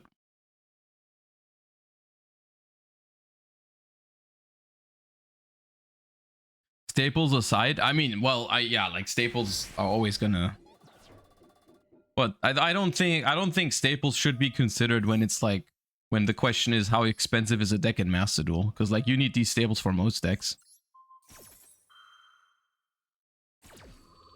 So I don't think, because they use starter and lock themselves into level 2s, I don't think they have Gishki combo, but they still might have another level 2 to go sprite combo.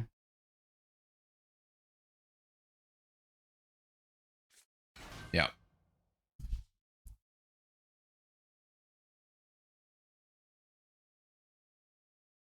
Chimera is not really a staple, I suppose. Yeah, you need 1 extra ultra then. 5. 5 ultras exclusive to this deck. It's pretty good though, I think. The Gishki combo is the scary part. Well, there's definitely, I definitely have the feeling that this deck, like, it's got relatively big choke points, I think. Like, you have extenders that make it possible to play through it. Like, for example, hard drawing the horse plus a normal summon is a good way to circumvent it. But, or like Bone Party. Oh, they summoned Abyss. Interesting. Hamoud, thank you for the 23 months. Appreciate you. What is Poker Rogue? Don't know what that is.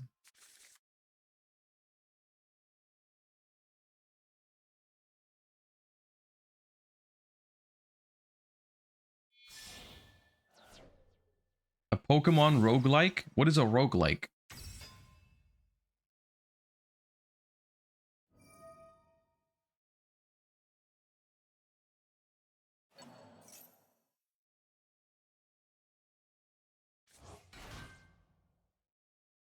Don't say boomer alert. Just tell me what it is, dude. I don't know what it means. I know it's I know you're referring to a type of game. I don't know what the definition of that is, though.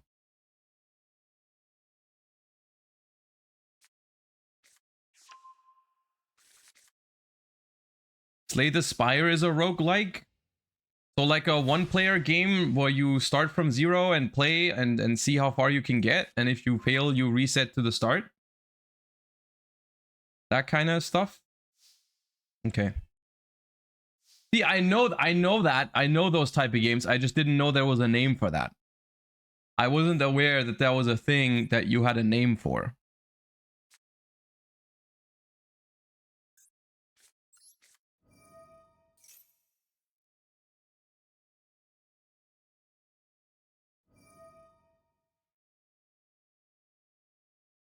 See, the thing is, do I called by now and just die to max C? Or can I deal with one sprite red negate? I have the suspicion that I cannot deal with one sprite red negate at the moment.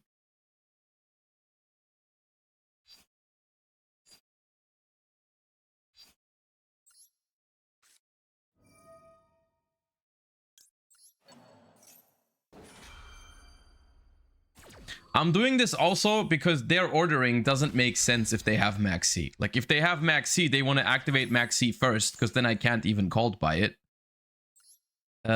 Because they could dodge it with Elf, right? And so, like, I thought there was no way they had it.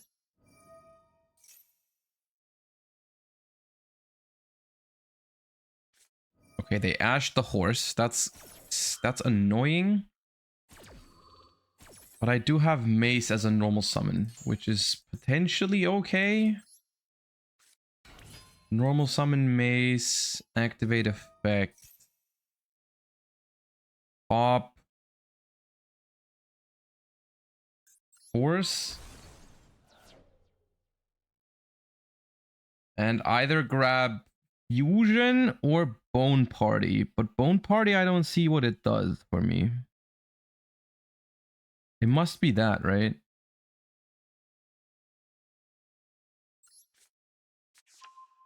This. Make Linkaribo. I could make Linkaribo and then shuffle both from the graveyard to get a extra body, but then I also don't have something to revive with the fusion. Does that matter? I think it's better to go fusion immediately so that I have something to revive. You can fuse with creation in hand. Yeah. So?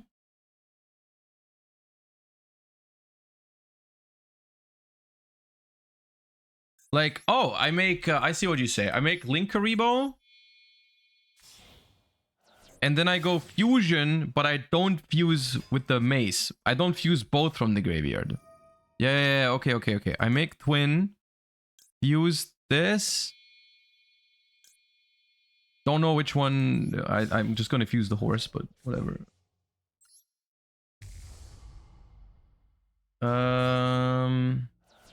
Hold up. Back.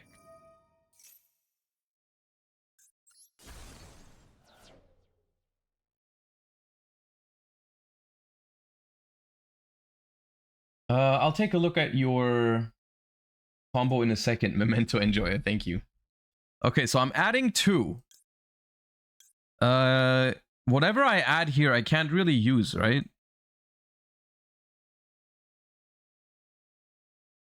Because I've already normal summoned.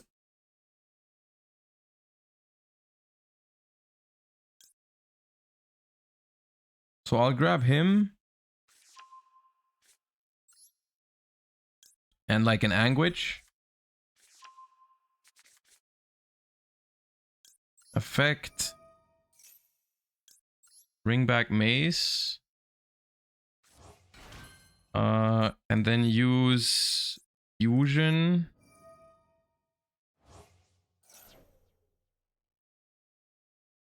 What do I pop? Mace. And search Bone Party. I'm just trying to get to 5 names right now, right? Pretty much. Bone Party. Then I go Bone Party, pop the Trihorn or the Anguish.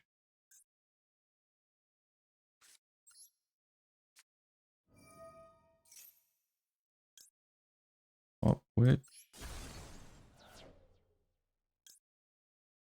Special Dark Blade, tag out into Goblin.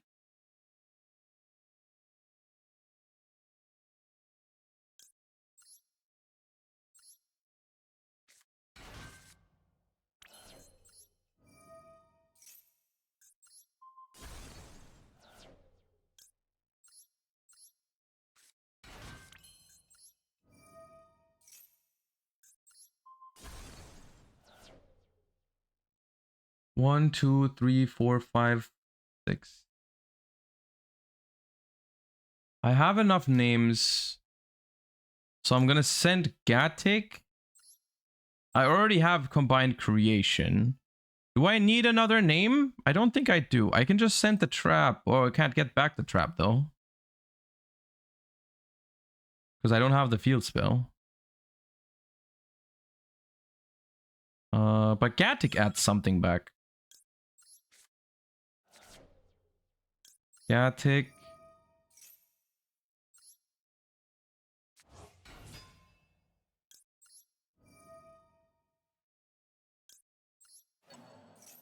Give this.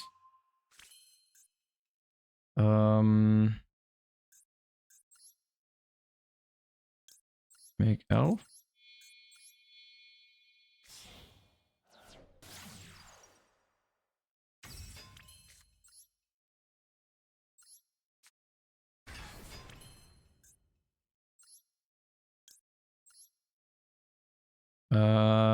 I want to shuffle this.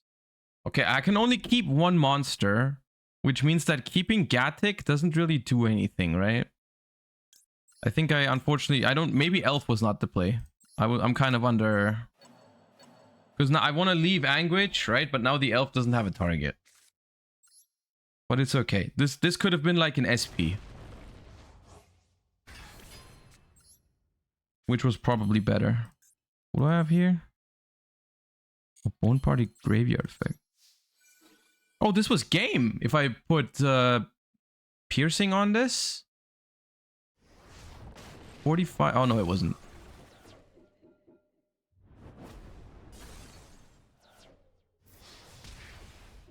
Was it game? Maybe. It would have been 4.5. 14.5. No, it wasn't game. Oh, no, they were lower. Oh, that's why they're so low now. Yeah, they paid for starter. I forgot. Yeah. It would have been game if I forgot about the piercing because I was so low on time. It's okay.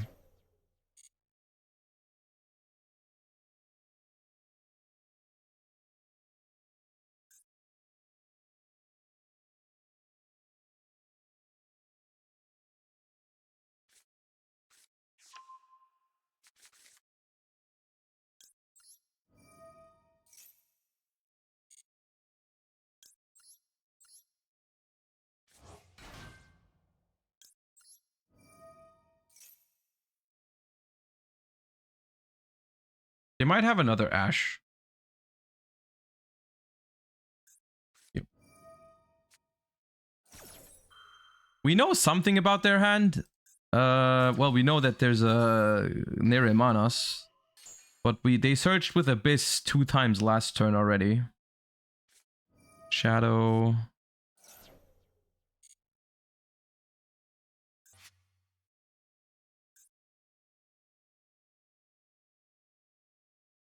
I mean, I think we're okay. Yeah.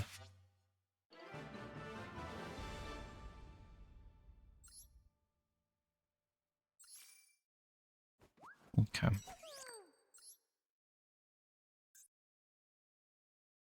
I still have no ideas what mementos do. Kind of.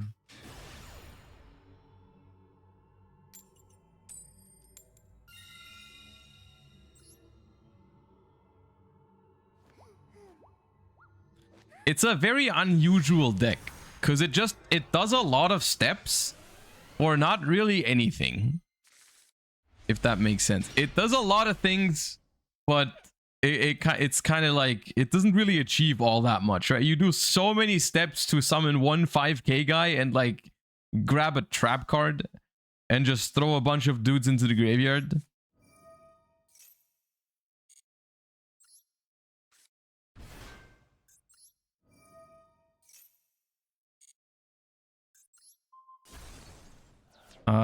This seems like it's Gathic Anguish. Because I already have the fusion.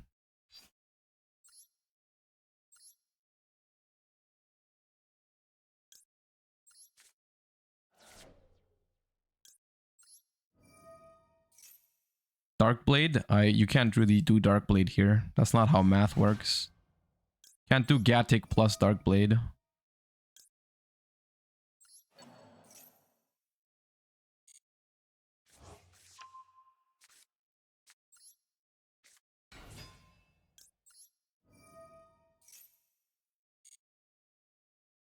I could search Darkblade here and then fuse with fusion, put the Darkblade into the graveyard, and then the fusion brings back the Darkblade. I'm just gonna do what I said. I don't know.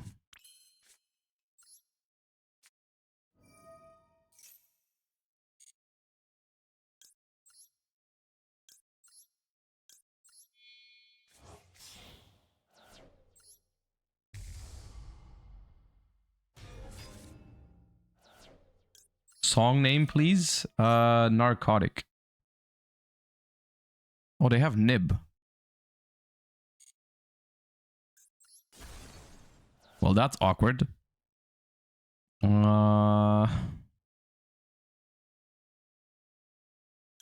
This.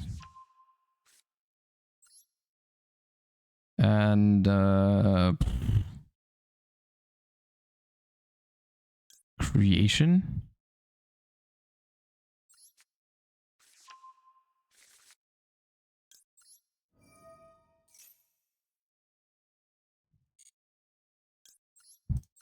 Ready to tag out with SP? That could be the play.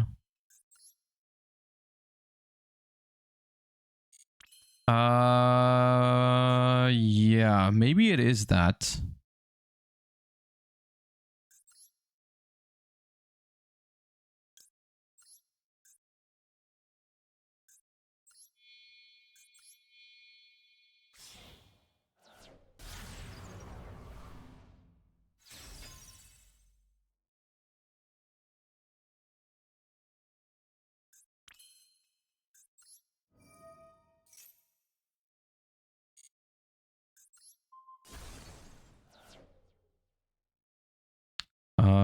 Do I need to Foolish too, or do I need to search?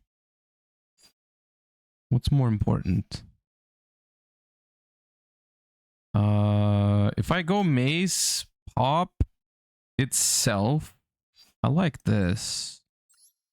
I'm not sure if I'm gonna have enough names, but if I go Maze, I can search the field spell, right? And then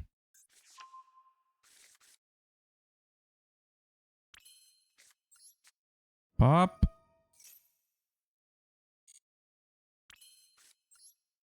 Special the big idiot and go this.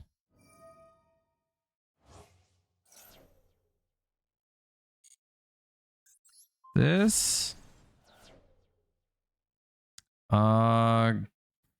Trap. I don't think I can summon Goblin anymore, correct?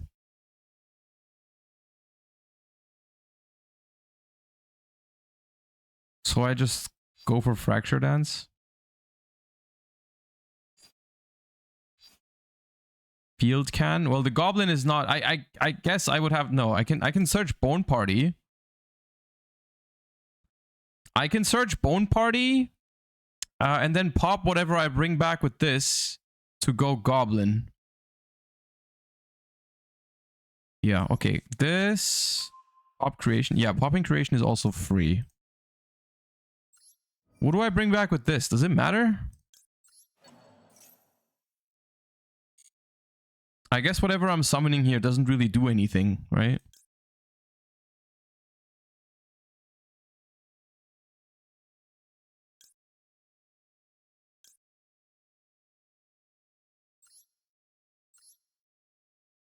Gathic? I've already used Gathic. Anguish, since it hasn't triggered the second effect, I guess.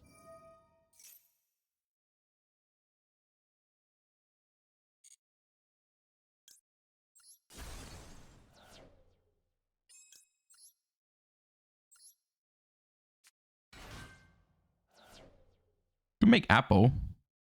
But then, no, I need to pop this.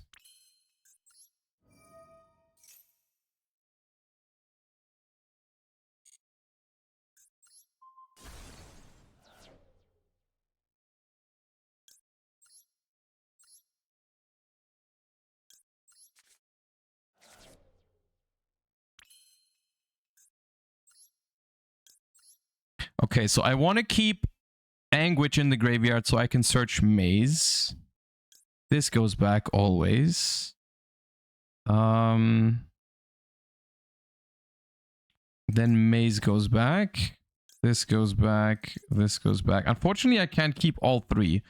Because if I could keep all three, I could go... No, I mean, I have to choose anyways. Let's put the... Let's put Goblino back.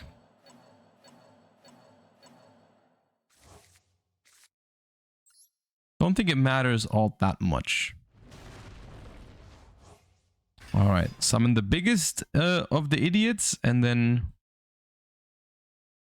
Like I said, this, yeah, nice Nibiru. Yoo.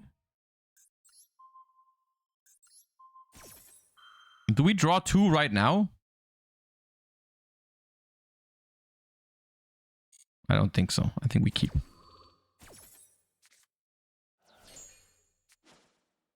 Okay, so depending on the hand, you do have ways to play around Nibiru. I was thinking about how you could do that.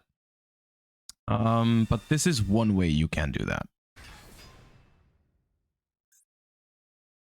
This Guardian Chimera, I can use tokens to make it. Okay, cool.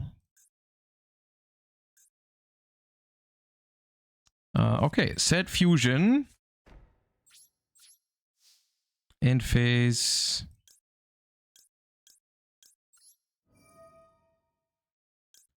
Grab the trap.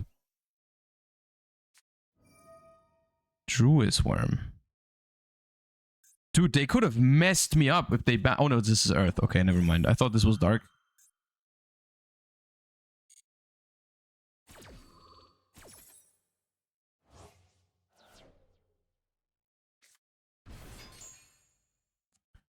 It's still messed up. Because it now I can't go Anguish to grab my key mace.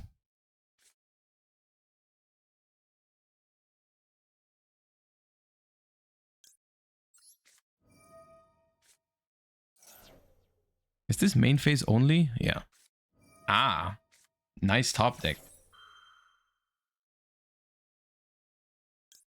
I think I want to get rid of Druid's Worm. That seems like an annoying card for me to deal with, especially when I don't have the take control.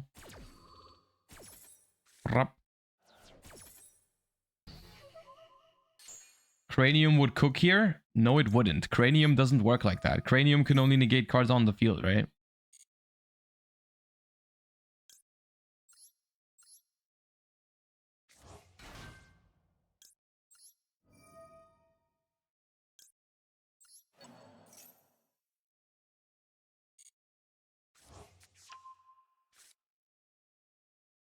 It's on field? I'm pretty sure, yeah. Hold up.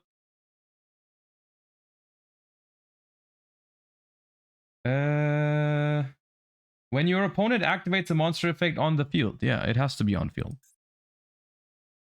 Like Cranium Burst, I don't think Cranium Burst is that good.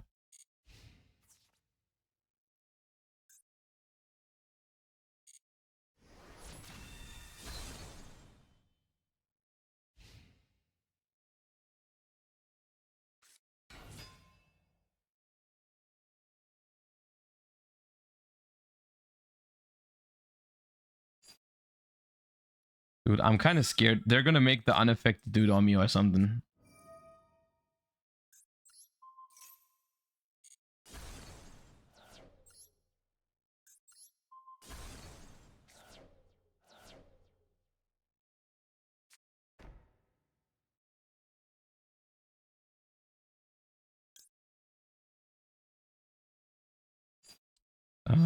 Let's just go next turn. SP comes back.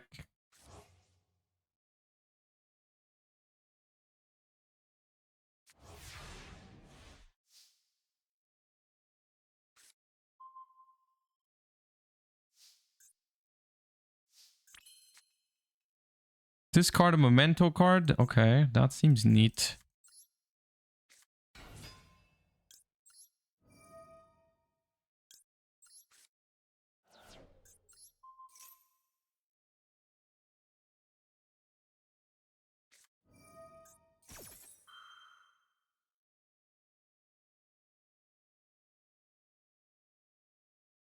Wait, this does nothing.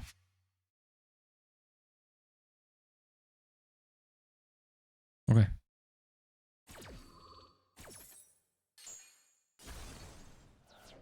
So I just get a free revive.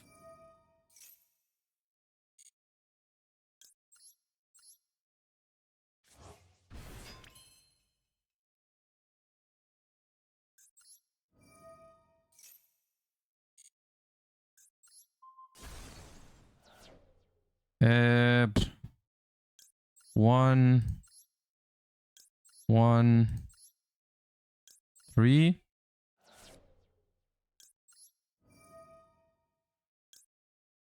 I have no idea what the ideal way to kill here is, but I don't think it matters too much.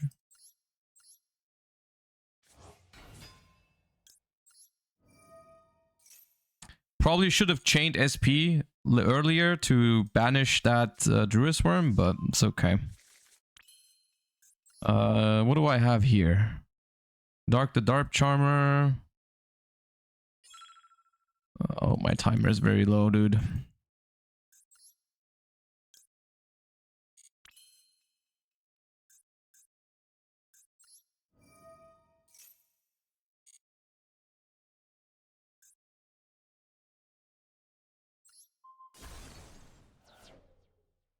The fusion makes mementos banish what you Oh, okay, that's neat. Let's summon that then.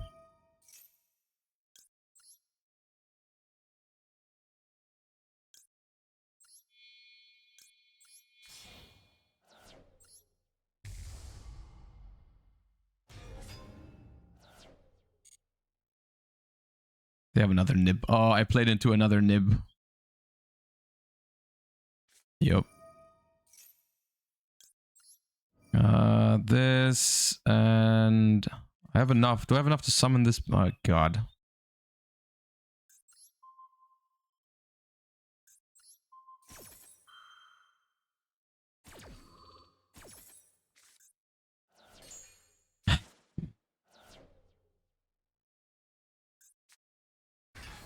You're being very annoying, Leonard.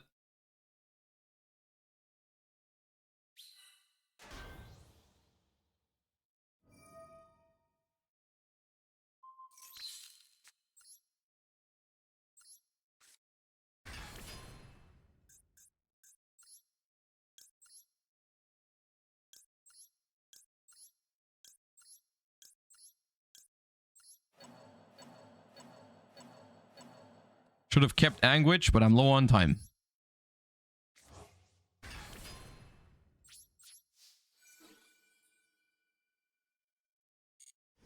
Ooh, what was that effect? Hidden effect. Loses 1,000, right? Yeah. Wasn't game.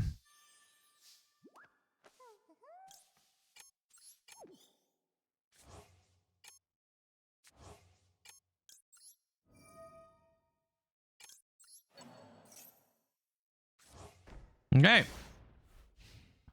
Cooked.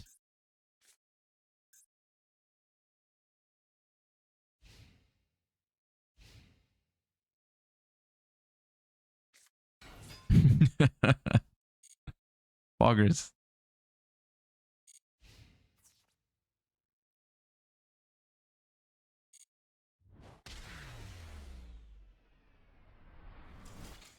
Okay.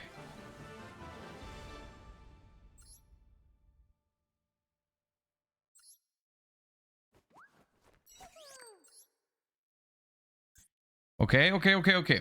We are slowly but surely getting there.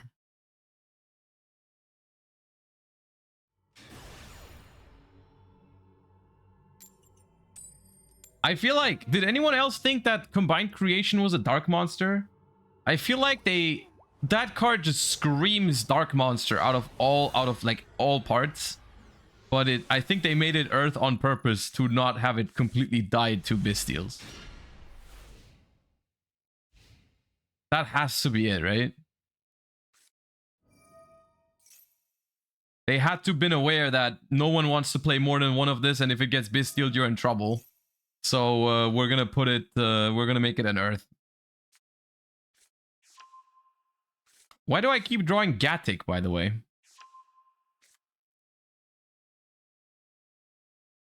It's a bony boy, and bones go into the ground, so Earth.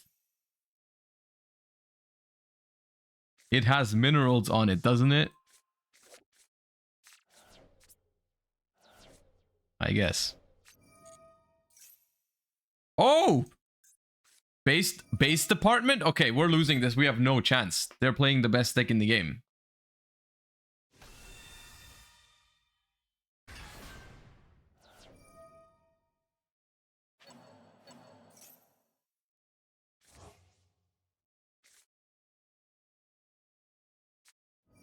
Stop flexing the royal, please. Dude, it's not my fault that I draw this guy every second game. How is that my fault?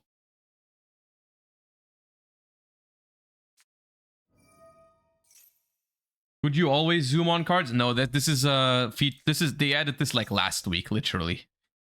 You don't have to feel bad that you didn't know that. That just happened. You can now do this. You can get the big view and then the artwork only view. This is like a week old, this feature.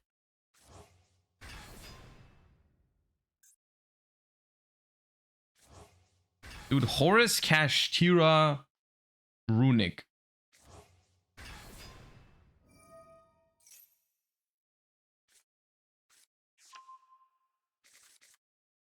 They can still normal summon.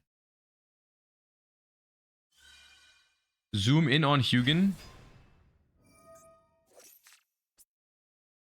There you go. Wonderful. Wait. Are you okay, you're discarding it. Okay, I was about to say, are you gonna Arise Heart me? What does, hypothetically, guys, what does this deck do if it gets Arise? What the hell is this endport? Dude, does Combined Creation cook or what? Don't they die?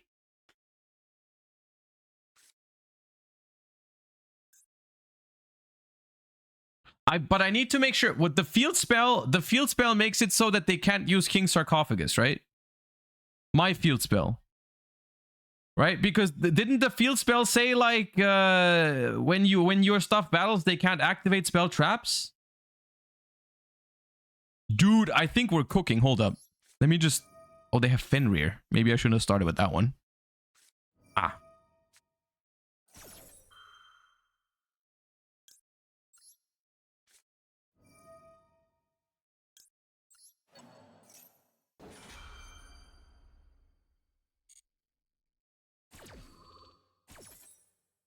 So literally, I only have to do two things. I have to get 5 mementos into the graveyard.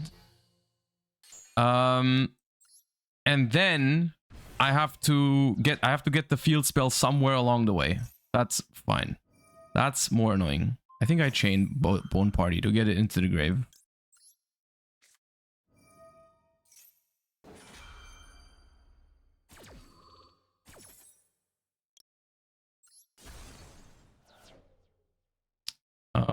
Special summon Dark Blade.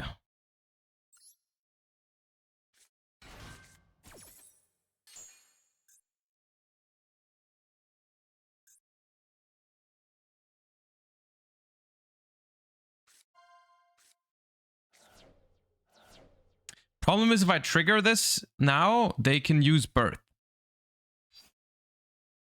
If it's Chain Link 1, this I can like discard Gatic, but then Birth cooks me. I won't pop it. I don't want to discard. They're gonna use Birth anyways. Yeah.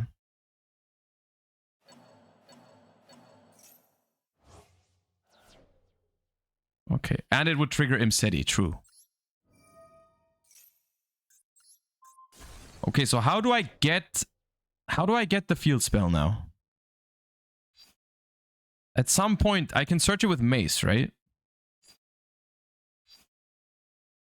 Or Goblin.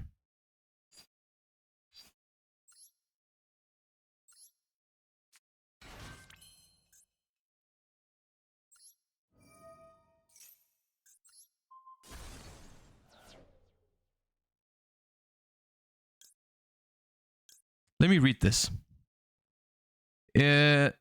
Cannot activate any spell trap. Oh, but that doesn't work, dude. Oh my god, they can activate King Sarcophagus.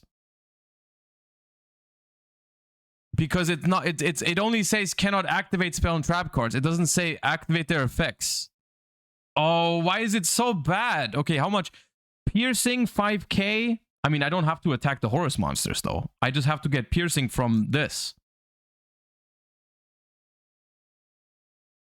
Right? I just go 5k Hugin, Fenrir, Unicorn.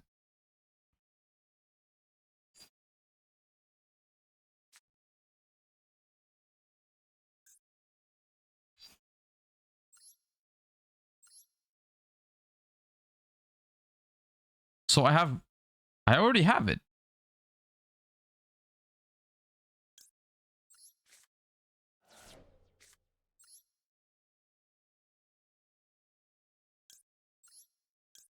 I don't need to do anything fancy, do I? You already had Bone Party? No, they banished it with Birth. Guys, they banished it. I didn't have it.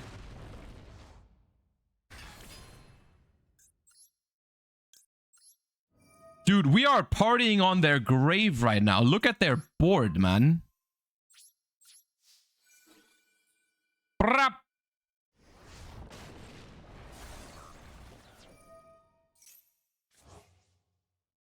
Need to be careful not to drag it to a Horus monster by accident.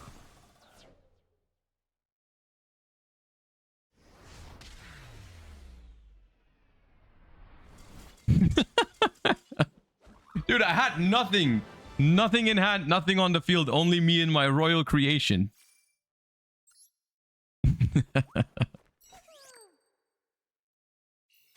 Oh! Well, if that game was not proof that you are proficient in Master Duel, then I don't know what does. I agree. Let's take that test to the next level.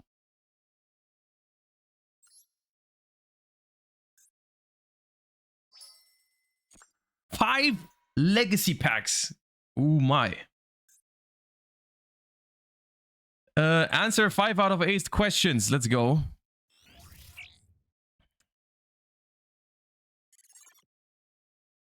What is the name? Okay, that's some summoner. La La Leon. Is that a real card?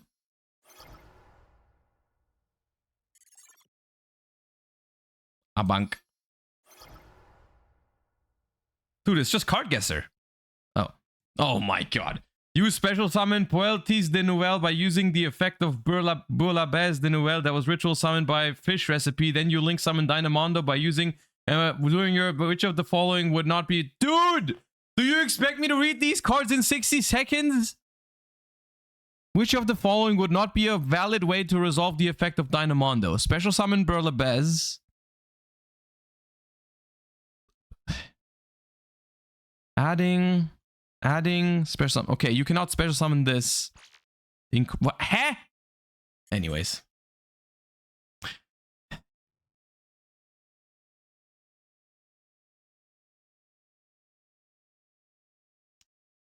It attaches from deck.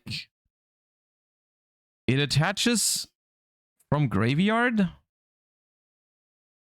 Does it attach from hand or extra deck? I think it doesn't from hand. Not from the graveyard? Oh, man. That's White Aura Whale. Dude, we're failing the test. Which of these cards does not have an effect only able to be activated once per duel? Spinny.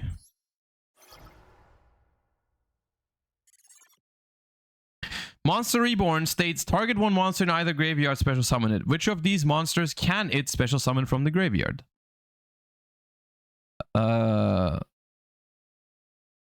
Must be, well, Gamma.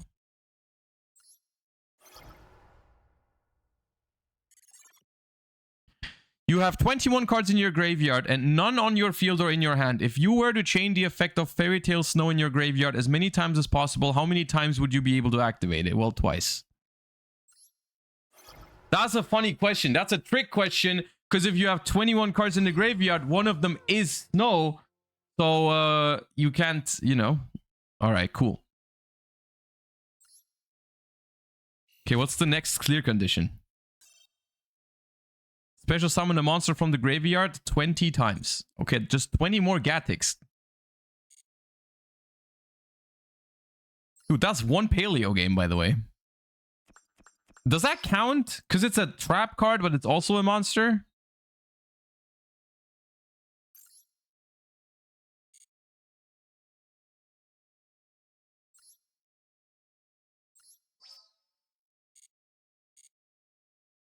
Time to test it. I want to play... Okay, I want to play the rank up game with Memento, but we can do a Paleo game after. To test and see if it works. This song goes so hard. I know, doesn't it?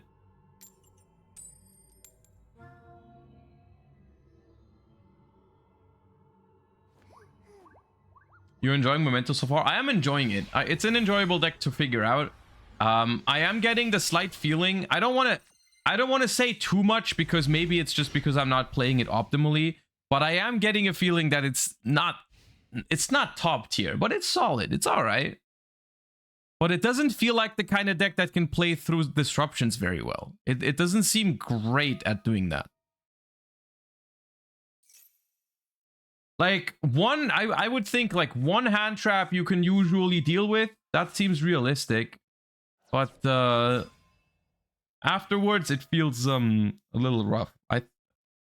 I'm gonna throw an Imperm at it to not play into Talents and hope they don't have... I mean, they must have Gazelle already. If you have Circle, but I have like 3. I can just start throwing.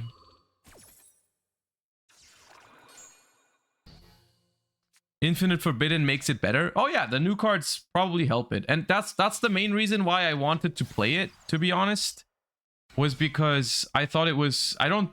Like, even if it's not the best deck right now, I don't think it's a waste of time to learn the cards before Infinite Forbidden. Because then it's easier to, you know, figure it out then. They didn't have Gazelle. Will. Okay. Is it the same opponent as earlier?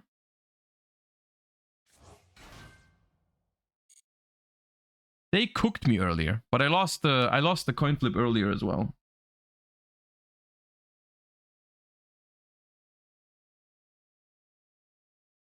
My hand is good this time. Like, it's an action. This is like one of the better hands you can have going second, honestly. 3 hand traps, Rhoda, and Bone Party. That's pretty good. Wicked. Oh, they had Gazelle all this time. Okay. Dude, Salad is so good at playing through hand traps. That are not Maxi or Nibiru. Like these like Veilers and Imperms and all, they don't feel great right now. I'm telling you.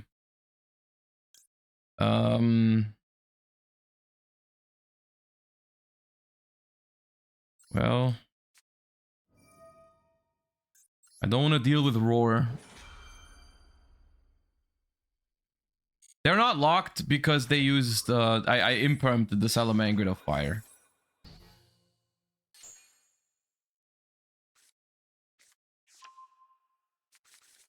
Imperm Horse Prince? Dude, I have to throw so many hand traps at these and it doesn't feel great. It really doesn't feel great. The Wicked is cool though.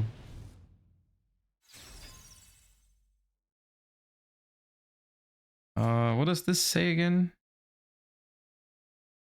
Do they need to control a Salad for Weasel? Oh no, 2 Salamangreat in the grave. Okay.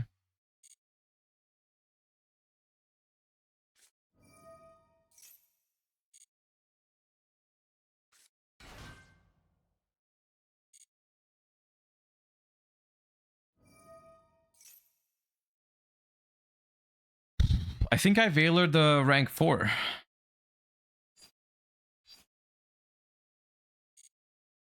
I think I Veilered the rank 4. Dude, these Horse Prince lines, this deck that they're using seems so cool. This is like, I'm probably going to play this next week. I'm going to get nibbed and max seed every game though. What?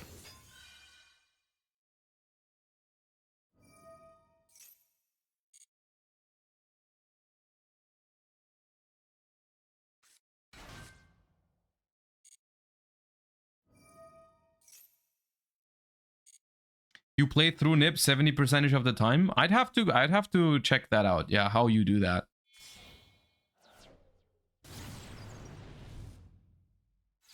But Salad is pretty, that seems pretty nice. The stuff that they're doing is nice. I'm a peep that list after the game, yeah.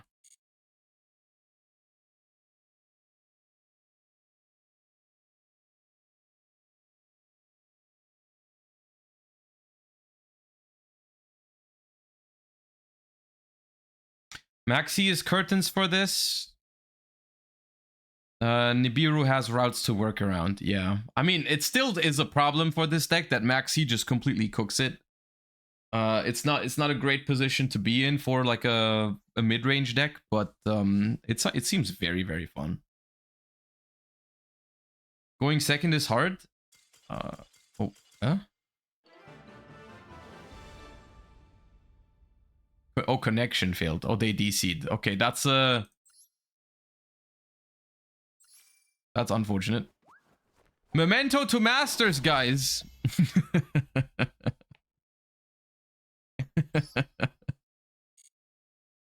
Dude, Memento. Insane. Let me look at, was it the same opponent that we lost to earlier? It was, yeah. Okay, well. Overall, let me check out their list real quick. Hold up.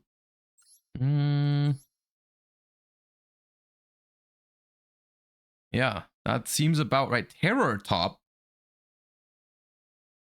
I guess Terror Top does make an instant Mirage Stalio. And also lets you play through interruptions better. That's... I hate playing Teketenborg, but I do see why they're doing it.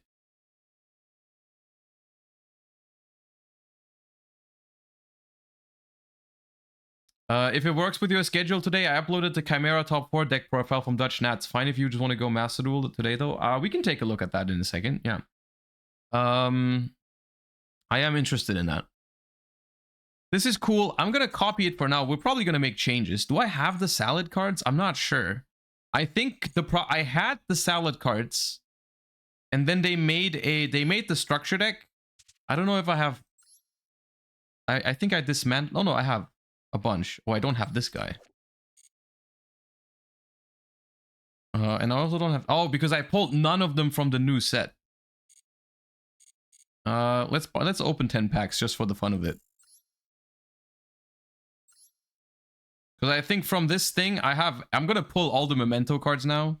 But I have pretty much everything. I pulled everything except for this and that.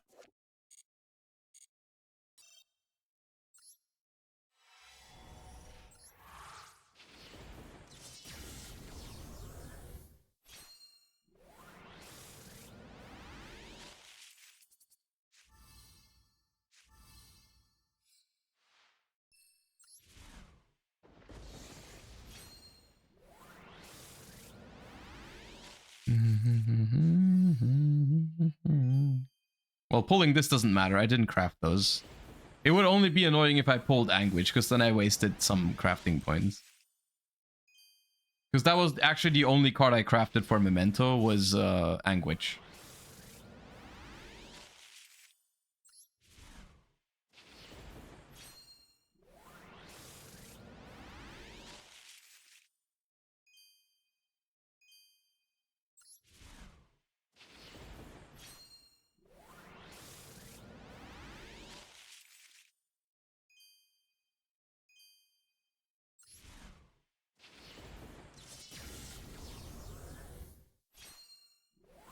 Can I get an ultra rare? No? Okay. Ultra rares anywhere? Anyone home?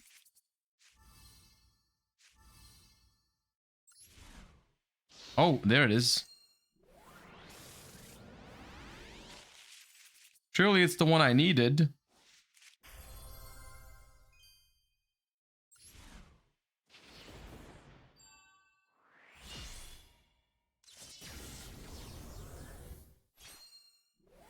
Fine, we'll open another 10.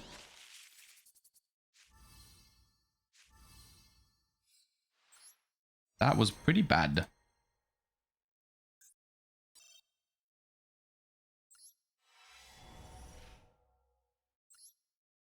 Oh, okay. Skip for good luck worked.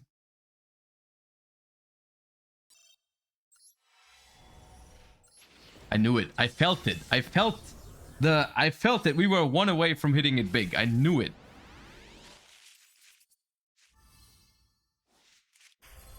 Yeah, he was hiding. How many do I have? Was that the third? Did I need that? No, that was the fourth. Ah, okay. Any more hiding?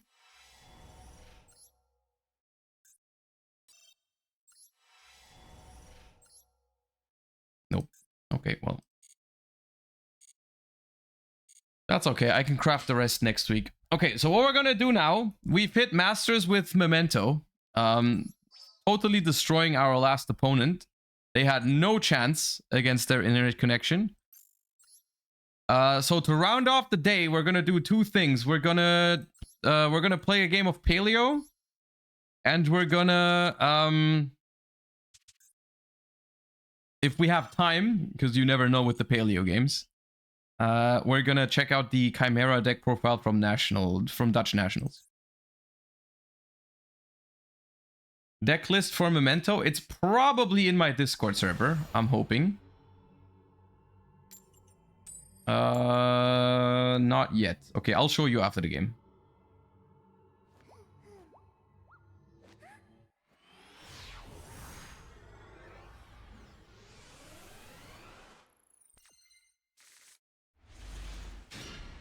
Okay, Broken Hand.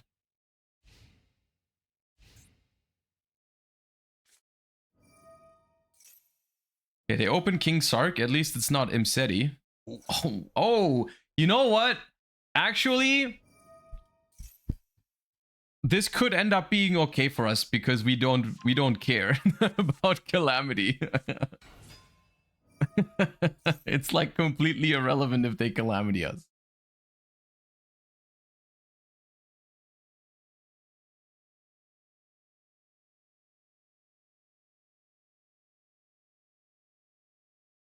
Have you considered Memento Runic? I mean, I learned how Memento works today, and it still is a deck that I don't know how to play very well. So I'm not sure but I don't see many synergies. It like after playing the deck for a couple hours, I have no idea why you would play those together, right? What's the point? Because the Memento cards aren't even that good of a discard. I guess like Combined Creation is a free discard, but like I don't see the point.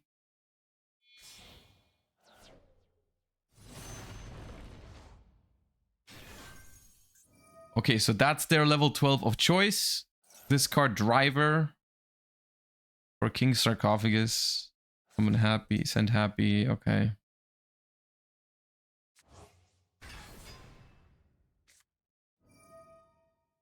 Blessing, bring back Camellia, make Crimson Dragon. So this is... If I activate a spell trap, they can draw until they have 3 cards in hand. That's kind of annoying. Oh, they play a spell trap as well. That's not... Okay, Synchro Rumble. Why do they always do this on their first turn? Okay, that one's actually a problem.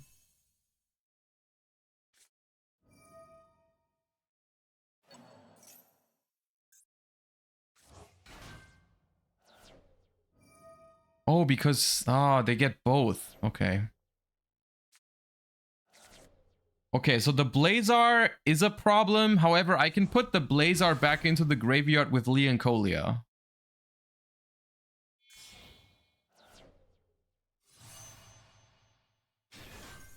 Dude, Crimson Dragon... I feel like Crimson Dragon was a mistake. I know it's Calamity's fault, but Crimson Dragon was also kind of a mistake. Oh.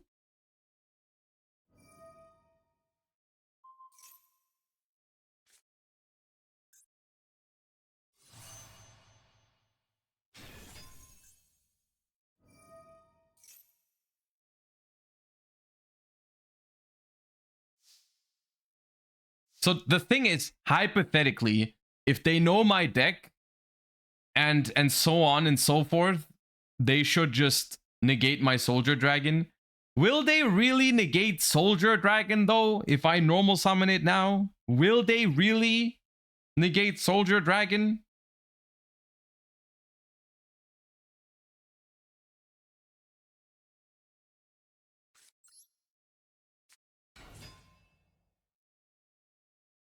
Okay, that's what I thought. That's what I thought. Yeah. Dude, the tidying is live now. That's pretty cool.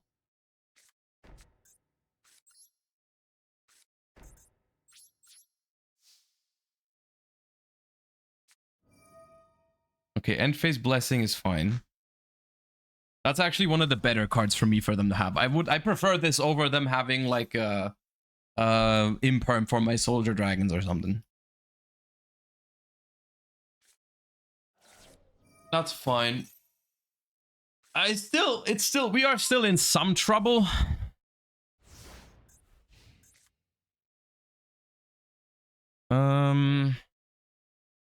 This guy is also a problem because it draws them cards.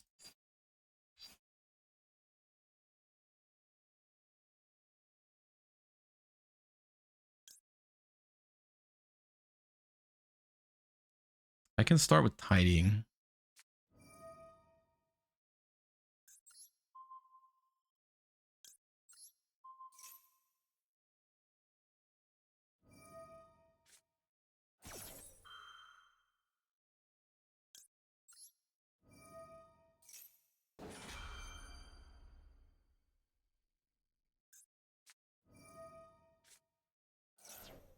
Top deck Ash.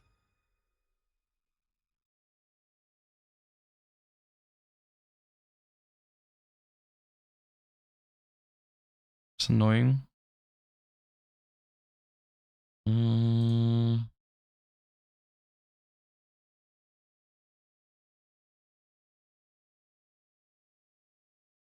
So card in hand is Sunflower. I think I have to book this and just pop off.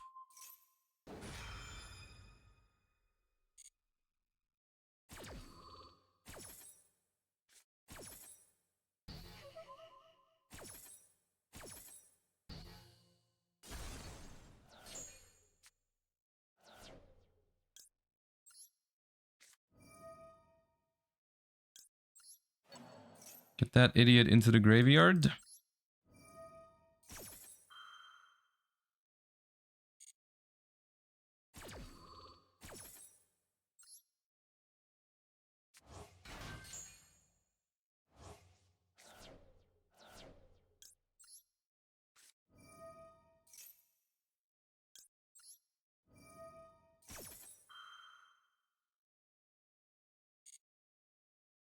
And this mill 5 better be good.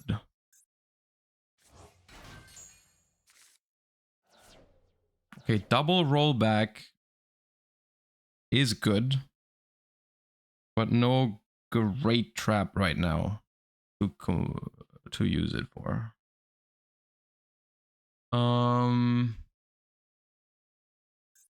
Could copy tidying.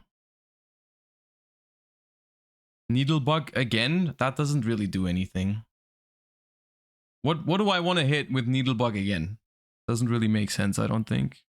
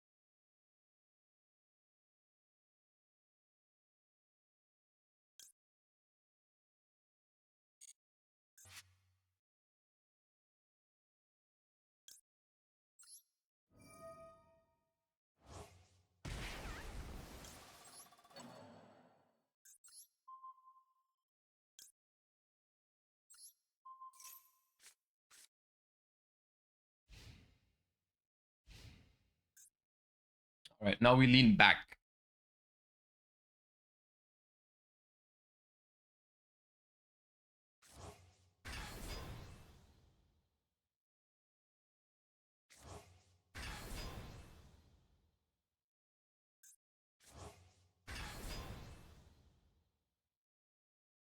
King Sarcophagus can send one Paleo away. That's annoying. Oh no, they can't attack anything. Right. Never mind. I mixed it up with Vaboku. But yeah, they can't. They shouldn't be able to do anything about these Paleos. And so next turn, I can just go normal summon Canadia. Battle phase, nice. They always do that. Oh, they just pass. Okay, never mind. Chill. Okay, so... Oh, this is still in here. Why is this still here? No! Anyways,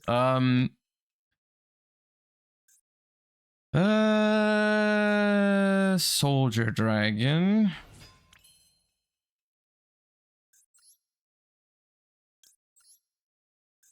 Opa.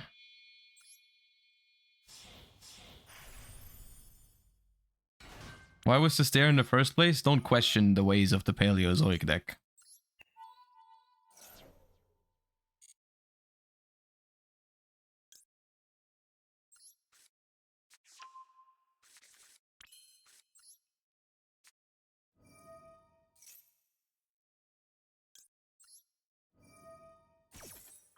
So how does I think Burst right now would not destroy the Horus monsters, correct? Because King Sarcophagus would protect them still.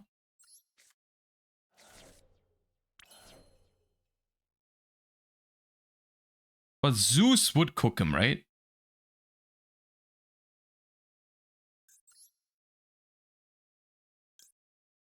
I can just go Animalocaris, attack over the Camellia, and then Zeus.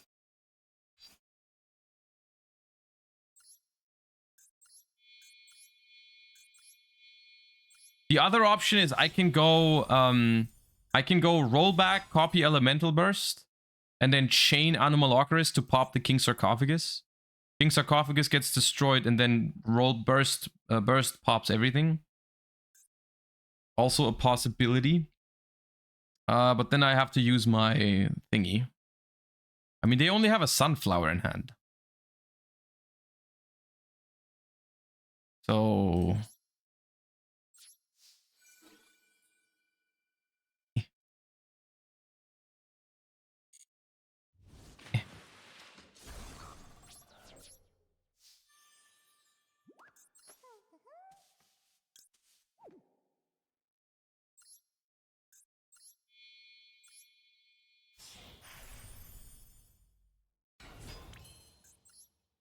I think I will Zeus my own Goblin Housekeeping to check the top card of my deck.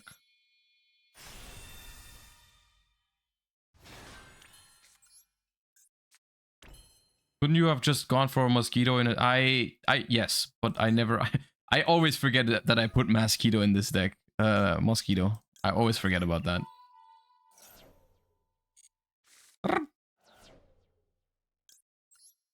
Check top card of the deck.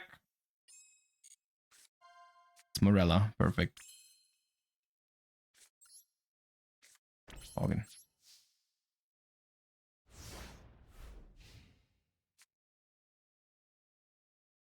Nice Calamity Lock.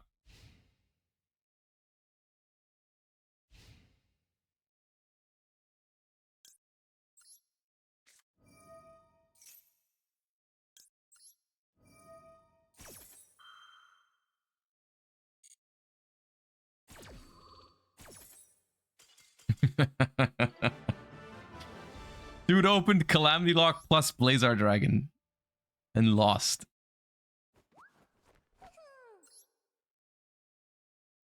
Alright, let's check out this Chimera deck profile. If we have more time after, we can play another game. Lampy yugioh.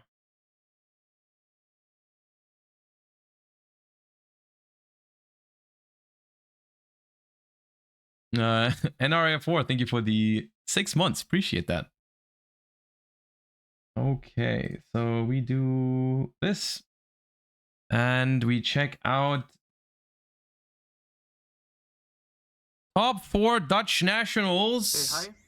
Hey, hi. Chimera. We saw some feature matches of this. It looked kind of interesting. I do know that they were going for the barrier statue. And I came top 4 at the Dutch nationals with my Chimera deck. The deck was very that's consistent. Me. Shout out. It performed Congratulations. very well. The only times I bricked was in the last round of Swiss, where it didn't matter because we were locked in for top cut, and in the top 4 match in game 3. But it is what it is. Overall, the deck performed very well. And yeah, let's get into the profile. So first the standard ratios: play 3 Swords Knight, 3 Kotal, and then the new card, 3 Nightmare Apprentice. I genuinely want to mess around with Chimera at some point. I have to check if I have all the cards. I was missing some stuff to bring it to locals, but for example, the Melodious Chimera looked really interesting. This card honestly does so much for the deck. People don't even really realize, because it is an illusion extender that you didn't have before, that you can search off the 3 Gazelle. Wait, Gazelle searches Apprentice?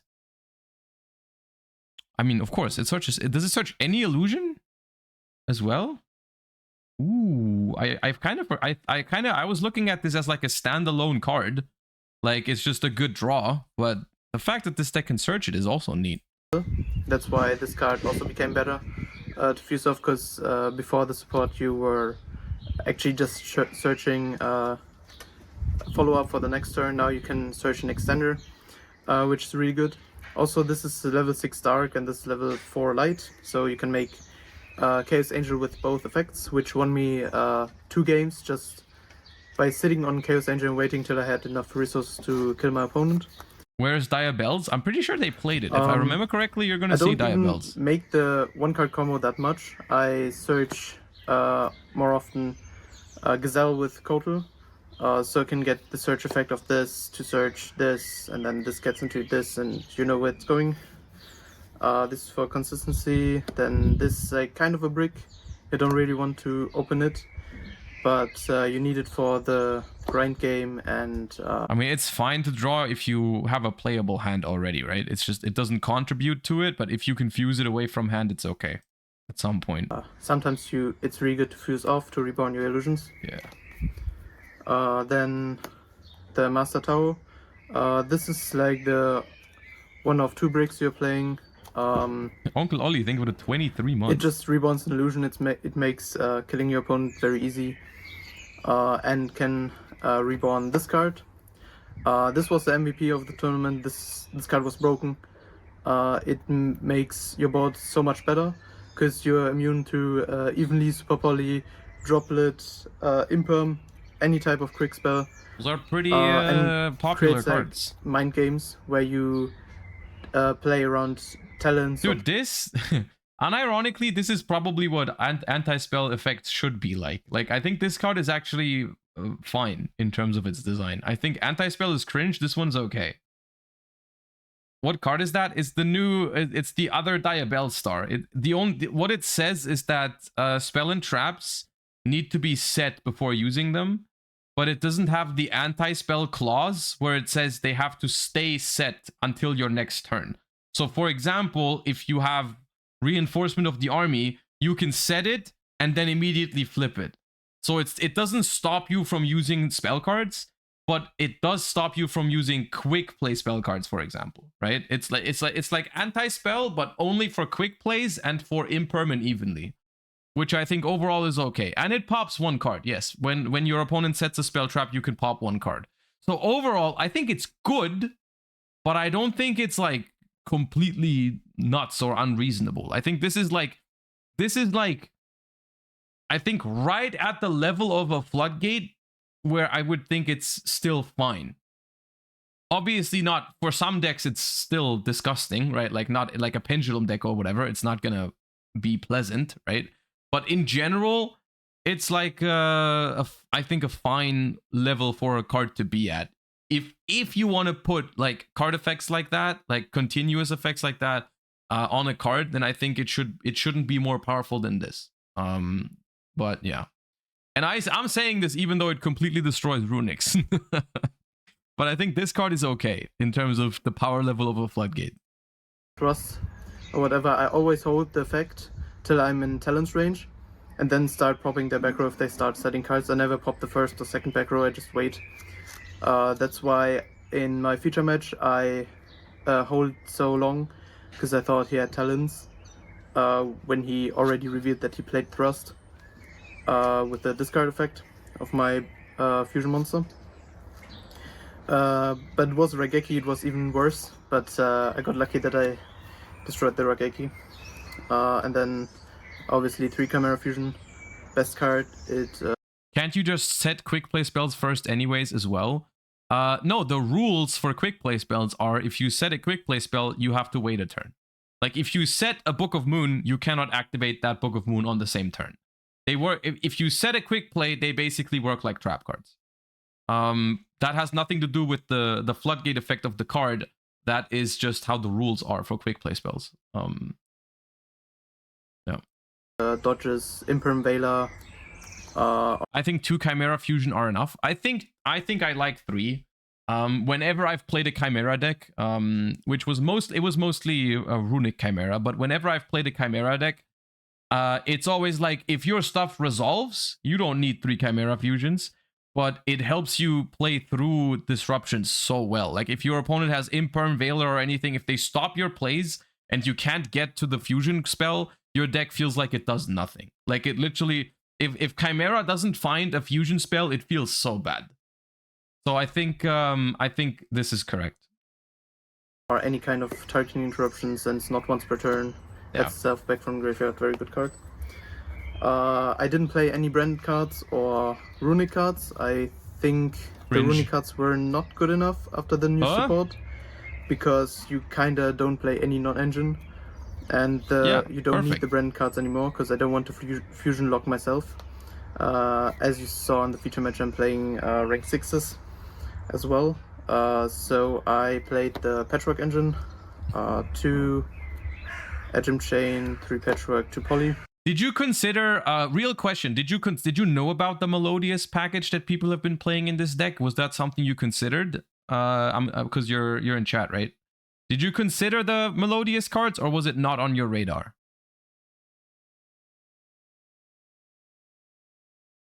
Because I think the Melodious cards sound pretty good for this deck, right? Because I believe what they offer you is they give you like extension, they give you some starters that can bait out hand traps, and they can also search polymerization with, what's it called? Tam-Tam?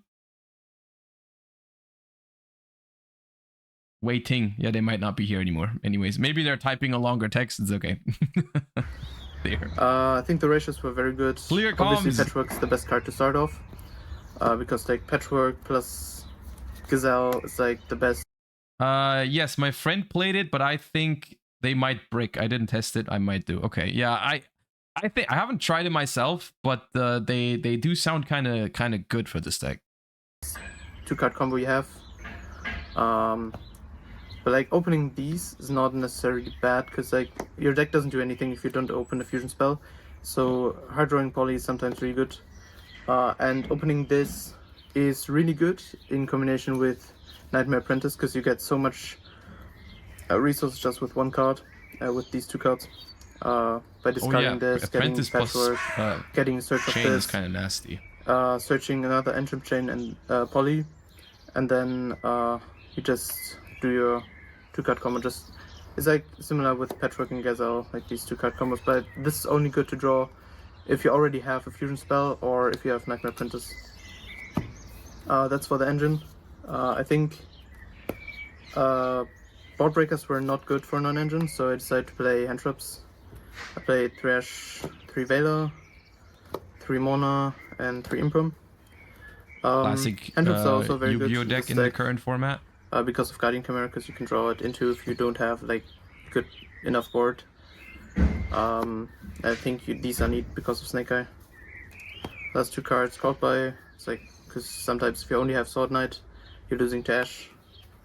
And 1 Talents for the 14th card. This card is really good in this deck.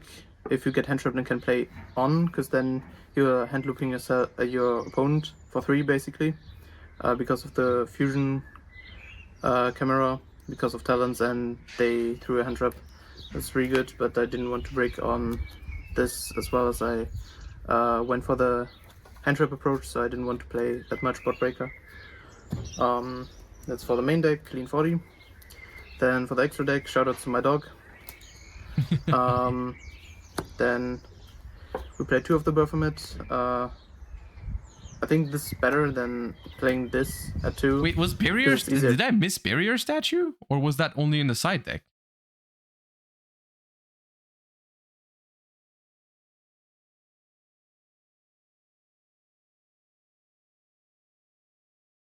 Oh, it's inside. Okay, it's not even main deck. Okay, base. One of this never needed the second one. This is the OTK win condition of this deck. You don't. The funny thing about this deck is you don't even need to out the board to OTK them. Like the fact that you don't have to rely on a main deck floodgate like that is pretty cool. That makes the deck that makes the deck cooler in my eyes. Like, of course, you're siding it for going first. Like, I can understand that, but the fact that the deck is able to perform in game 1s without that card is neat to me. Like other decks, you just need 1 monster and just bait the interruptions and just attack 4 times into the monster, and then you win. Diabells is a main deck floodgate? Yeah, but like Diabells is not comparable to a Barrier Statue. Come on. Like Diabells forcing your opponent to set normal spells before activating them, maybe popping 1 card and stopping like an imperm or something, that's not comparable to being under a barrier statue. Come on. Which card would you rather play against with like 99% of Yu-Gi-Oh decks? A barrier statue or a Diabells? Like, regarding camera, I think 2 are needed, because going second you always use one, and if you can't kill your opponent you kind of need a second one for interruption for their turn. Then 1 Magnum, pretty standard in any camera build. Orcust Paleo, also pretty good. Sometimes I mean, if you play Pendulum, yeah, but like if you play Pendulum, you probably deserve to get floodgated. to dodge I think that's fair enough. Imperm or Vader on Berthomet to fusion some Orcust Paleo. These are all fusion monsters for my fusion deck. Then we start off with the other cards. 1 Chaos Angel. This card was crazy the entire tournament. There were like 2 games where I just won by sitting on Chaos Angel and wait till I had enough cards to summon the... Which matchup can you just sit on Chaos Angel at the moment against? Which matchup can you do that against?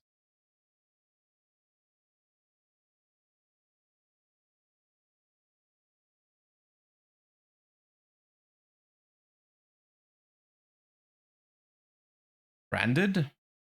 Does it work against Branded? Became my opponent. This overperformed, was pretty good. Then Tenpai? I don't think it works against Tenpai, because it just says activated effects, right? So doesn't like the Samurai Destroyer work or something? I'm pretty sure Tenpai has the same stuff that they use to out Yubel. I think also out Chaos Angel, no? If they play it, I mean, yeah, okay, I guess. But most lists that I've seen so far do play something. These monsters, I played 1 Lars, 1 Beatrice. So the rank 6 you go for. I summoned this post siding, because then I know what I'm playing against and I can set up 2 locks with Diabells and the cards in my set deck. And game 1 versus any deck, I summoned this blind because it's just really good as a negate. And then 1 Typhon, never summoned this, but it's like good to have. It's also a fiend, so you can fuse it off or reborn it back with your Camaro.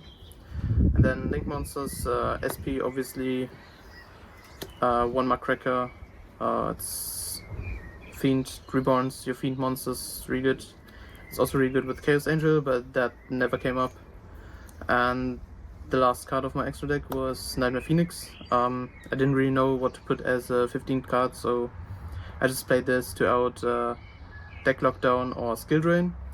Because this is a fiend as well, so if you target skill drain with this, you can chain Camera Fusion to fusion summon it off for any of your Camera Fusions, and then destroy skill drain. So that's really nice. So you don't need to waste your resources for SP.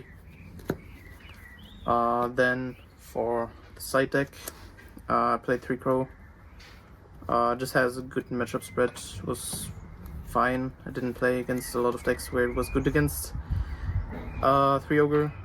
This is for the Snake Eye build with the Diabells Snake Eye, where they go for the number 38.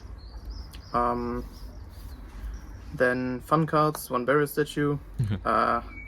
Yep. 1 End of Anubis. This is for Graveyard decks. Also very fun lock you can set up with this deck. Okay, so what is Graveyard decks? Oh, Red Resonator, my favorite tuner. What is what deck in the format right now is End of Anubis actually good? Like, I understand the Barrier Statue, even though it's cringe, but like, do you actually need End of Anubis? Are we preparing for Tearlaments? Okay. Yes. Then for back row decks, I played against you played against 60 card Paleo? Oh my god. For an event like Dutch Nationals, like really good, because there are like a lot of random decks, and this is just a blowout against them. It was really good, won me a game.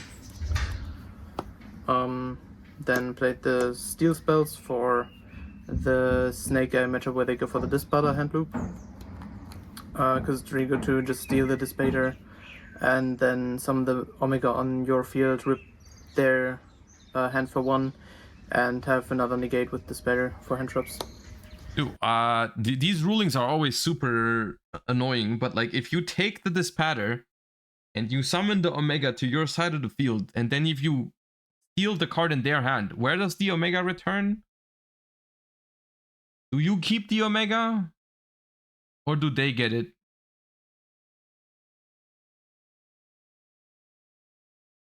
You keep it? Okay. Because it's is it because you have if you steal it forever, you keep. Yeah, because the Dispatter is not like a temporary game control. Like if you were to hypothetically you go change of heart on an Omega, right? And you only were to keep it for a temporary time, then they would get it back, right?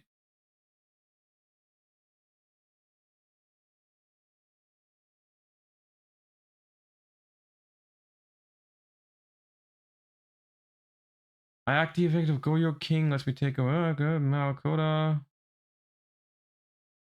Return to the field of play that controlled it at the time that was banished. Will not be returned. Yeah. Okay. Yeah.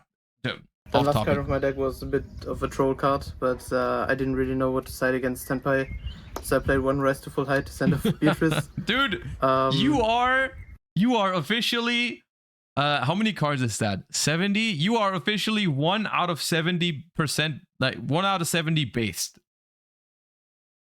Almost there. You're almost there, dude. So close. 1 out of 70. Never sided in because I never played against Senpai, but in theory it's very funny. I said he didn't pull it off, but yeah. But how do you access it? Oh, Beatrice, right?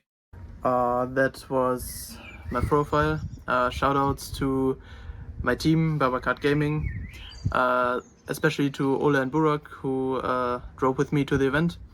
And yeah, shoutouts to the cameraman, Max, who doesn't even know what Yu-Gi-Oh is. And yeah. Oh, that was nice. That's a neat deck. I want to try Chimera at some point. Okay, I'm looking at the clock, and I think it's time to get in another Paleo game.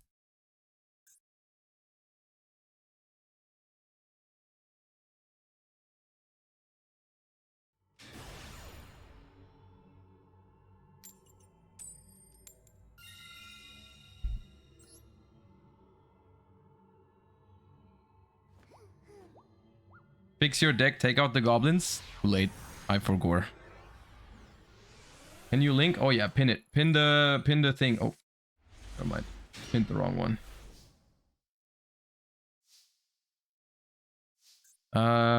Dude, can I not draw tidying every time? This hand is not great. I'm not even sure if I'm supposed to set both of these. Cause if I set them, I might hit a Dynamicious with. I think I'm gonna set the tidying just in case I find like a dragon monster. What do you think about Memento so far? I think it's all right.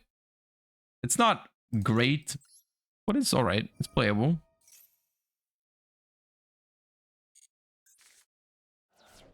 Dude, I milled nothing. Not even a Paleo. This was the worst needlebug nest in the history of needlebug nests.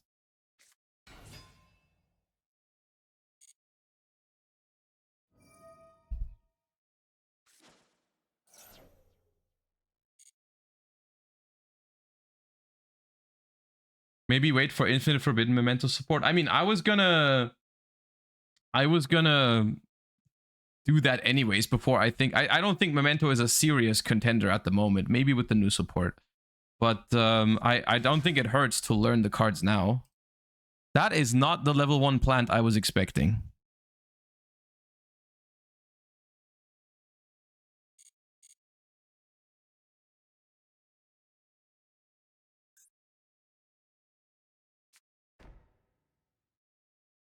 Okay, what is going on?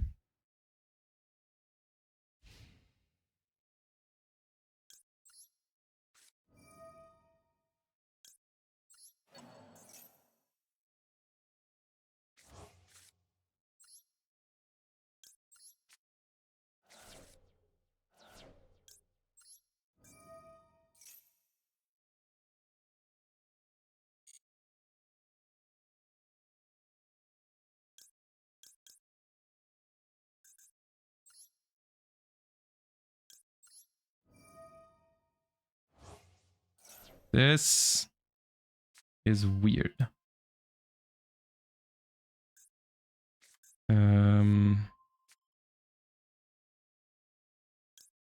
The next card is Fiend Comedian. I don't want Fiend Comedian. I'm gonna shuffle the deck. And I think it's just rollback.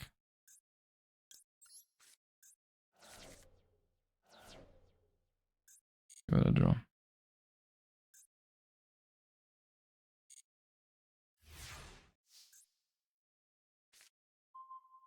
Alien Kolia is a good pickup. I have two options. I can go... I'm gonna go rollback. It's either Trap Trick or it's Good Goblin Housekeeping, which is draw 2, put 1 back. I think it's Trap Trick.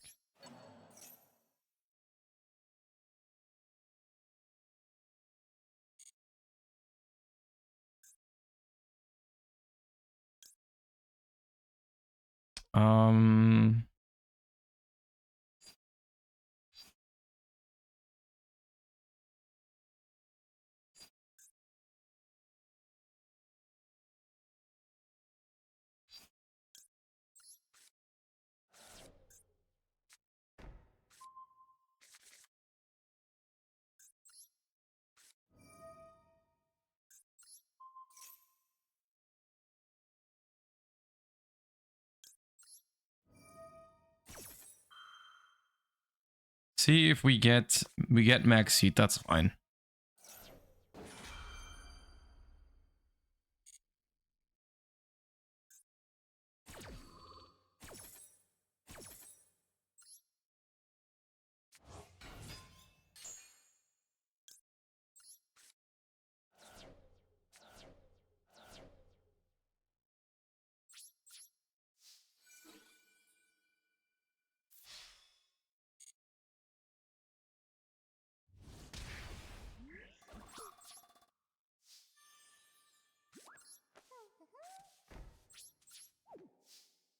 Okay, chill.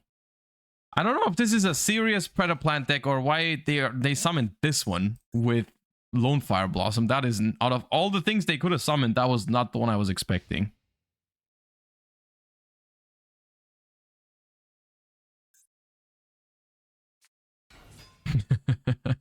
Guys, is the second Lone Fire scarier than the first? Asking for a friend.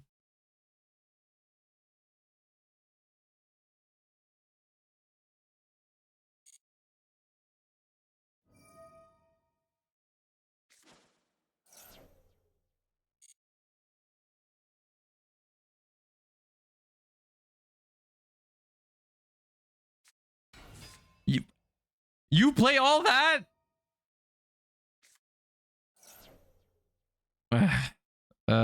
Okay. Why didn't you do that last turn? What? Did they misclick maybe? I don't... No, not another one! Oh, you know what may have happened? Maybe they drew the Cobra, the brick.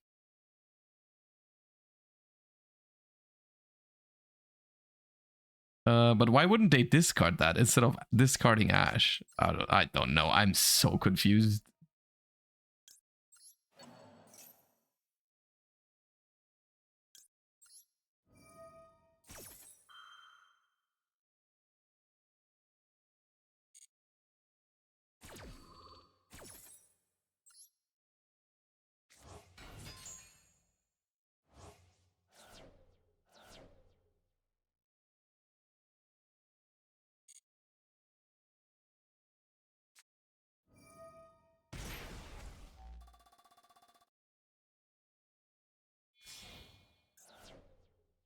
Wait, I can't respond? Okay, hold up.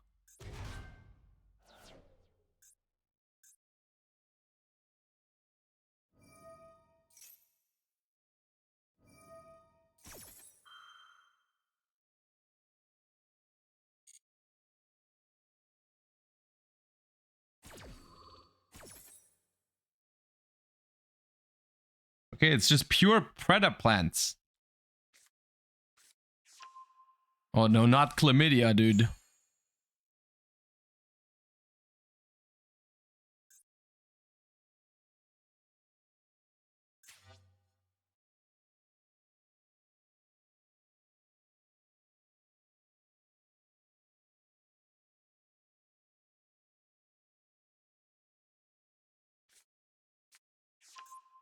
Preda Prime Fusion.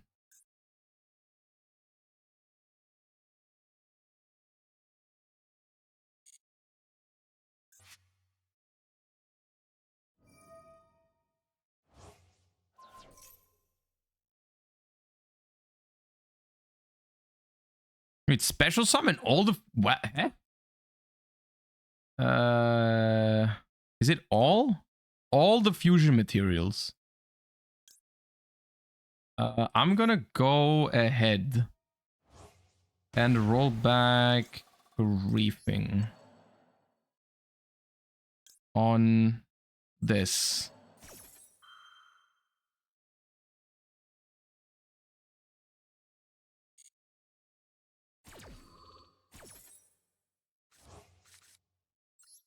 I hope this deck doesn't have burn damage, guys.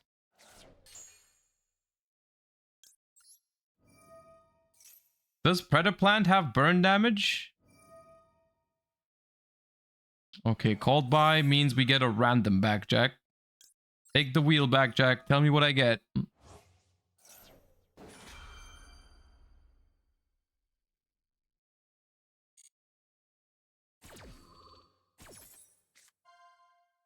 Take that.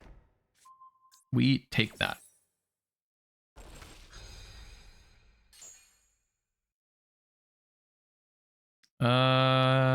Next turn, let's draw a reasoning.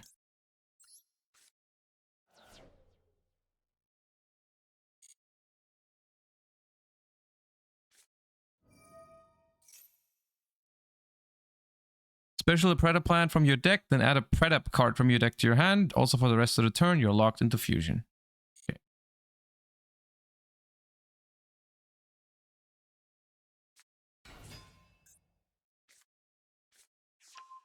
Okay, Biblisp.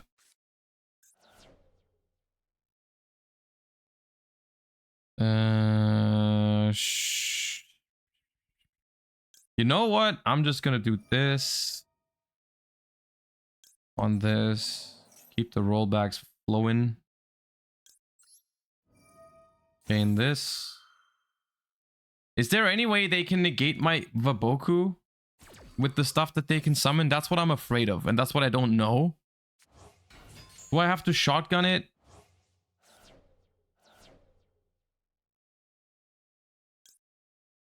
I'll just do it. Whatever.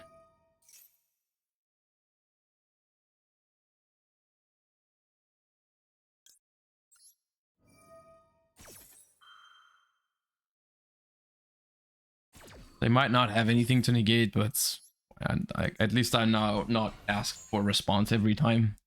I can just chill and let them cook.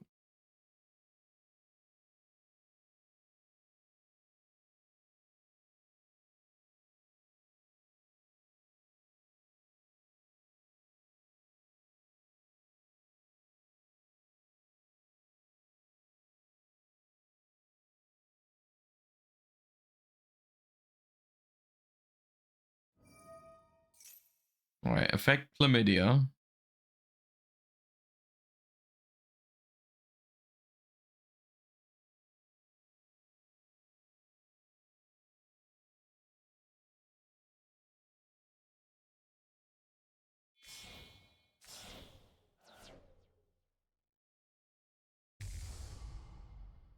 Summon Reflegia.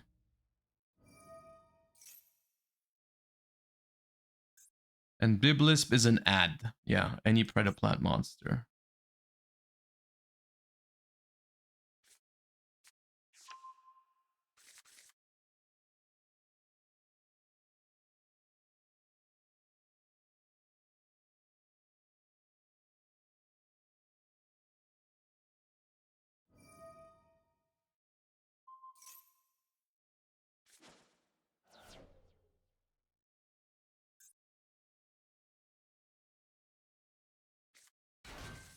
Oh, now we summon the Cobra? Dude, they played a full, like, combo shit and everything. Why did they not do this earlier? This search is super poly. Hello?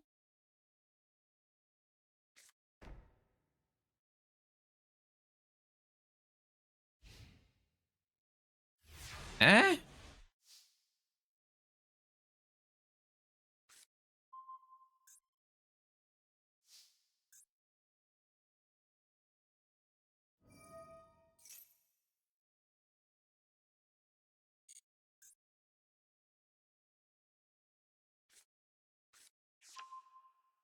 Can they stop?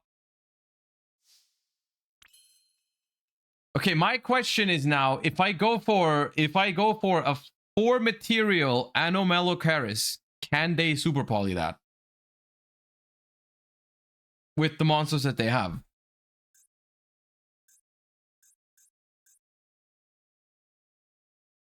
Probably not.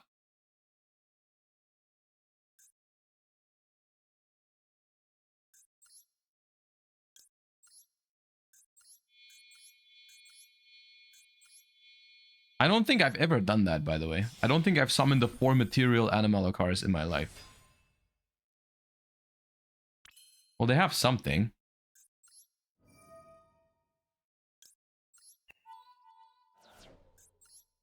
If it's imperm, it's a problem, because if I bring back a Paleo, then... Okay, nice.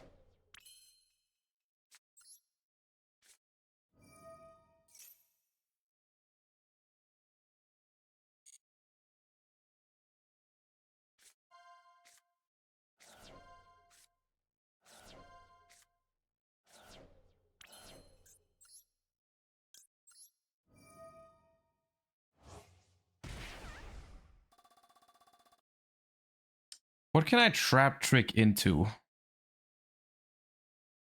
Nothing really. Good Goblin is draw 3.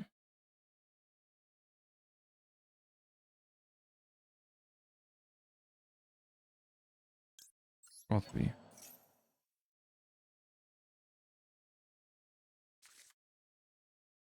Put 1 back. Back. This.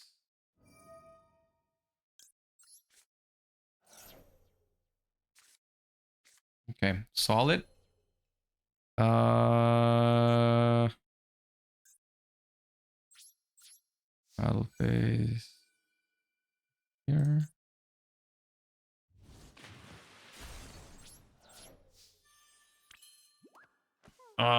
It's a good Zeus, but it's a really good Anomalocaris as well. The only thing I have to be careful of is as soon as I bring back a Paleo, they can super poly my Anomalocaris, but...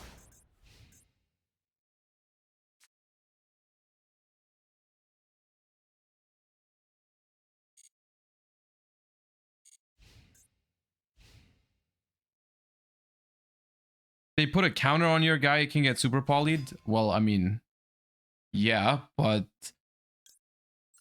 wouldn't that require them, like, it'd have to be a spell or a trap card effect, right?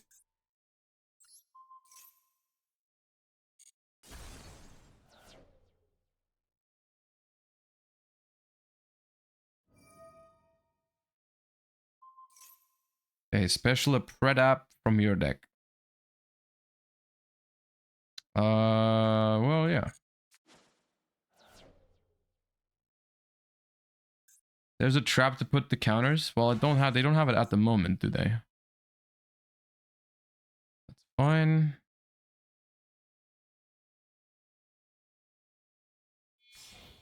Oh, they can link. Okay.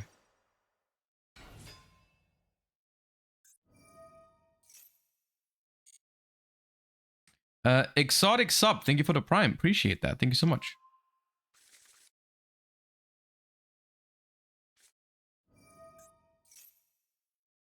Dude, lots of word, man. Lots of words. Yeah.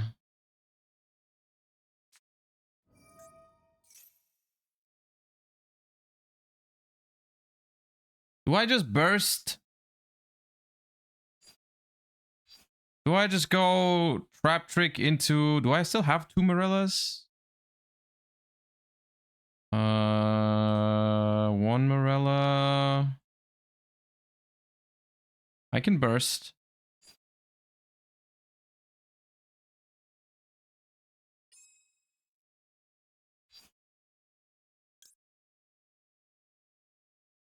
They can super poly me, but it's probably okay.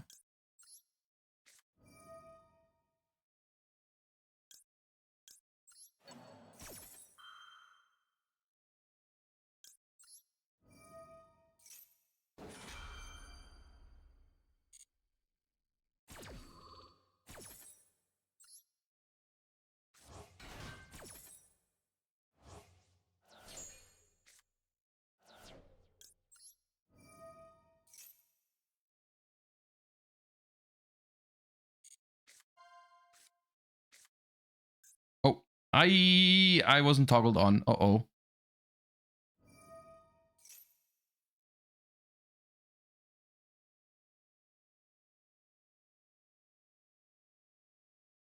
Well.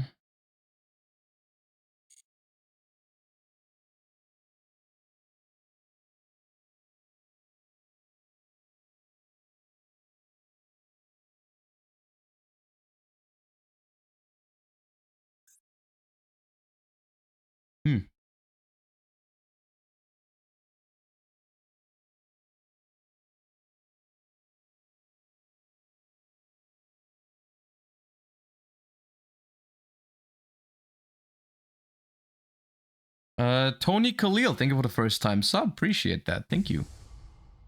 Another ambulance roid.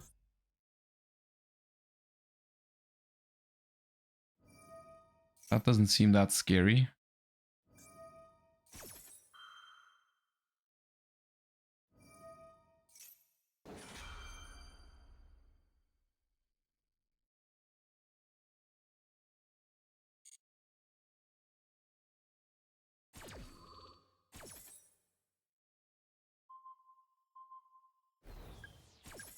Okay, they get some counters.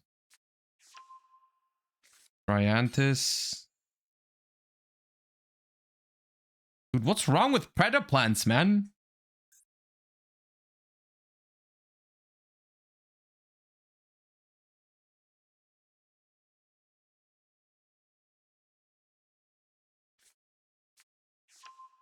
Predaponics?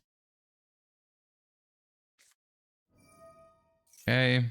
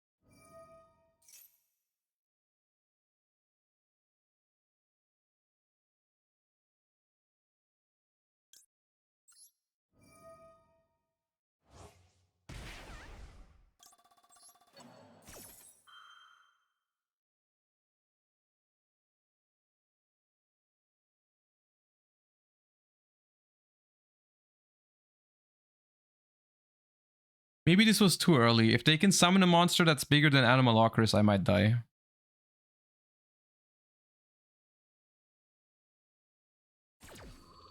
Because I don't have Rise to Full Height or anything. I'm not under Waboku.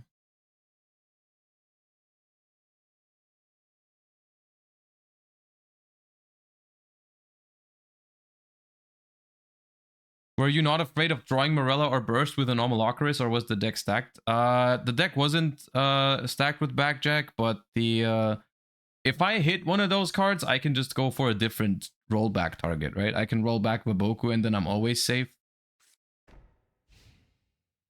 Okay. That was scarier than I was, you know.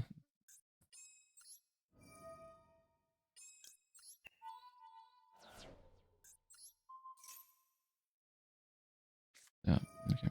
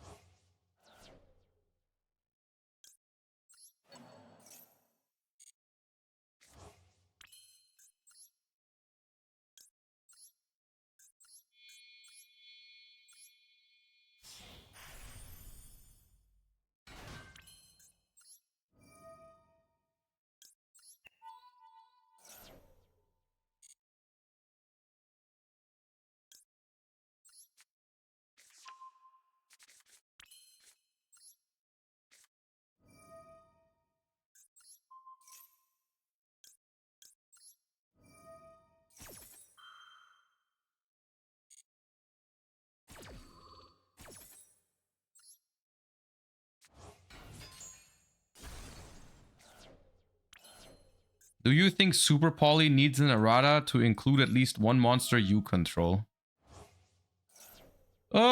No, I don't think so. Surprisingly, I don't mind Super Poly that much at the moment.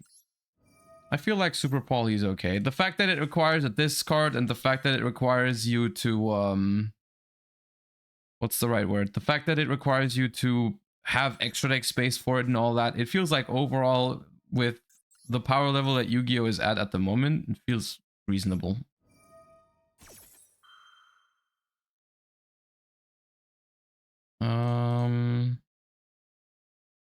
Do I chain rollback to banish this? It's not gonna be game.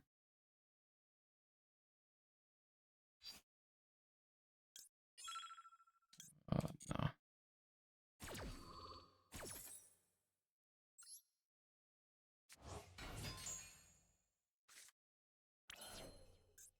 Super Poly is one of the fairest cards in the game. Well, I don't know if I would phrase it that way. I don't know if I would go that far. I don't think that's what I would say, but I think it's fine.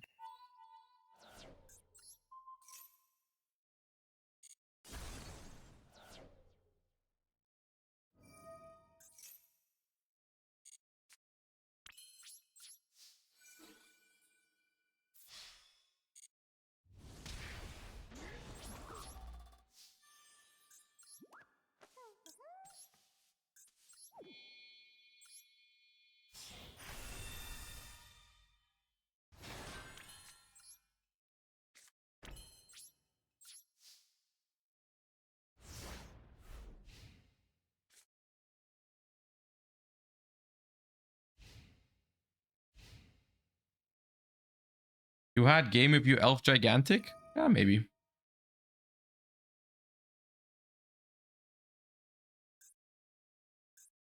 Dude, how many different Predaplants cards are there? Is this their limit one deck and they just put every single Predaplant?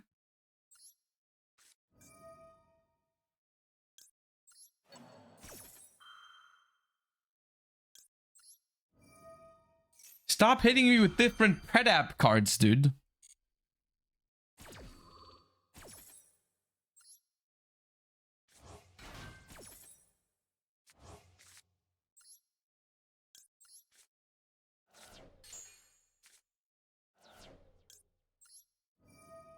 Oh, I put the chain links wrong.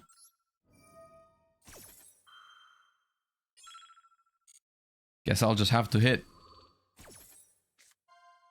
Easy.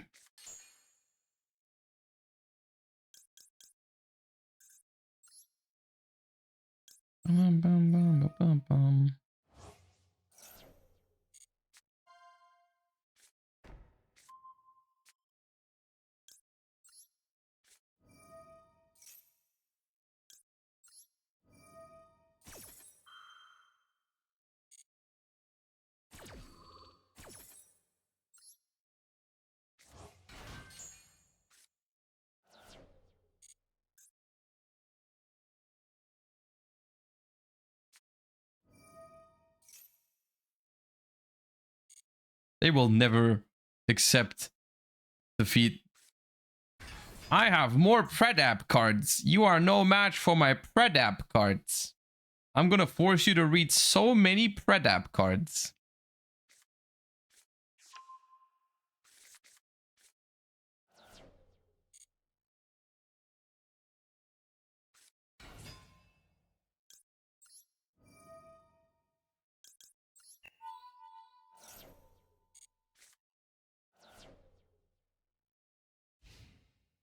Okay, finally.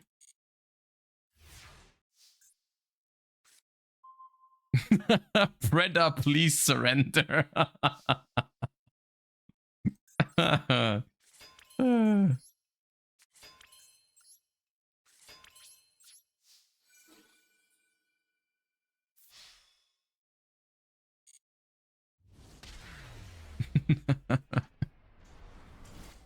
Yeah.